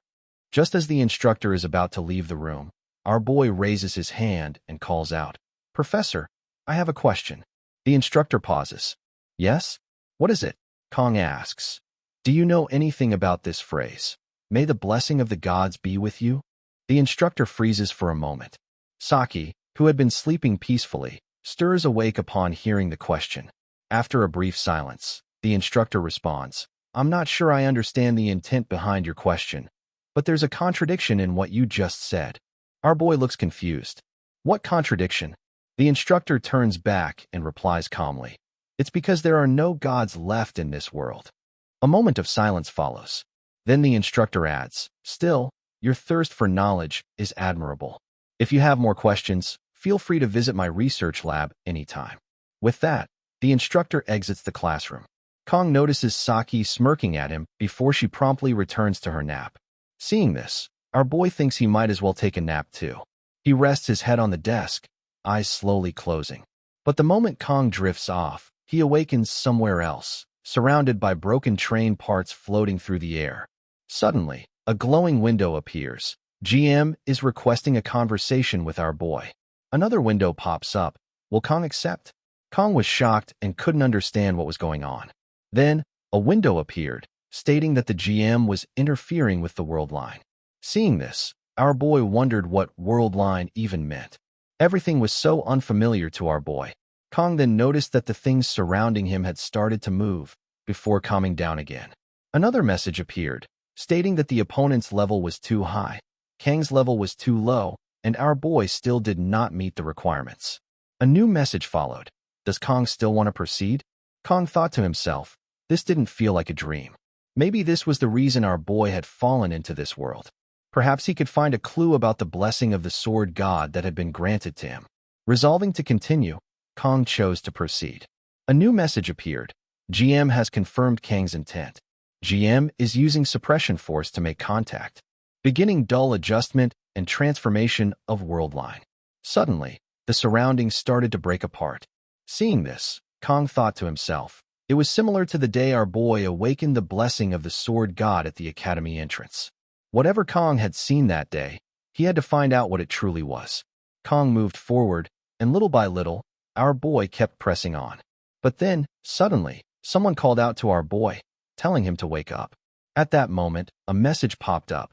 Due to external interference, GM is losing memory. Our boy was shocked. Kong had been so close to uncovering the truth. Another message followed. GM leaves Kong a message. The GM urged Kong to defeat whatever it was, and concluded with, "May the blessing of the gods be with you." We then see that it was Saki who had been calling Kong to wake up. As our boy opened his eyes, Saki reminded him that he had scolded her earlier for sleeping too much, and now he was the one caught sleeping. Saki told Kong to be thankful.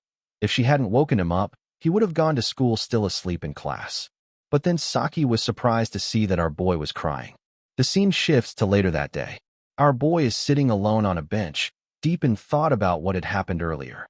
When Saki asked him why he was crying, she suggested maybe Kong had a sad dream. But Kong couldn't remember the dream. Our boy found it embarrassing enough to be caught like that by sleepyhead Saki, but what puzzled him was why he had cried. Just then, Batten, Chloe, and Saki arrived. Batten stated that they needed to go over things again, as there seemed to be an enemy inside the academy targeting Giamma during midterms. Saki interrupted, telling Batten she already got it. How many times was he going to repeat himself? That's why, she added, Batten wasn't at the top of the class. She told him to stop rambling and get to the point. Watching them argue, Kong thought to himself that he had asked Batten to explain everything beforehand, and Batten must have had a rough time. Batten, in turn, fired back, asking if Saki thought she'd stay on top forever. He told her to wait for next week's written exam. Saki covered her ears and said she couldn't hear anything. At that moment, Kong noticed Chloe standing a bit away. Our boy asked if she was feeling better. Chloe replied that she was, but she would keep her distance so as not to spread her cold. Kong realized that's why she had been standing far off. Then, our boy said that while Saki had probably heard the explanation, the situation had gotten a bit tangled. Racking Kang's brain alone hadn't helped much. Saki then moved closer to our boy and told him to call her by her first name, Ryoso. She sat next to him on the bench. Kong asked how he should address her, and Ryoso replied that she was looking forward to working with Kong Giamma. Batten jumped in, saying he had organized everything and that they needed to figure it all out. In the back, we see Saki getting frustrated, as Batten still kept talking about his plan again. First, he stated, the Academy elders were targeting Kong Giamma. Second, there was the appearance of the female instructor, whom they'd heard about from checkpoint staff. Batten showed everyone a picture he had drawn based on the description. Chloe remarked that it was well drawn.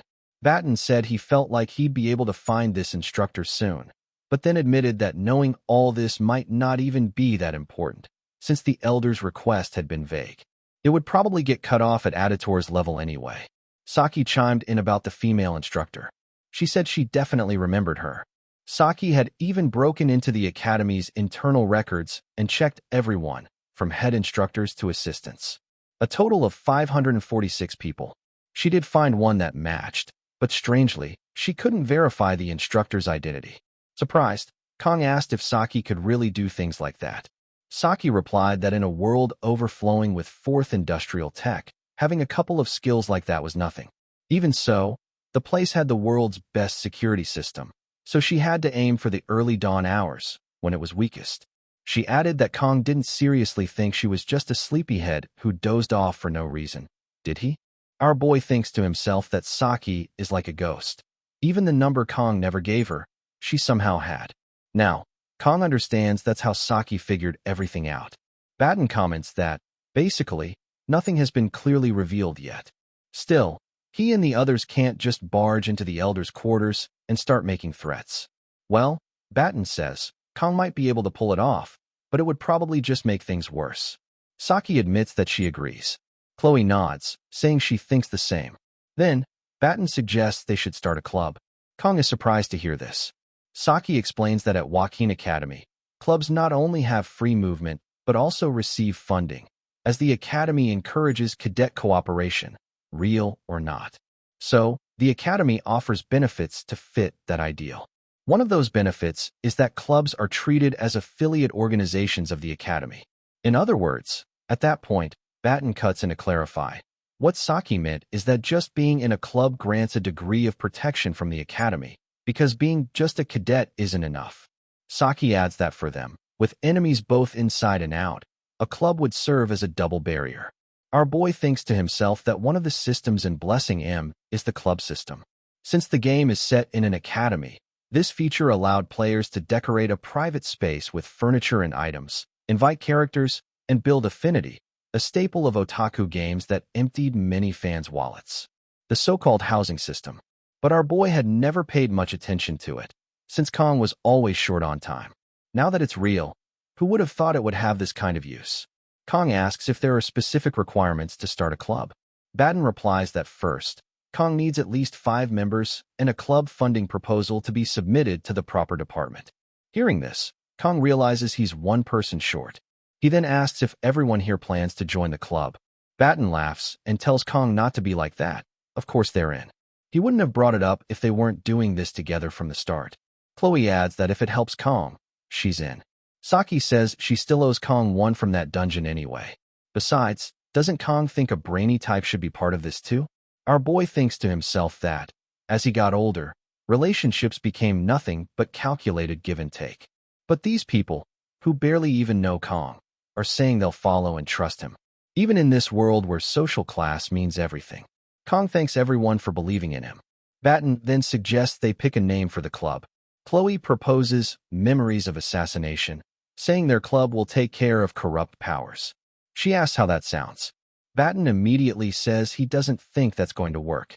Saki chimes in, suggesting something like Leaf Village Neighborhood Patrol, questioning why the name even matters. They should just pick something random. Batten tells her to stop talking nonsense. They all begin brainstorming names for their new club.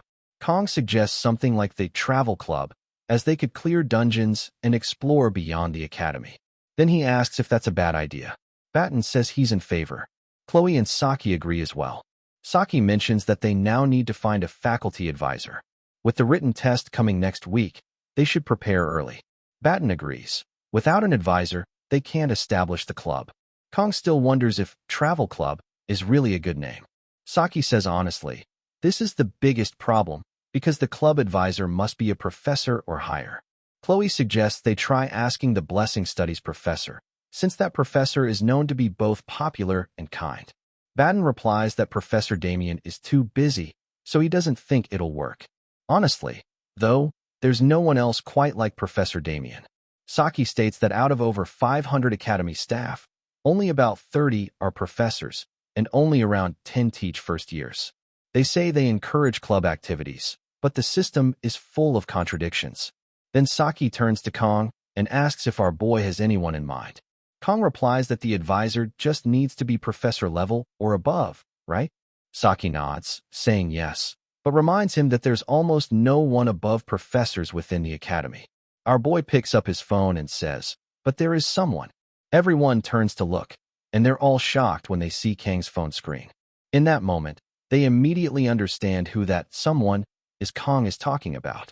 The scene shifts to the administrative office, where a staff member informs Kong that, in order to establish a club, the head of said club must apply in person. Kong calmly replies that he is the head. The young woman looks him up and down, clearly unimpressed, and remarks, "You? Really?" She enters Kang's name into the database, suppressing a laugh that eventually escapes her lips. Annoyed by her attitude, Kong frowns and thinks to himself, is this girl really an academy staff member? Her condescending tone over something as trivial as someone's grade seems ridiculous. Our boy finds it particularly irritating. Remaining composed, Kong states, as long as I follow the procedure, the application should go through. You should just accept it. The yellow-haired girl suddenly stands up and, with an exaggerated air of authority, tells our boy, first-year cadets need a faculty advisor to apply for a club. And honestly, just looking at you, I doubt anyone would want to be your advisor. Kong narrows his eyes and asks seriously, what exactly do you mean by that? The girl crosses her arms and smugly replies, don't you get it? Do you really think any professor here would want to advise a club founded by a special admission student like you? With your background, you should know your place. Hearing this, our boy clenches his fists in silence. As expected, he thinks, even the faint sense of justice in this academy is disappearing. A part of him is tempted to use the most effective communication method he knows. But after nearly 20 years of working in the restaurant business, our boy has dealt with plenty of rude and difficult people. He knows all too well that sometimes silence is the best response. And yet, this time, Kong can't help but want to teach this yellow-haired girl a lesson she'll never forget. Without another word, our boy pulls out his phone and makes a call. The girl's face changes slightly, surprised by his sudden move. Into the phone, Kong says, "I'm at the admin office regarding club registration." The person on the other end replies, saying she's nearby and will come to the office shortly. To Kang's surprise, she doesn't hang up. "I'll see you soon," Kong adds, ending the call. The yellow-haired girl's brows furrow with disbelief. "Who do you think you are, making a call like that here?" she snaps. Our boy looks at her and says calmly, "Let's just proceed by the rules." As I mentioned, the person on the phone is on her way. Now confused and visibly nervous, the yellow-haired girl asks, "Who's backing you up that makes you act so arrogant?" Another staff member nearby looks increasingly uncomfortable. Frustrated, the yellow-haired girl huffs and declares, "I'm the cousin of the principal's close friend. If I say the word, a special student like you will be finished." Kong doesn't respond. Instead, he simply smiles. That infuriates her even more. He steps closer to her and, with a piercing gaze, says, "You're being too loud." Shocked and now openly angry, the girl shouts, "Stop talking nonsense." But Kang's expression sharpens further. "All your hypocrisy is exposed." This is exactly what I wanted to see. At that moment, the door to the office bursts open with a loud bang, flying off its hinges. Everyone in the room freezes, eyes wide. Standing there is none other than Media, her aura flaring with authority. Kong turns to the yellow-haired girl and says, "Show some respect. The principal is my club advisor." The girl's face drains of color. She is so stunned, she can't even speak. Media walks in with a smile, saying warmly, "It's been so long. I'm so happy to see our boy in person." Kong bows slightly. "Apologies for the trouble. I know you must be incredibly busy." "Not at all," Media replies. "If it's a request from you, I'll drop everything and come running." The yellow-haired girl's eyes widen in realization. Kong Jiama. He's this year's top incoming student. Media turns to Kong and says, "Hand that document over to me, your advisor, and get going. You have a written exam next week." "Thank you," Kong replies. "I'll leave the registration in your hands." As Kong walks out, a staff member quickly brings a chair for Media to sit. After taking a seat, she glares at the yellow-haired girl. Trying to salvage the situation, the girl stammers, "There's been a misunderstanding. I didn't mean what I said to Kong Jiama." "Stop talking," Media interrupts coldly. "I don't need a blessing to see clearly. You judged him solely based on his background. Him, a cadet marked as a successor by both myself and Siegfried." Media flicks her hand, casting a wind spell to send the registration form flying toward the girl. "You have 5 minutes to complete the registration," Media says firmly. "Start writing." The scene then shifts to our boy. Kong reads a message from Media. The club registration is complete. He smirks. That staff member probably got fired. Kong replies, thanking Media and promising to visit her soon. She messages back, "Come by the headmaster's office after today's class." We then see our boy arriving at the blacksmith shop. As Kong enters the shop, the blacksmith turns around and says, "If you're here for the gear, you'll need to wait a few minutes." Hearing this, Kong thinks to himself that the blacksmith actually sounds like a proper shopkeeper for once. Our boy doesn't really know what the blacksmith thinks of him, but as a former player of the game, the blacksmith is a love-hate figure. Sure, after what happened recently, the hate side might be a little stronger, but our boy can't help feeling a bit of pity for the man too. It's also uncomfortably hot in the room, and our boy finds himself sweating. Kong thinks back on Blacksmith Violent, one of the main NPCs in the game who handled nearly everything related to weapons. Due to the nature of K-mobile games, Violent was essentially a punching bag by design, draining players' resources in an instant. As a light spender, our boy didn't feel it as much, but the heavy spenders used to prey. Just once, Violent, please. It became a saying. Even so, most people ended up calling him a scam. Our boy himself once cursed when Violent downgraded his Murasame from B rank to A rank. That memory still stings. Suddenly, Violent breaks the silence and asks what Kong is thinking about so deeply. Snapping out of his thoughts, our boy replies, "It's nothing. You just look like someone I used to know." Smiling, Violent responds, "Then that person must have been as handsome as I am." He then hands Kong the weapon and proudly states, "I can say with confidence, this job is beyond perfect. It even looks like a special option has been added. You should check it out." Kong inspects the weapon and notices the level of Murasame has indeed increased from before. The scene shifts to outside the shop, where our boy checks his status window. He sees that the activation time has increased from 40 to 50 seconds. Kong had already thought that 40 seconds felt too short for the upcoming dungeons. It's just 10 more seconds, but even that small upgrade is huge. If our boy plans to combine this improvement with the blessing of transfer when upgrading his gear later, this is definitely a good development. Kong used to complain that the blessing was useless, but now the blessing of painlessness, the true blessing of Kong-Jiyama, feels surprisingly versatile for a commander-class blessing. As instructed by Violent, Kong checks the weapon's rank. He sees that it has now been upgraded to D rank and has the potential to grow to A rank. Observing this, Kong mutters that for all the materials and effort he put in, the result isn't exactly dramatic. He had used materials from an A-rank beast, the Cow King, so our boy had at least expected a C-rank result. Still, thinking ahead to the future when he'll be infusing Murasame with aura, it's good news that its hardness has increased by 2 levels. It won't crumble on impact anymore. Then another window appears in front of our boy. It states that a new feature has been added. As Kong hovers over it, he feels a twinge of unease. "I've got a bad feeling about this," he mutters, clicking the window. A notification pops up. Due to the successful enhancement and the weapon's growth, up to 3 special abilities can now be granted. These abilities can only be activated using mana stones and will trigger randomly. King's eyes widen in surprise. He hadn't expected that. He begins to wonder about the mana stones, and then recalls that he handed over most of his remaining materials to Blacksmith Violent. The scene then shifts to a dimly lit room.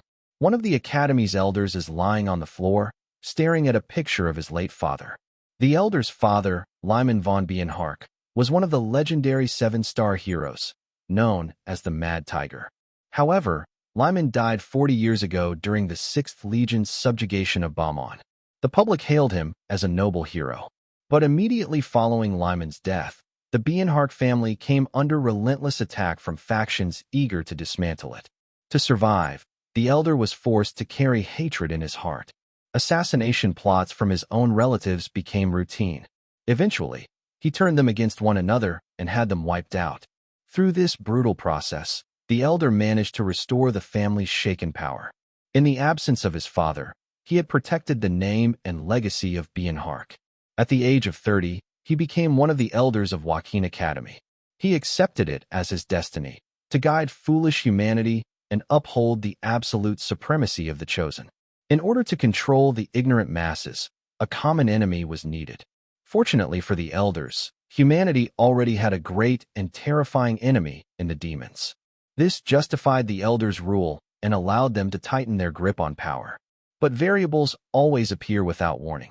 Leon von Reinhardt, the hero born with the power to defeat the Demon King, was one such variable, the one chosen by the heavens. Of course, the gap in power between humans and demons is vast, and the Elder knows that Leon's chances of defeating the Demon King are practically 0. Even so, legends persist. The founding hero who sealed the First Legion's commander, Lekin, Valor Joaquin. That myth lives on as a dangerous precedent. Such a thing must never happen again. The Elder then remembers the day a humanoid demon entered his room. At first, he assumed she was an instructor. But the moment their eyes met, he knew exactly who stood in the light and who stood in the shadows. She had made a pact with a Legion commander-class demon. She had forsaken her humanity for magic. Half human, half demon, such beings were known only by one title, villain. The Elder mutters to himself, dealing with Leon alone is already enough of a headache. And now that kid named Kong is stirring things up. Even Auditor is hesitant, saying the reason isn't clear enough to act yet. Sighing, the elder sits up. Is my butler here?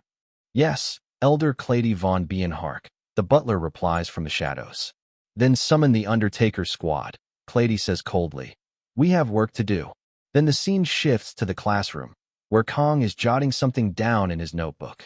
In his mind, our boy is preoccupied with thoughts about mana stones. Ever since he got one, everything had changed drastically. The fact that Kong has 3 open slots to embed mana stones feels like hitting the jackpot. If this were a game, our boy thinks, these stones would be rare materials dropped after defeating dungeon bosses, usually obtained from magical beasts ranked A or higher.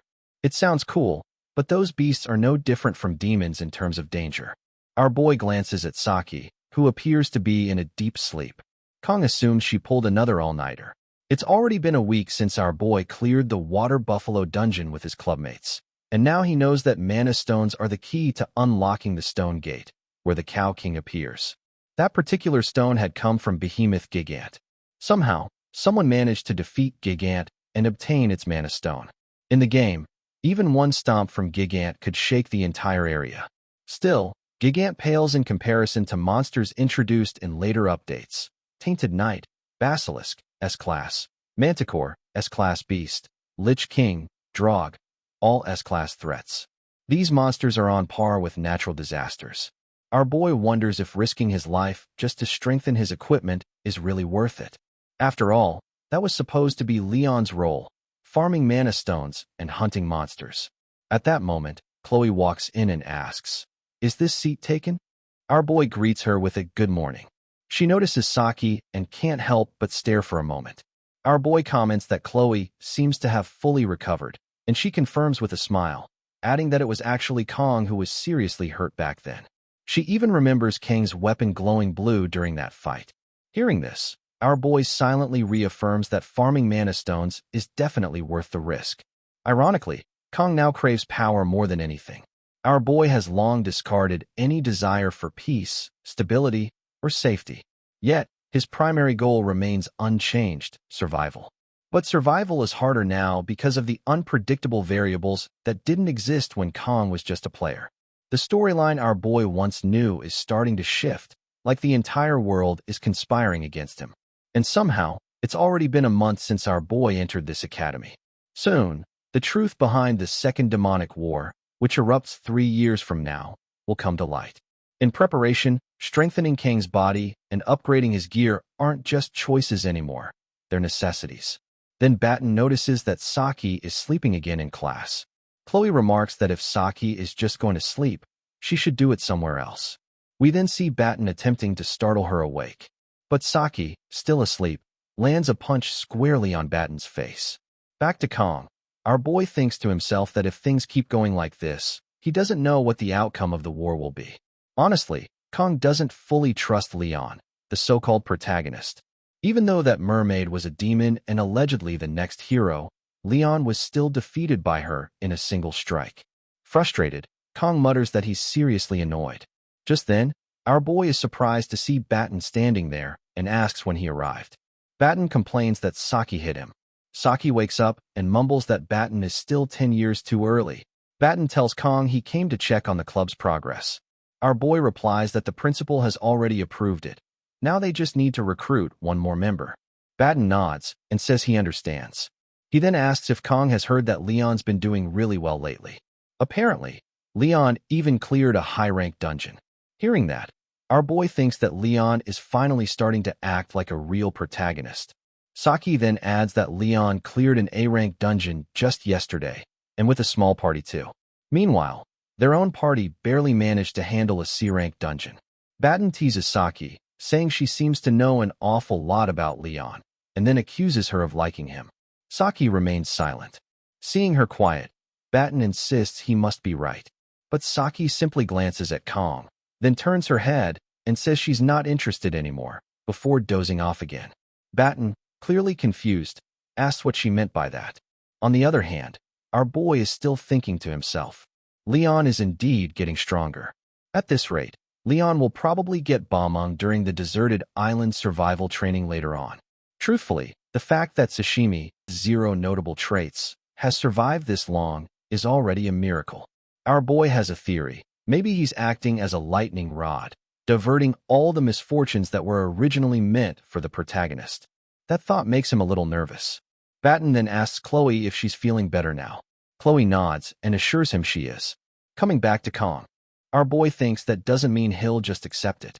If Kang's life is on the line, then our boy won't hesitate to swing his sword. Kang has neither the reason nor desire to play the perfect protagonist, because Kang is not the main character. The one truly living in this world is Kang Jiama, the sword demon. Then the scene shifts to a palace, where a maid is guiding 3 individuals through a hallway. One of the men excitedly tells his boss that they did it. They got summoned by one of the elders from Awakens Academy, and now's the time to seize the opportunity. The boss immediately tells him to stop spouting nonsense, or she'll teach him a lesson. Hearing this, the man nervously tells her to calm down and stop being so cold. Then the brown-haired guy comments that the blue-haired guy must be new, since their boss really hates the Academy's higher-ups. The blue-haired guy asks, if that's the case, then why did they accept this job? The brown-haired man replies it's because the pay is enormous. The blue-haired guy nods, admitting that's true. It's just business, after all. 100 million won up front, and double the bonus after the job is done. At that moment, their boss tells both of them to shut up. Scared, they instantly go quiet. As they approach the room, the maid turns to Clady and announces that she has brought them. Clady tells her to let them in. We then see that the boss of these men is a villain named Ray Shun. The brown-haired guy is the vice captain, Jang Taepung, and the blue-haired guy's name is Parik. They belong to an assassin-villain union known as Undertaker. Clady thanks Shun for coming, but Shun remains silent.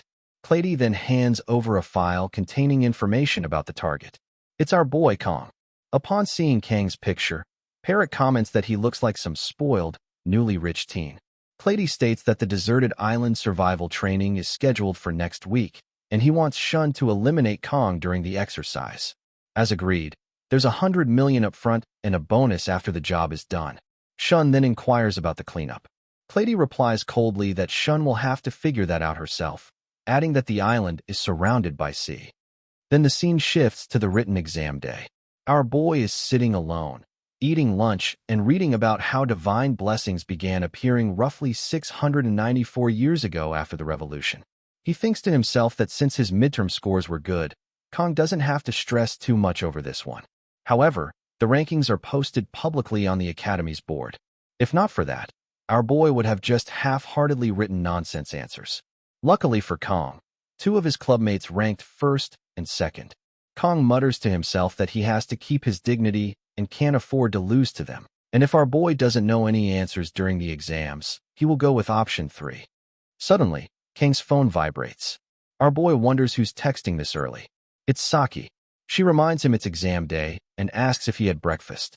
Our boy thinks Saki isn't his mother but still replies, saying he had a sandwich.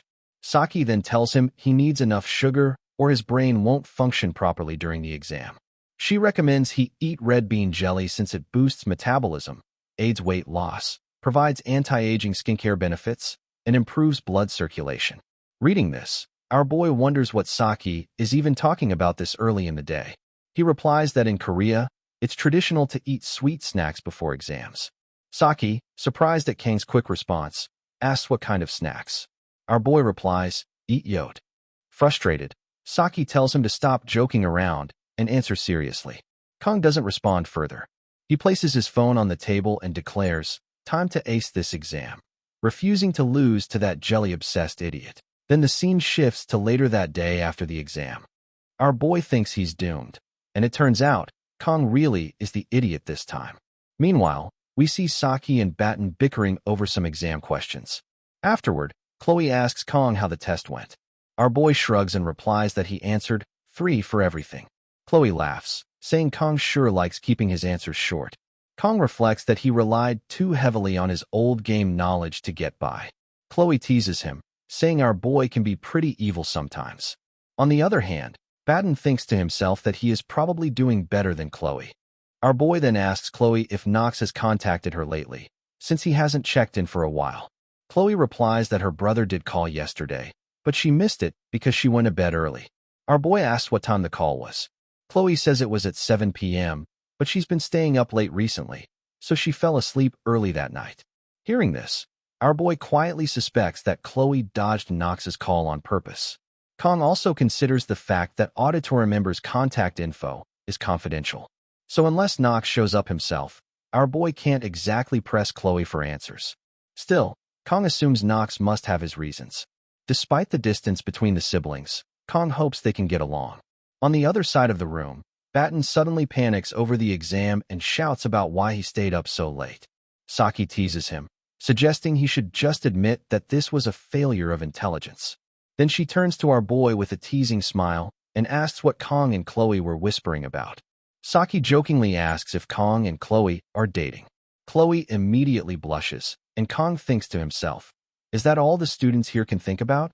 Our boy tells Saki, like he said before, that nothing's going on. Chloe's face returns to normal. Then Saki leans in closer to our boy and asks why Kong has been ignoring her messages all this time. Surprised, Kong asks what she means by all this time, since he only ignored her once. At that exact moment, we see Chloe snap into her Yandere mode. Upon hearing that Saki has been texting Kong, Chloe's aura flares up with jealousy. With a serious face and intense energy, Chloe asks if Kong and Saki have been secretly talking.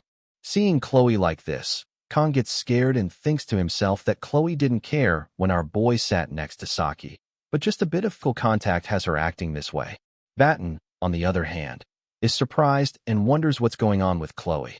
With a smirk, Saki turns to Kong and curiously asks what's up with Chloe. Frustrated, Kong snaps at Saki to get away from him. Confused, Saki asks what's going on. Kong thinks, our boy has known Chloe for a while, so Kong should know why she's acting like this. Frustrated, Kong wonders what kind of nonsense Saki is thinking. Then, Chloe, in full Yandere mode, declares that Kong didn't even give her his number. Our boy calmly responds that Chloe's number is classified. Ignoring that, Chloe leans in with a menacing smile and reminds Kong that he promised to be her prince. Our boy is taken aback by Chloe's behavior, while Saki, still not grasping the situation, keeps repeating, "What's wrong with Chloe?" Kong turns to Saki and asks if she even knows what a Yandere is.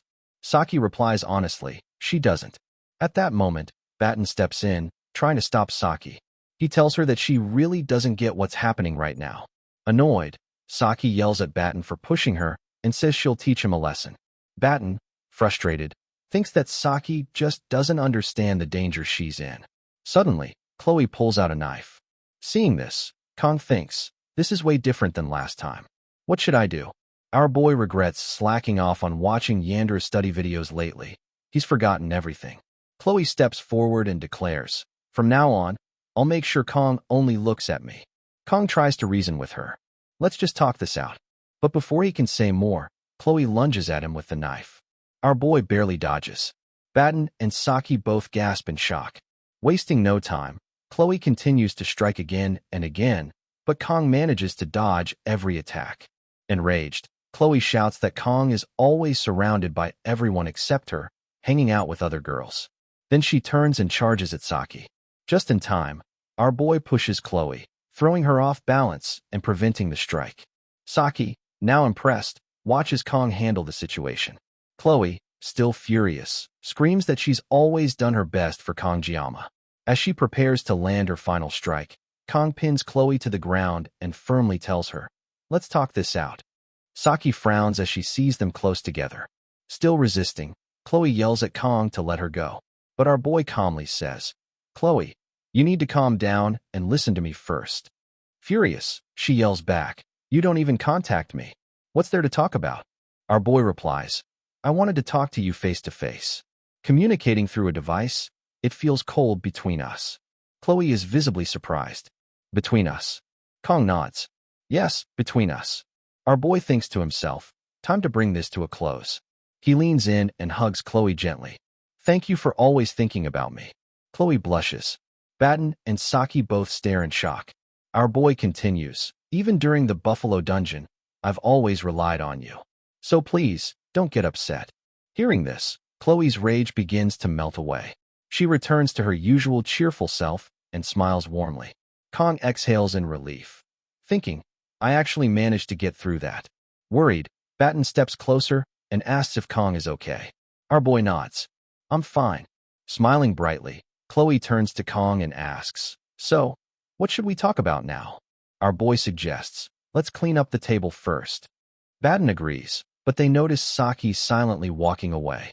As Saki leaves, Kong watches her and wonders, what's up with her now?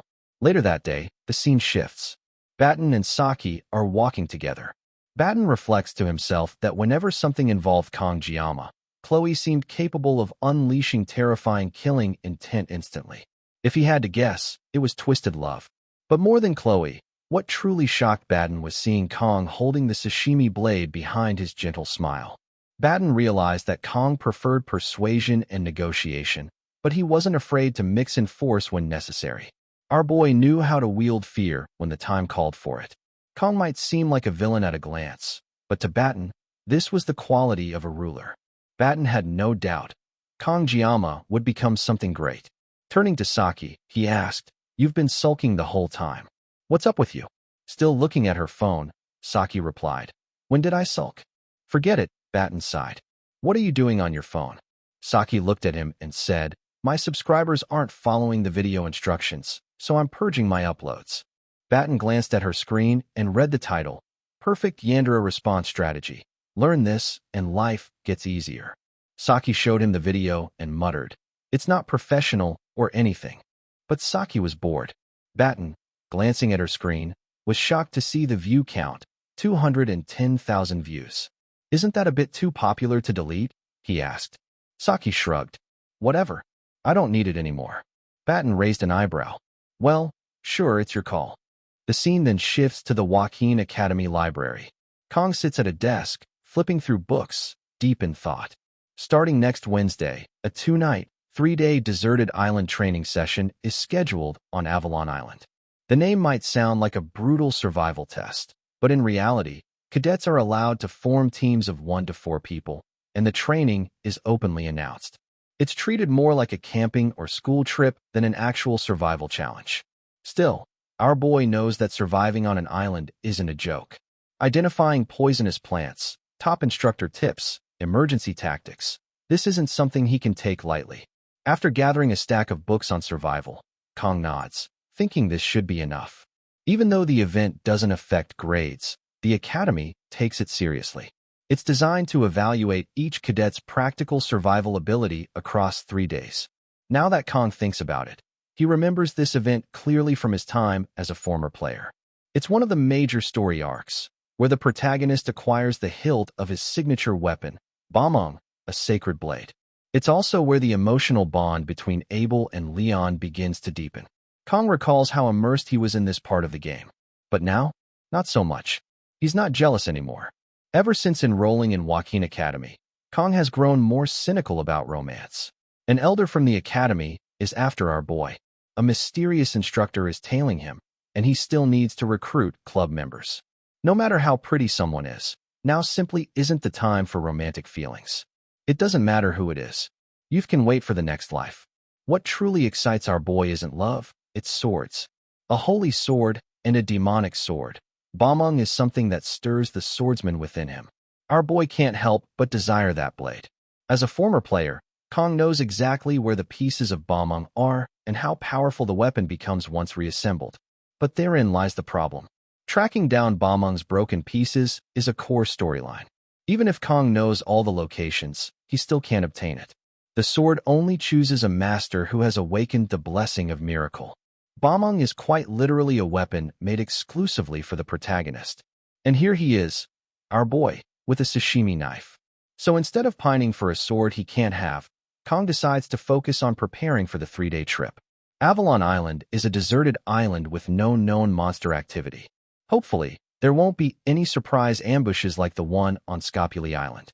That's why, under special order of the headmaster, a temporary instructor has been assigned to the supervision team. None other than the Sword Emperor, Siegfried. Our boy blinks. The strongest hero of mankind is leading a freshman camping trip? This diverges from the original storyline significantly. Still, if it helps him achieve his goals safely, then Kong won't complain. He heads off to look for another book. In an age where the internet overflows with information, our boy didn't come to the library just to learn basic survival tips.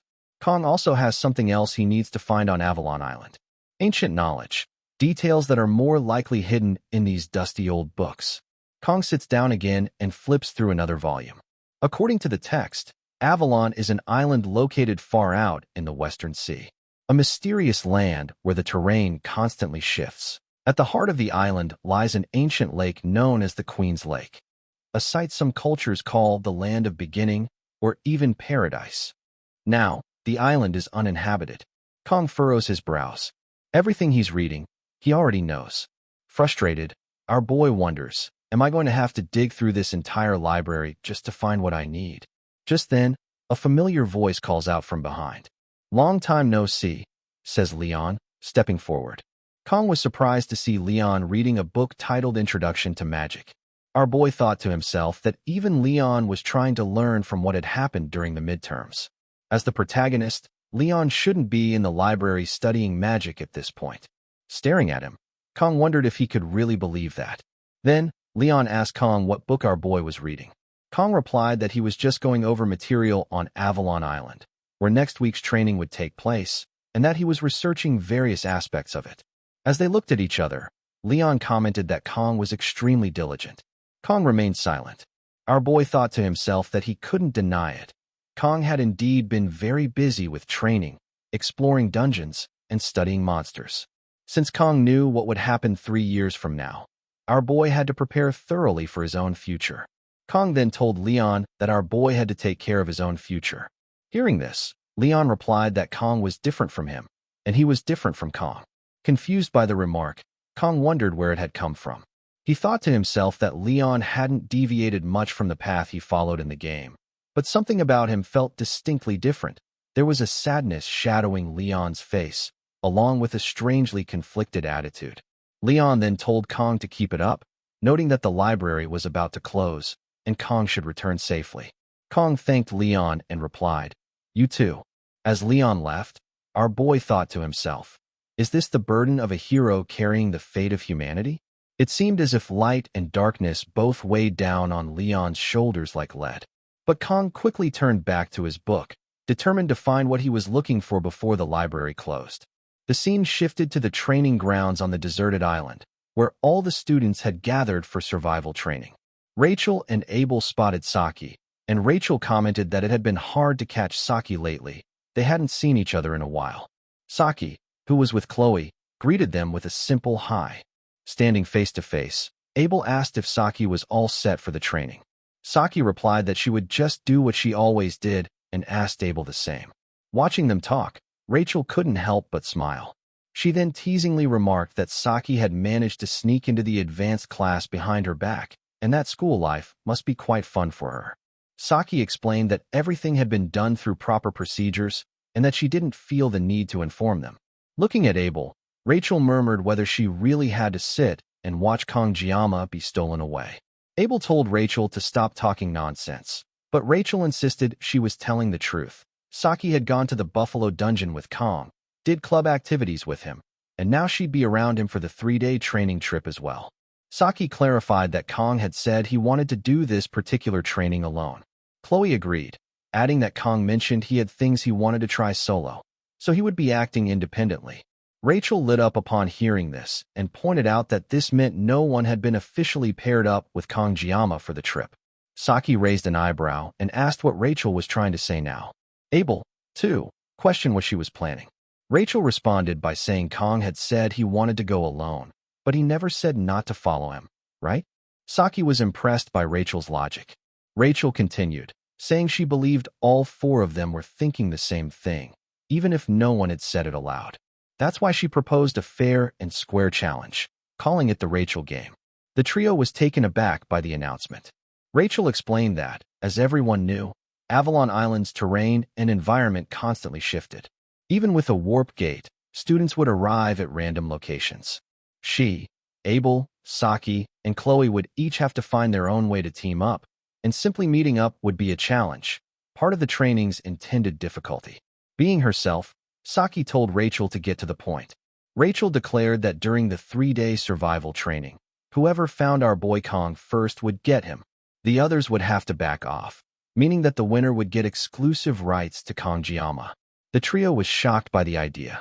Rachel asked excitedly what they thought. Chloe said she liked it and announced that she would win this time.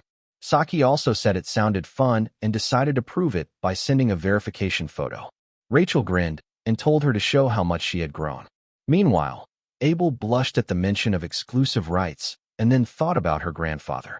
Rachel asked if Abel was in too.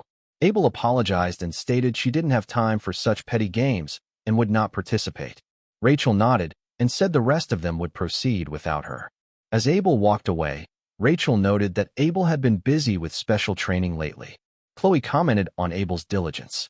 On the other hand, we see our boy, who is also there. Kong states that he feels tired, having been holed up in the library all night. Fortunately, our boy had already noted everything Kong needed in his phone, which included a reminder that the headmaster said the island wasn't classified as a monster zone, though students should still bring light equipment. Among the gear listed were 24 sashimi knives from Daso, our boy's secret weapon. Just then, Kong received a message from media asking whether our boy had packed medicine and clothes. Smiling, Kong muttered that media was like a real mom, or maybe even a grandmother. As the instructor began calling out student names, Kong realized it was time to depart. He suddenly remembered what the academy's security guard had told him about a female instructor, someone with purple hair and eyes, fairly tall, and possibly dangerous. Our boy didn't know the instructor's true intent, but if she were targeting Kong, this deserted island training would be the perfect opportunity. The island's constantly shifting terrain made cleanups easier. Of course, Kong also knew that the same logic could be applied in reverse for our boy's benefit. While Kong didn't like using his blade on people, he certainly wasn't about to let himself die. Come to think of it, Kong recalled that Batten had drawn a sketch of the mysterious instructor. Our boy examined the drawing, but when he looked around, he noticed that most of the female instructors had purple hair. With a sigh, Kong thought to himself that Batten's drawing didn't help at all. How was Kong supposed to identify anyone with that vague sketch? At that moment, Siegfried entered wearing a vacation shirt, accompanied by Abel. Siegfried commented that Kong hadn't been slacking off in training lately. Abel appeared surprised to see Kong. Siegfried went on to say that when great talent is paired with hard work, the results don't just add up, they multiply. But even then, the body needs rest to endure. So he encouraged Kong to enjoy the training as much as our boy could. Kong thanked him and replied that he hoped Siegfried landed a big catch too. Hearing this, Siegfried chuckled, calling the remark clever, then thanked Kong and left.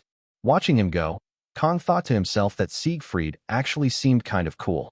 But then Abel stared silently at Kong before walking away without a word. Seeing that, Kong thought Abel should lighten up a little, especially since Abel would probably have a boyfriend soon anyway. Suddenly, Saki crept up behind Kong, intending to scare him. Just as she was about to scare him, our boy's instincts kicked in and Kong flicked her forehead, completely shocking her. Angry, Saki complained that she was just trying to joke around because she was bored, and now Kong had hit her. She added that it hurt. Kong smiled and explained that he'd sensed a presence and reacted instinctively. He apologized, but Saki, still irritated, told him her forehead wasn't a punching bag. She had come just to wish Kong good luck on his training. Saddened, she told Kong to forget about it and walked away. Watching her leave, our boy thought to himself that he really couldn't figure Saki out. Lately, she hardly slept and was always hovering around him.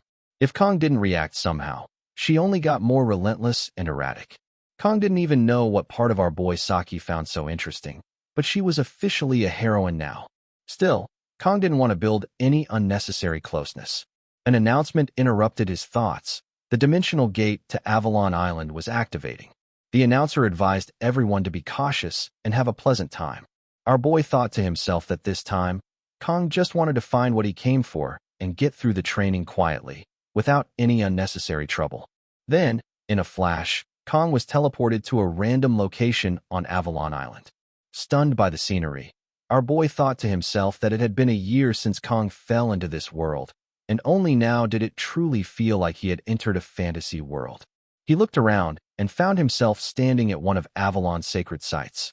This apple tree of beginning. It's Yggdrasil, Kong muttered in awe. Right then, a loudspeaker echoed across the landscape.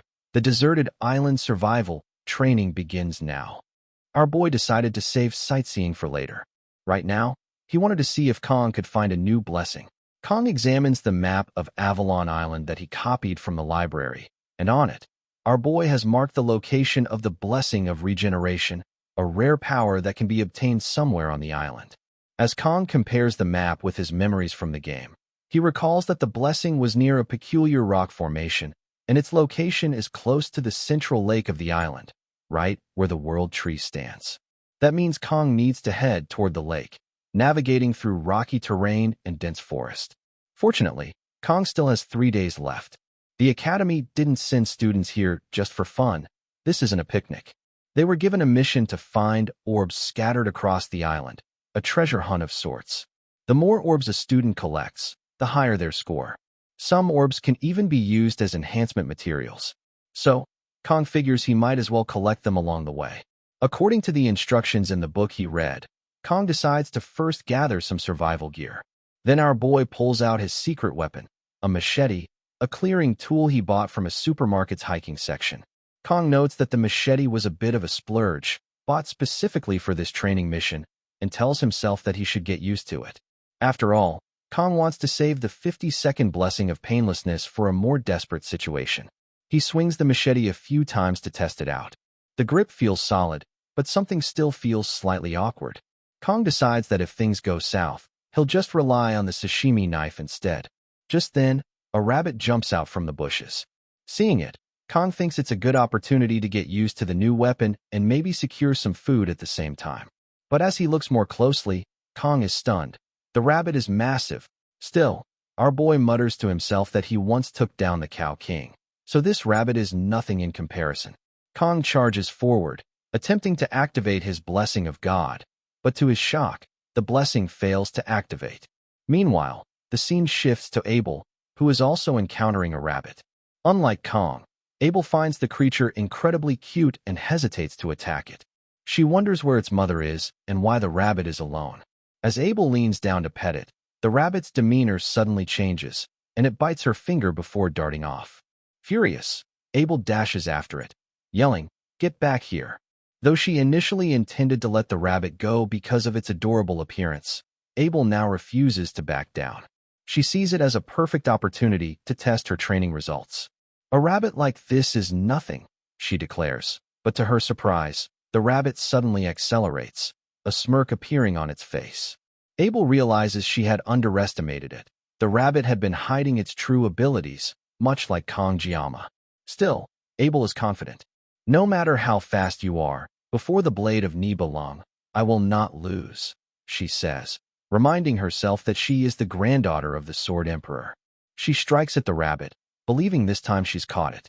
But once again, the rabbit dodges effortlessly. Suddenly, the ground beneath Abel vanishes, and she falls into the water below.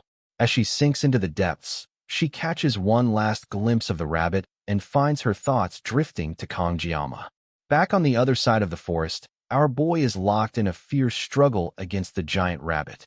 Exhausted, Kong mutters that despite all his training, without his blessing, he's practically useless. He reflects that compared to his past life, he thought his current physique was decent, but clearly, he was wrong. Completely drained, Kong slumps to the ground, deciding it's better to conserve energy than chase a rabbit he can't catch. He gives up and tells the rabbit to just leave. To his surprise, the rabbit smirks and mocks him, saying Kong is too weak. That insult hits a nerve. Enraged, Kong hurls the machete aside, swiftly draws the sashimi knife, and activates his blessing of the sword god. Meanwhile, in another part of the forest, Rachel is sprinting through the woods, using her blessing for agility. She lands after a leap and looks around, realizing that she's been going in circles. "This is bad," she mutters, still calling it the Rachel game, though it's clear she's lost. Unsure of what to do next, she laughs nervously. Then, she spots a bird flying overhead. Its black feathers remind her of Kong Jiama's hair. Inspired, Rachel decides to follow the direction the crow is flying, convinced it's a sign. "If I run that way, I'll definitely meet Kong Jiama," she tells herself. She realizes thinking too much is a waste of time, and that action is better. With renewed determination, Rachel dashes off in the direction the bird was flying, her thoughts focused on reuniting with Kong. Rachel shouts with determination, declaring that she is going to see Kangjiyama now. The scene then shifts to Saki, who suddenly pauses, thinking she just heard Rachel's voice echoing in the distance. Saki decides to check her belongings: jelly snacks, a blanket, a cardigan, and her weapons. Everything is packed and ready. But Kangjiyama isn't here. Saki reminds herself that she agreed to participate in this so-called Rachel game, and she absolutely refuses to lose. She finds herself somewhere along Avalon Island's shore and knows she must now set her destination based on the island's unique terrain. The only constant landmark on the island is the world boundary, and knowing Kangjiyama's personality, Saki assumes he would choose a secluded location, most likely deep within the central forest. It's going to be a hassle, but Saki has no choice. She decides that she has to go. Deep down, she kind of wants to see Kong too, and more than that, she doesn't want to lose him. When Saki finally sees our boy, she plans to pay him back for that forehead flick, and she declares aloud that Kong should just wait for her. The scene shifts to nighttime deep in the forest, where Chloe is seen striking down wolf monsters with a single blow. Smiling confidently, Chloe whispers to herself that Kong should wait for her. At least on this island, she intends to find Kong before anyone else does, so that he will only look at her. As Chloe rushes forward, she suddenly senses a nearby presence. Her eyes light up as she realizes it's a human presence. Her heart races as she assumes it must be Kangjiyama. Meanwhile, the focus returns to our boy, who has just managed to capture his food and is now cooking it by a small fire. Suddenly, Kong senses a presence approaching. Alarmed, he notes that it doesn't feel like a beast. It's clearly someone, and possibly someone targeting our boy. Kong instantly shifts into alert mode. He knows he can't afford to let his guard down. The presence continues moving closer, unrelenting. Kong grips his weapon tightly. He's been saving his blessing for the right moment, and now he's ready to use it. As the presence steps within range, Kong activates his blessing and swings his sword with sharp precision. Then, the scene cuts to Chloe, who leaps out from behind the bushes, shouting Kong. But to her utter surprise, the presence she sensed was actually Rachel's. Both girls freeze in place, equally stunned. Then, at the exact same moment, they shout angrily, "Why is it you again?" Back with our boy, Kong had just been about to strike the approaching figure, only to realize at the last second that it's Saki. Shocked, Kong watches as Saki stumbles and falls to the ground, startled. As she realizes she has found Kong, her cheeks turn bright red. Blushing deeply, Saki begins taking pictures while Kong cooks the food, proudly declaring her victory the moment she landed on the island. As Abel catches sight of the warm-looking fur draped beside Kong and the delicious aroma rising from the food he had just finished cooking, her stomach gives a quiet grumble. She hadn't eaten much all day, but even now, Abel forces herself to suppress the hunger. Yet, a sigh escapes her lips. Even here, in this unfamiliar place, Abel feels like she's losing to our boy once again. The realization brings a flush of embarrassment to her face, and the cold doesn't help. Seeing her shiver slightly, Kong wordlessly offers her the fur coat. "Cover yourself with this," he says softly. "It'll help you feel a bit warmer." Abel hesitates for a moment, then takes it, her cheeks growing redder. She thinks to herself that she must be losing her mind. Why didn't she just turn back when she had the chance? But the smell of the food had been too tempting, and now she feels foolish for coming here. As the warmth of the fur slowly seeps into her chilled body, Abel murmurs a quiet, "Thank you," to Kong. Just then, a sharp pain shoots through her ankle, making her wince. She wonders if she might have twisted it earlier while walking around. Before she can inspect it herself, Kong notices her discomfort and kneels beside her, examining her ankle closely. Blushing and flustered, Abel pulls back slightly.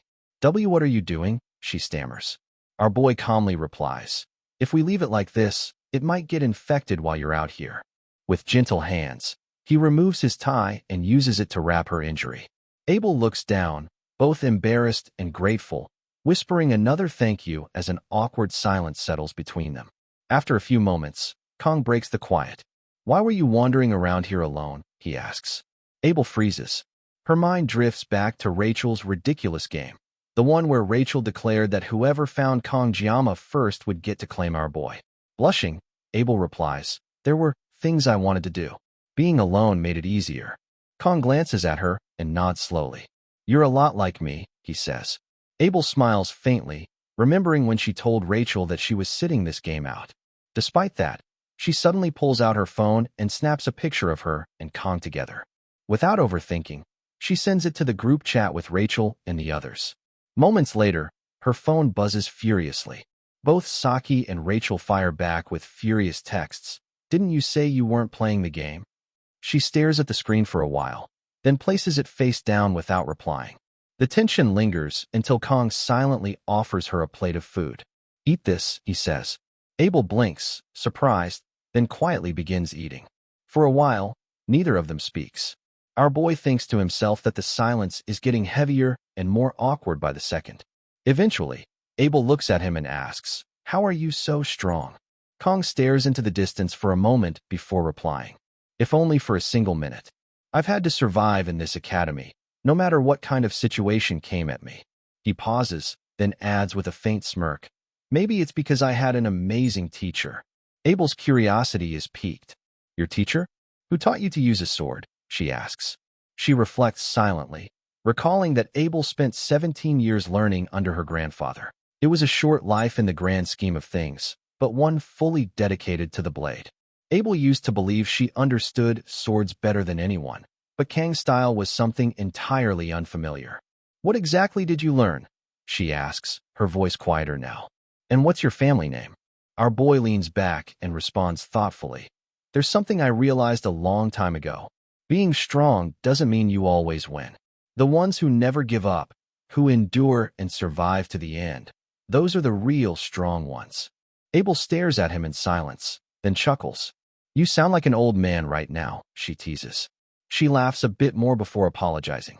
"Sorry, that was such a cliché. I couldn't help it. You just really reminded me of my grandfather for a second." Her laughter fades, and Kang's expression subtly changes.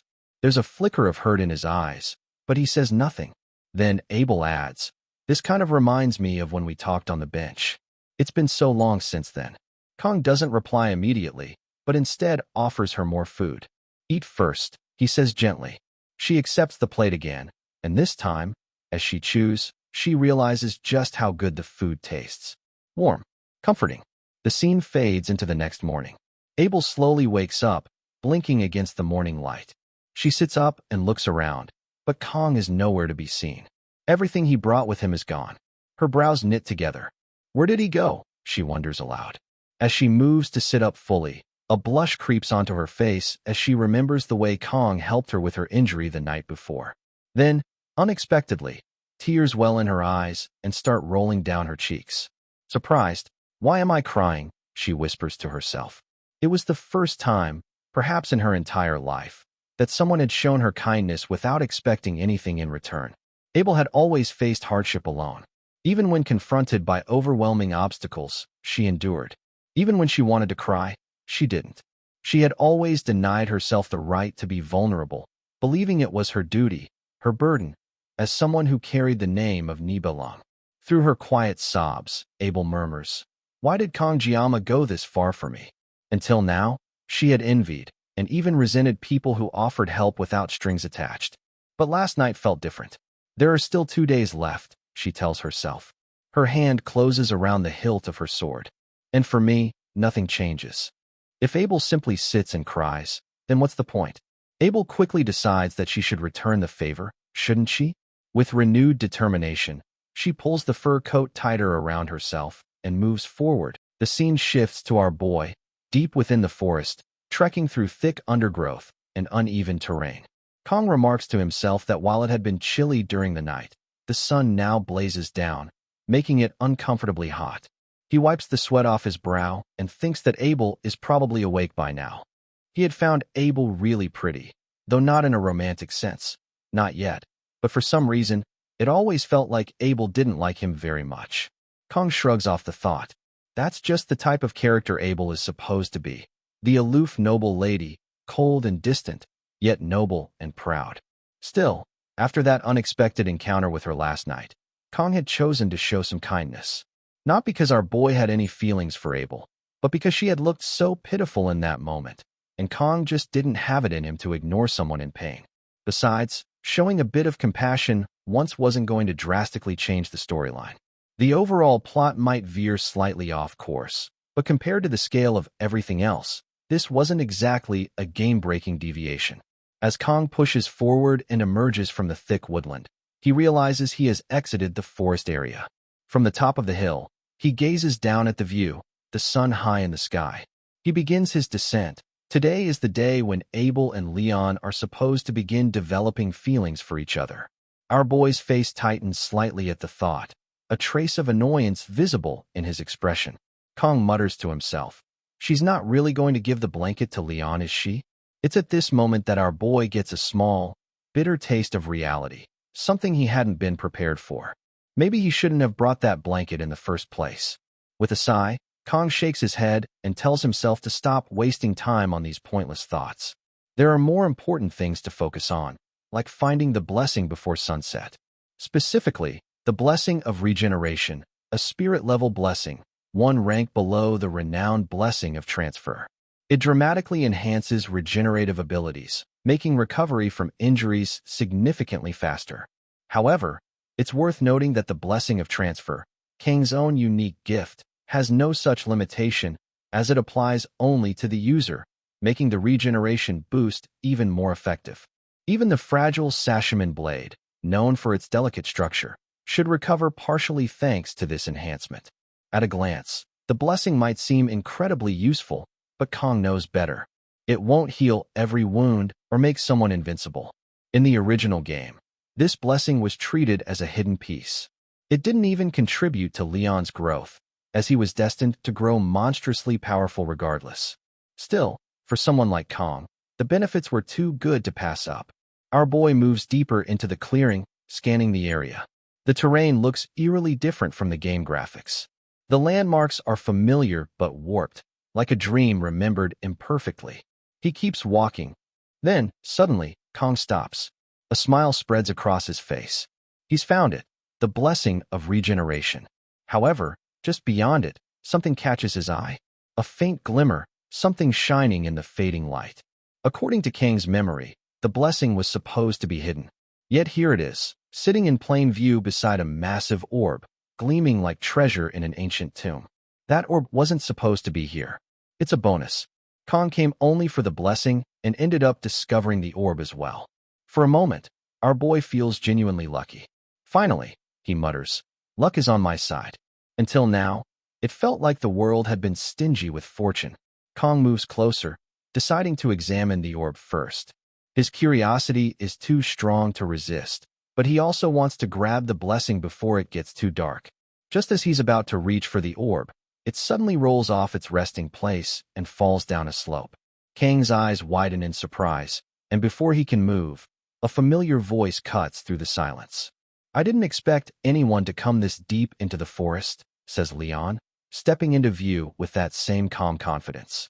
Most of the students are still busy sightseeing around the world tree. Leon pauses, his gaze narrowing slightly. "But you came all the way here just for the orb?" Our boy stiffens slightly, eyes locking with Leon's. He hadn't expected to run into him here. Leon walks forward, his tone shifting. "Or maybe you had another reason to come all this way." Kong remains calm, but serious. "I saw the orb from a distance and came to investigate, nothing more." Leon raises an eyebrow and slowly draws his sword, its blade shimmering with a blue aura. "Then I guess I have no choice," he says. With a flash of steel, Leon lifts his weapon and declares, "If you want the orb, you'll have to defeat me first." Our boy immediately recognizes the weapon Leon is wielding, the Twilight Blade. The day Leon was born, half the world seemed to smile upon him, as if destiny itself had chosen him for greatness. Later, Leon stumbled upon the hero's emblem, a symbol of his inevitable rise. Yet, amidst this unfolding tale, Kong Jiama found himself bewildered. By now, Leon should be with Abel. Today was supposed to mark a significant turning point in the story. So why was Leon here, swinging his sword, rather than fulfilling that destined moment? Our boy pondered this inconsistency, his mind racing. Could it be that Kong had unknowingly disrupted an important event between Leon and Abel?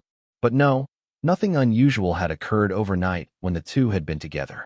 Even if Leon had discovered something unsettling, fighting over it would have been utterly pointless. Still, something felt off. As Leon gracefully swung his new sword, the glint of its blade caught our boy's eye. His heart skipped a beat. He recognized it instantly, Bamong. Yet, something was different. The sword, infamous in the lore, appeared incomplete. Bamong, the most cursed and wicked demonic sword within the setting, lay before him. At its heart gleamed a blue gem, the ether jewel. This gem was no ordinary adornment. It was a catalyst capable of imbuing holy power into the demonic blade, suppressing its chaotic magic. However, since Bamong itself was born of magic, the jewel could only temper its nature so much. The true character of the wielder would always seep through. In the original game, Bamong was a blade of duality. Depending on the player's choices, it could manifest as either a sword of salvation or one of ruin. A chilling thought crossed our boy's mind. Could Leon be teetering towards the darker path? Before he could delve deeper, Leon interrupted, his tone casual. "Think of this as a friendly sparring match," he said, stepping forward. "I've never been good at lying." The honesty in Leon's words unsettled our boy. He realized Leon intended to use Bamong to sharpen his own skills, even if it meant using Kong as a stepping stone. Though he could somewhat understand Leon's actions, this was all speculation. One fact remained certain: the so-called orb was merely a convenient excuse.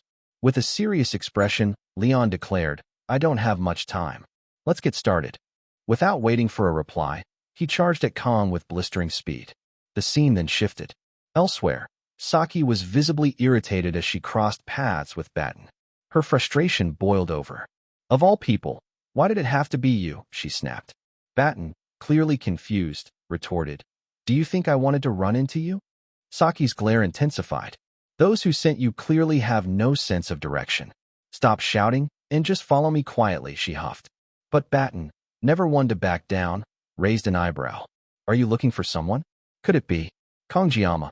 Saki's immediate yes triggered a mischievous grin from Batten. "Don't tell me, Saki, you've caught feelings for him. Why would you think that?" Saki shot back, flustered. Batten chuckled. "Just a month ago, all you did was lounge around the archery range. But ever since you started hanging around Kongjiyama, you've been strangely proactive. You used to hate hacking, said it was annoying. Yet now, you're taking on tasks nobody even asked you to do. That's not like you."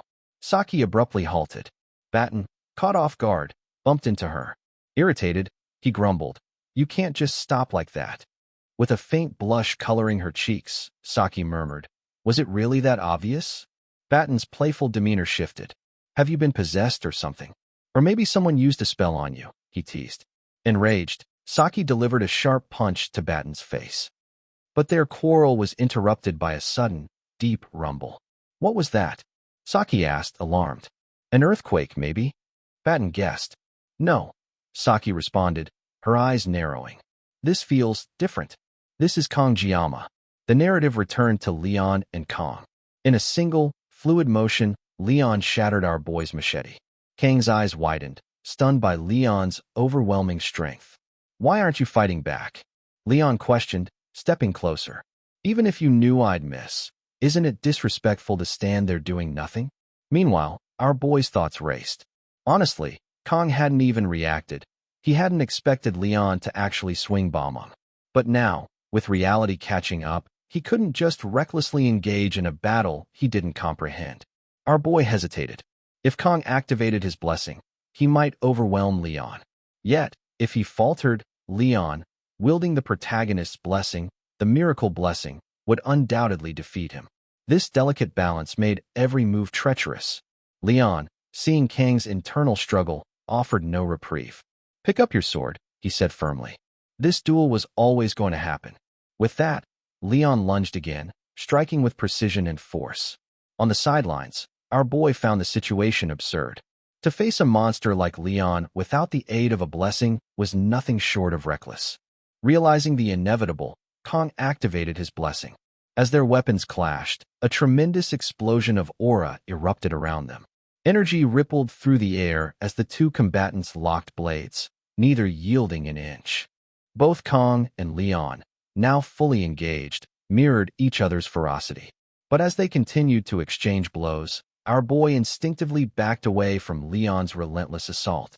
Yet Leon, ever the aggressor, wasted no time. Seizing the opening, he charged at Kong once more, swinging Ba-mong with lethal intent. Our boy, however, managed to evade the strike by a hair's breadth.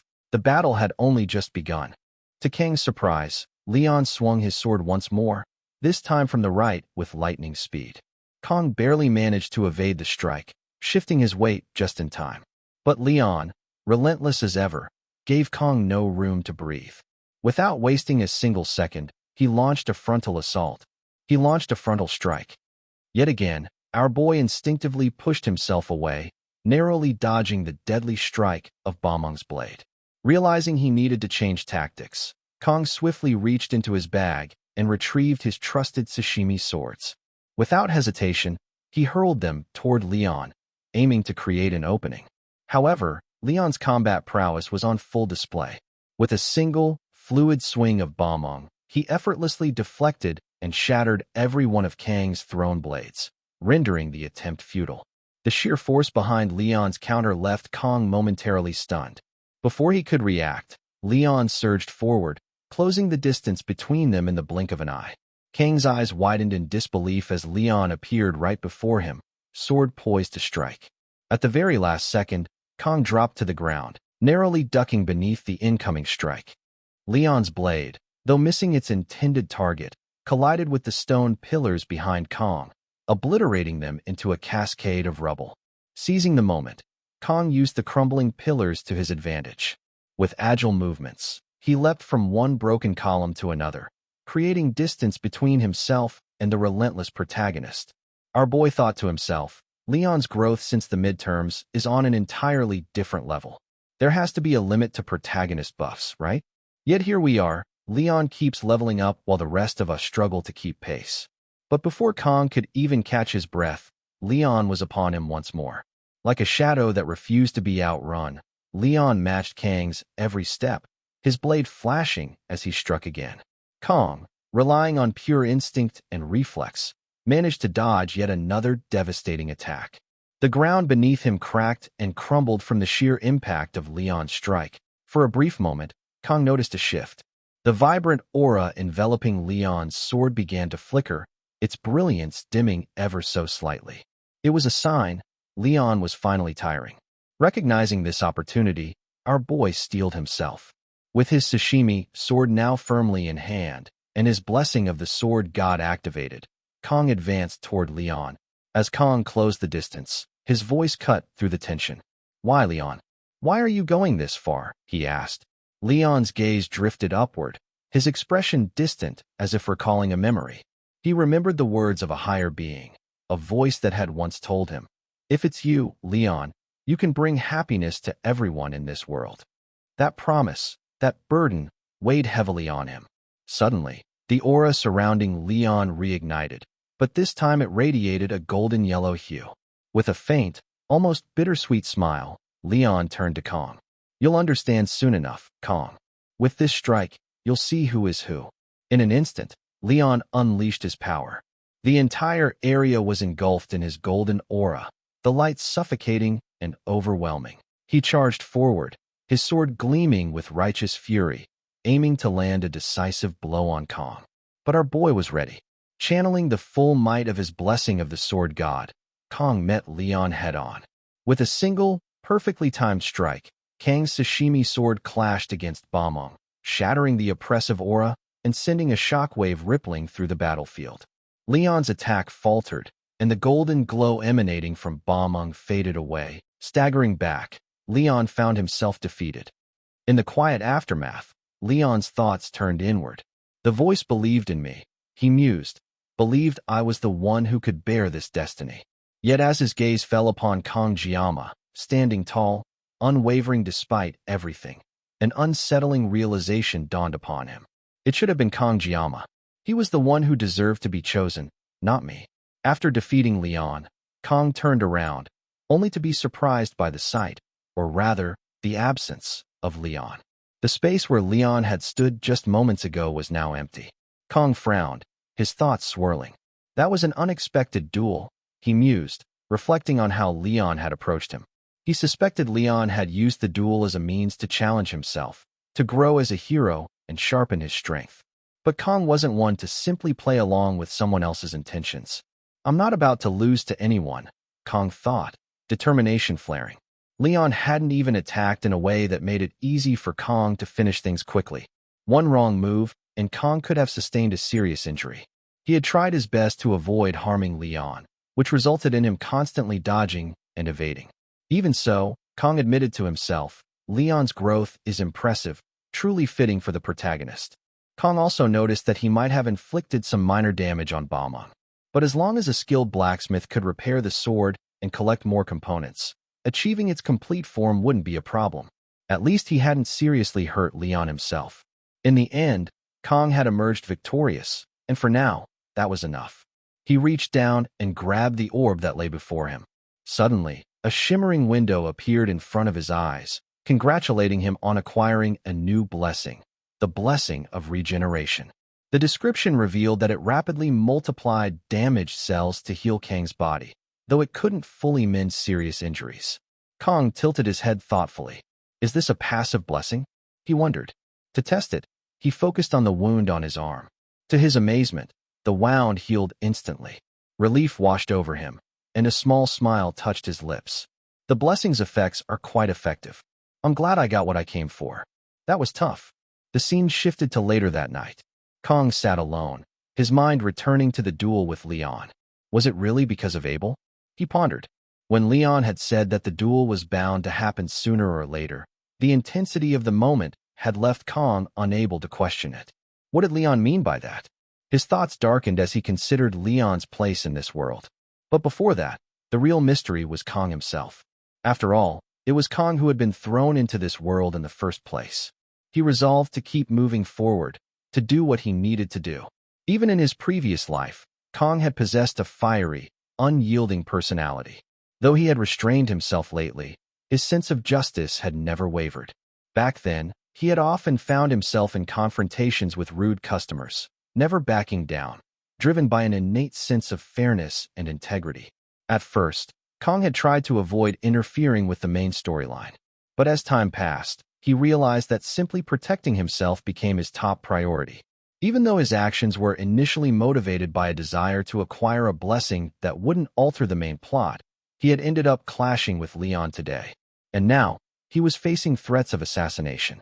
Kang's life is truly on the line, he thought grimly. If it comes to that, I'll have to bring down a person, not a monster. With a sigh, Kong looked up at the night sky. Am I really okay? He wondered. Maybe I need to learn how to take it easy for once. Just then, a familiar voice startled him from behind. You talk too much, Saki said, her tone half annoyed and half amused. You should just act like yourself. Startled, Kong turned around, his heart skipping a beat. For a moment, he thought he was hallucinating from exhaustion. Am I imagining things? He wondered. If Saki were really here, she'd probably be nagging me just like that. His mind wandered, wondering what the others were up to. Meanwhile, elsewhere, Saki and Batten were seated far apart, clearly avoiding each other. Saki had even drawn an imaginary line between them, warning Batten that if he dared to cross it, she would teach him a lesson. At the same time, Rachel showed Chloe a picture that Abel had sent in the group chat. Chloe, upon seeing it, was left speechless. Her stunned expression made Rachel laugh uncontrollably. Back in his solitary spot, Kong thought of his friends, and despite everything, he couldn't help but smile faintly. The scene shifted once more to a few moments later. Kong, exhausted, had fallen asleep. However, danger loomed nearby. In the shadows, a group of assassins had found him, their weapons poised for a surprise strike. As Kong lay there, oblivious to the danger, the assassins hurled their blades toward him. At that critical moment, Kang's instincts kicked in, and he woke up just in time to narrowly dodge the attack.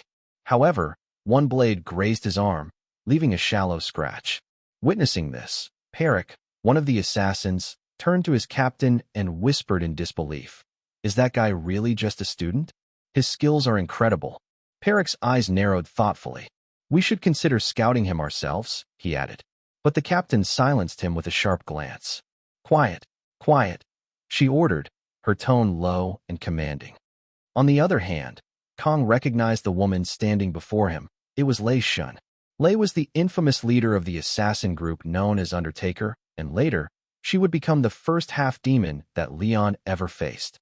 Originally, Lei was the daughter of a noble family, but after her family's betrayal and subsequent downfall, she was cast out and left to fend for herself. Stripped of her status, Lei turned to the dark world of contract killing. Over time, her hatred and bitterness festered, transforming her into a tragic villain, doomed to fall at Leon's hands.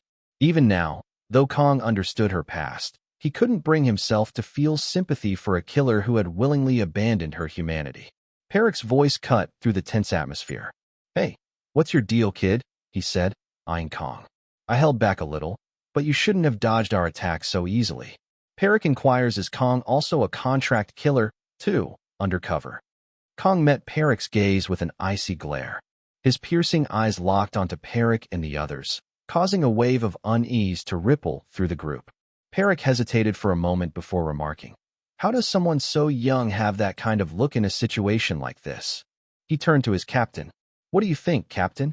Should we really consider scouting this kid for real?" Before the captain could respond, Lei's voice rang out. "Which organization are you from, boy?" she inquired, her tone laced with curiosity and suspicion. Kong remained silent, his mind racing. Why are hitmen asking me that? He wondered.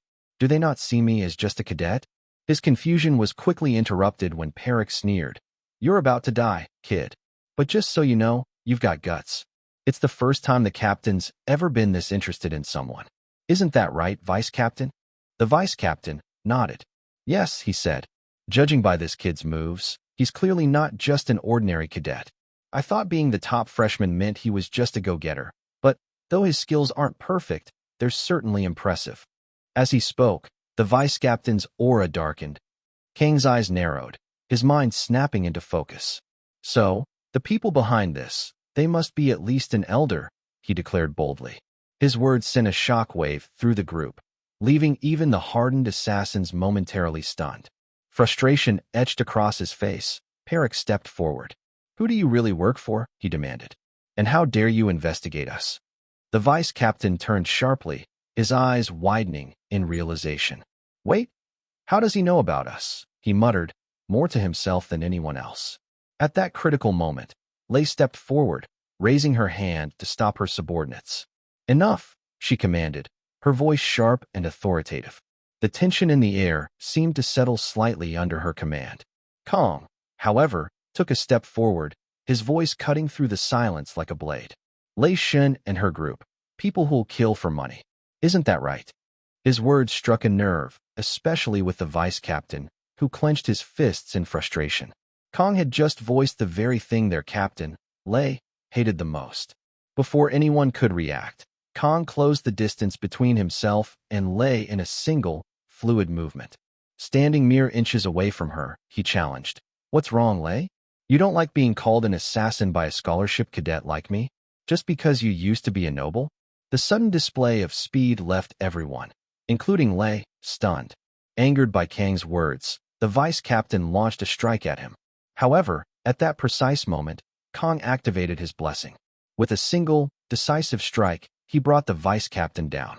The other members of Undertaker, including Peric, were left speechless, shock etched on their faces. Inwardly, our boy reflected on the weight of his actions. "I've taken down a person," he thought grimly. "Not in a subspace or a simulation, but here, in the real world." The realization hit him hard. Without hesitation, Kong pushed his blessing to its maximum potential. His body radiated an intense, dark energy, and his right eye turned pitch black. Facing Lei and her group, he raised his voice. "What are you waiting for?" he demanded, his tone resonating with newfound strength and resolve. Lei, stunned by the overwhelming force emanating from Kong, hesitated. Peric and the others froze, uncertain of their next move. Meanwhile, Kong noticed something else. His blessing's duration had also increased. A faint smile played at his lips. "This isn't bad at all," he thought, his confidence bolstered. Then the scene shifts to a memory where Kong was rummaging through his fridge, looking for something. However, our boy couldn't quite understand who had organized everything so meticulously inside. As Kong peered closer, he noticed the wording on a juice box, which instructed him to take down everything. This message left Kong bewildered. He couldn't quite grasp what was going on. Perhaps he hadn't gotten enough sleep, as the note seemed unfamiliar and out of place. Suddenly, a brilliant light emanated from the fridge, shocking our boy, and the timer for Kang's blessing of painlessness began. The system's voice echoed once again, urging Kang to eliminate everything that stood in his way. The narrative shifts back to the present, where Kang has just defeated the vice president of the Undertaker group. Wasting no time, the remaining members of the group charged at Kang with full force. However, Kang met their advance head-on. With swift, precise movements, he took down all of them with a single strike. Seizing an opportunity, two other assailants lunged at Kang, but he agilely leapt into the air, deftly dodging their attacks. In one decisive motion, he brought them both down with a powerful strike. Peric and Lei stood in shock, unable to comprehend what they were witnessing. Peric shouted at his subordinates to regain their composure, berating them for panicking when their opponent was just a student. He ordered them to launch a coordinated attack against Kang. Meanwhile, Lei struggled to comprehend the situation. Lei had expected this mission to be a routine assignment, simple, with little resistance. Now, faced with Kang's overwhelming strength, Lei was at a loss. Peric turned to Lei, asking what they should do next. Before Lei could respond, Kang closed the distance between him and Peric in an instant. With incredible speed and precision, Kang struck Peric down with a single, decisive blow. Lei stared in disbelief, her thoughts racing. This was supposed to be an easy job, and yet here she stood, facing a force unlike anything she had anticipated. She recalled how the elder had promised 100 million and a bonus if she succeeded. Now, she silently cursed that elder. Before her eyes wasn't a mere cadet, it was something else entirely. Lei couldn't shake the feeling that Kang was more than human, perhaps a being that straddled the line between man and demon, merely disguised as a cadet. After swiftly taking down all of Lei's subordinates, Kang advanced toward Lei herself. However, to Lei's astonishment, he did not strike her. Instead, he pointed his sashimi sword at her, calmly stating that everything was mostly taken care of. In his mind, Kang noted that only 9 seconds of his blessing of painlessness remained. Nearly all of the allotted time had been consumed dealing with Leon and the Undertaker group. Though it had been self-defense, Kang hoped he wouldn't have to rely on the blessing again. It was an unfamiliar and unsettling sensation, starkly different from the battles he'd faced against demonoids. Yet, his opponents were an assassin group, sent with the sole purpose of eliminating him. There was no reason for Kang to show mercy. He felt no regret about the actions he had taken. Now, the only ones left standing were Lei and our boy. Then Kang inquired who had sent Lei. Lei retorted, asking if Kang truly thought she would reveal that information. Kang mused silently that this might be his chance to finally uncover who was after him, and the most effective way to make Lei confess would be to crush her with overwhelming fear. If he were to take her down without learning the full story, he knew he would regret it. Turning back to Lei, Kang said coldly, "Are you stupid or just brave?" Lei, confused, asked what Kang meant by that. Kang explained, "Look at what happened to your subordinates. Why don't you just start talking while I'm still feeling generous?" Frustrated, Lei called Kang a demon. "Now I understand why that person put a bounty on you. I should have realized when all your personal records were erased. Even your parents and relatives, gone. That elder dared to hire the Undertaker group to take down a villain disguised as a cadet." Kang froze, utterly shocked. He didn't understand what Lei meant by that. All his family records erased? His parents? Desperately, he tried to recall his parents' faces, but to his horror, the memories were gone. His mind was blank. Overwhelmed by anger, Kang demanded, "What did you just say?" Lei hesitated, confused. "What do you mean?" Kang, seething with rage, drew his sashimi sword and stated in a voice trembling with fury, "Did you just say that all my relatives and parents have been erased?" Originally, Kang had intended to extract the name of the person who had hired Lei to kill him, and then let her go peacefully. But now, he had something far more pressing to demand, and this was no longer a negotiation. "For the record," Kang said darkly, "this isn't a request. It's a threat."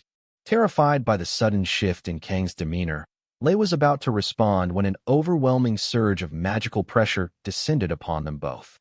Neither Kang nor Lei could comprehend what was happening. Kang felt his breath catch, wondering What is this pressure all of a sudden? But just as quickly as it had come, the pressure dissipated. Something strange began to happen to Lei. Kong watched, stunned, as Lei's body started to transform. Before he could react, the scene shifted to Siegfried, who was fishing peacefully by a quiet pond. It had been some time, and Siegfried had yet to catch a single fish. However, after a few moments, he managed to catch several in quick succession.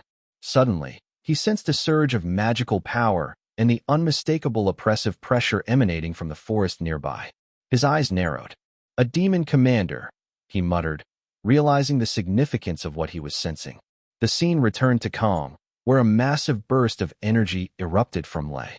As the dust settled, Kong stood frozen, staring in disbelief.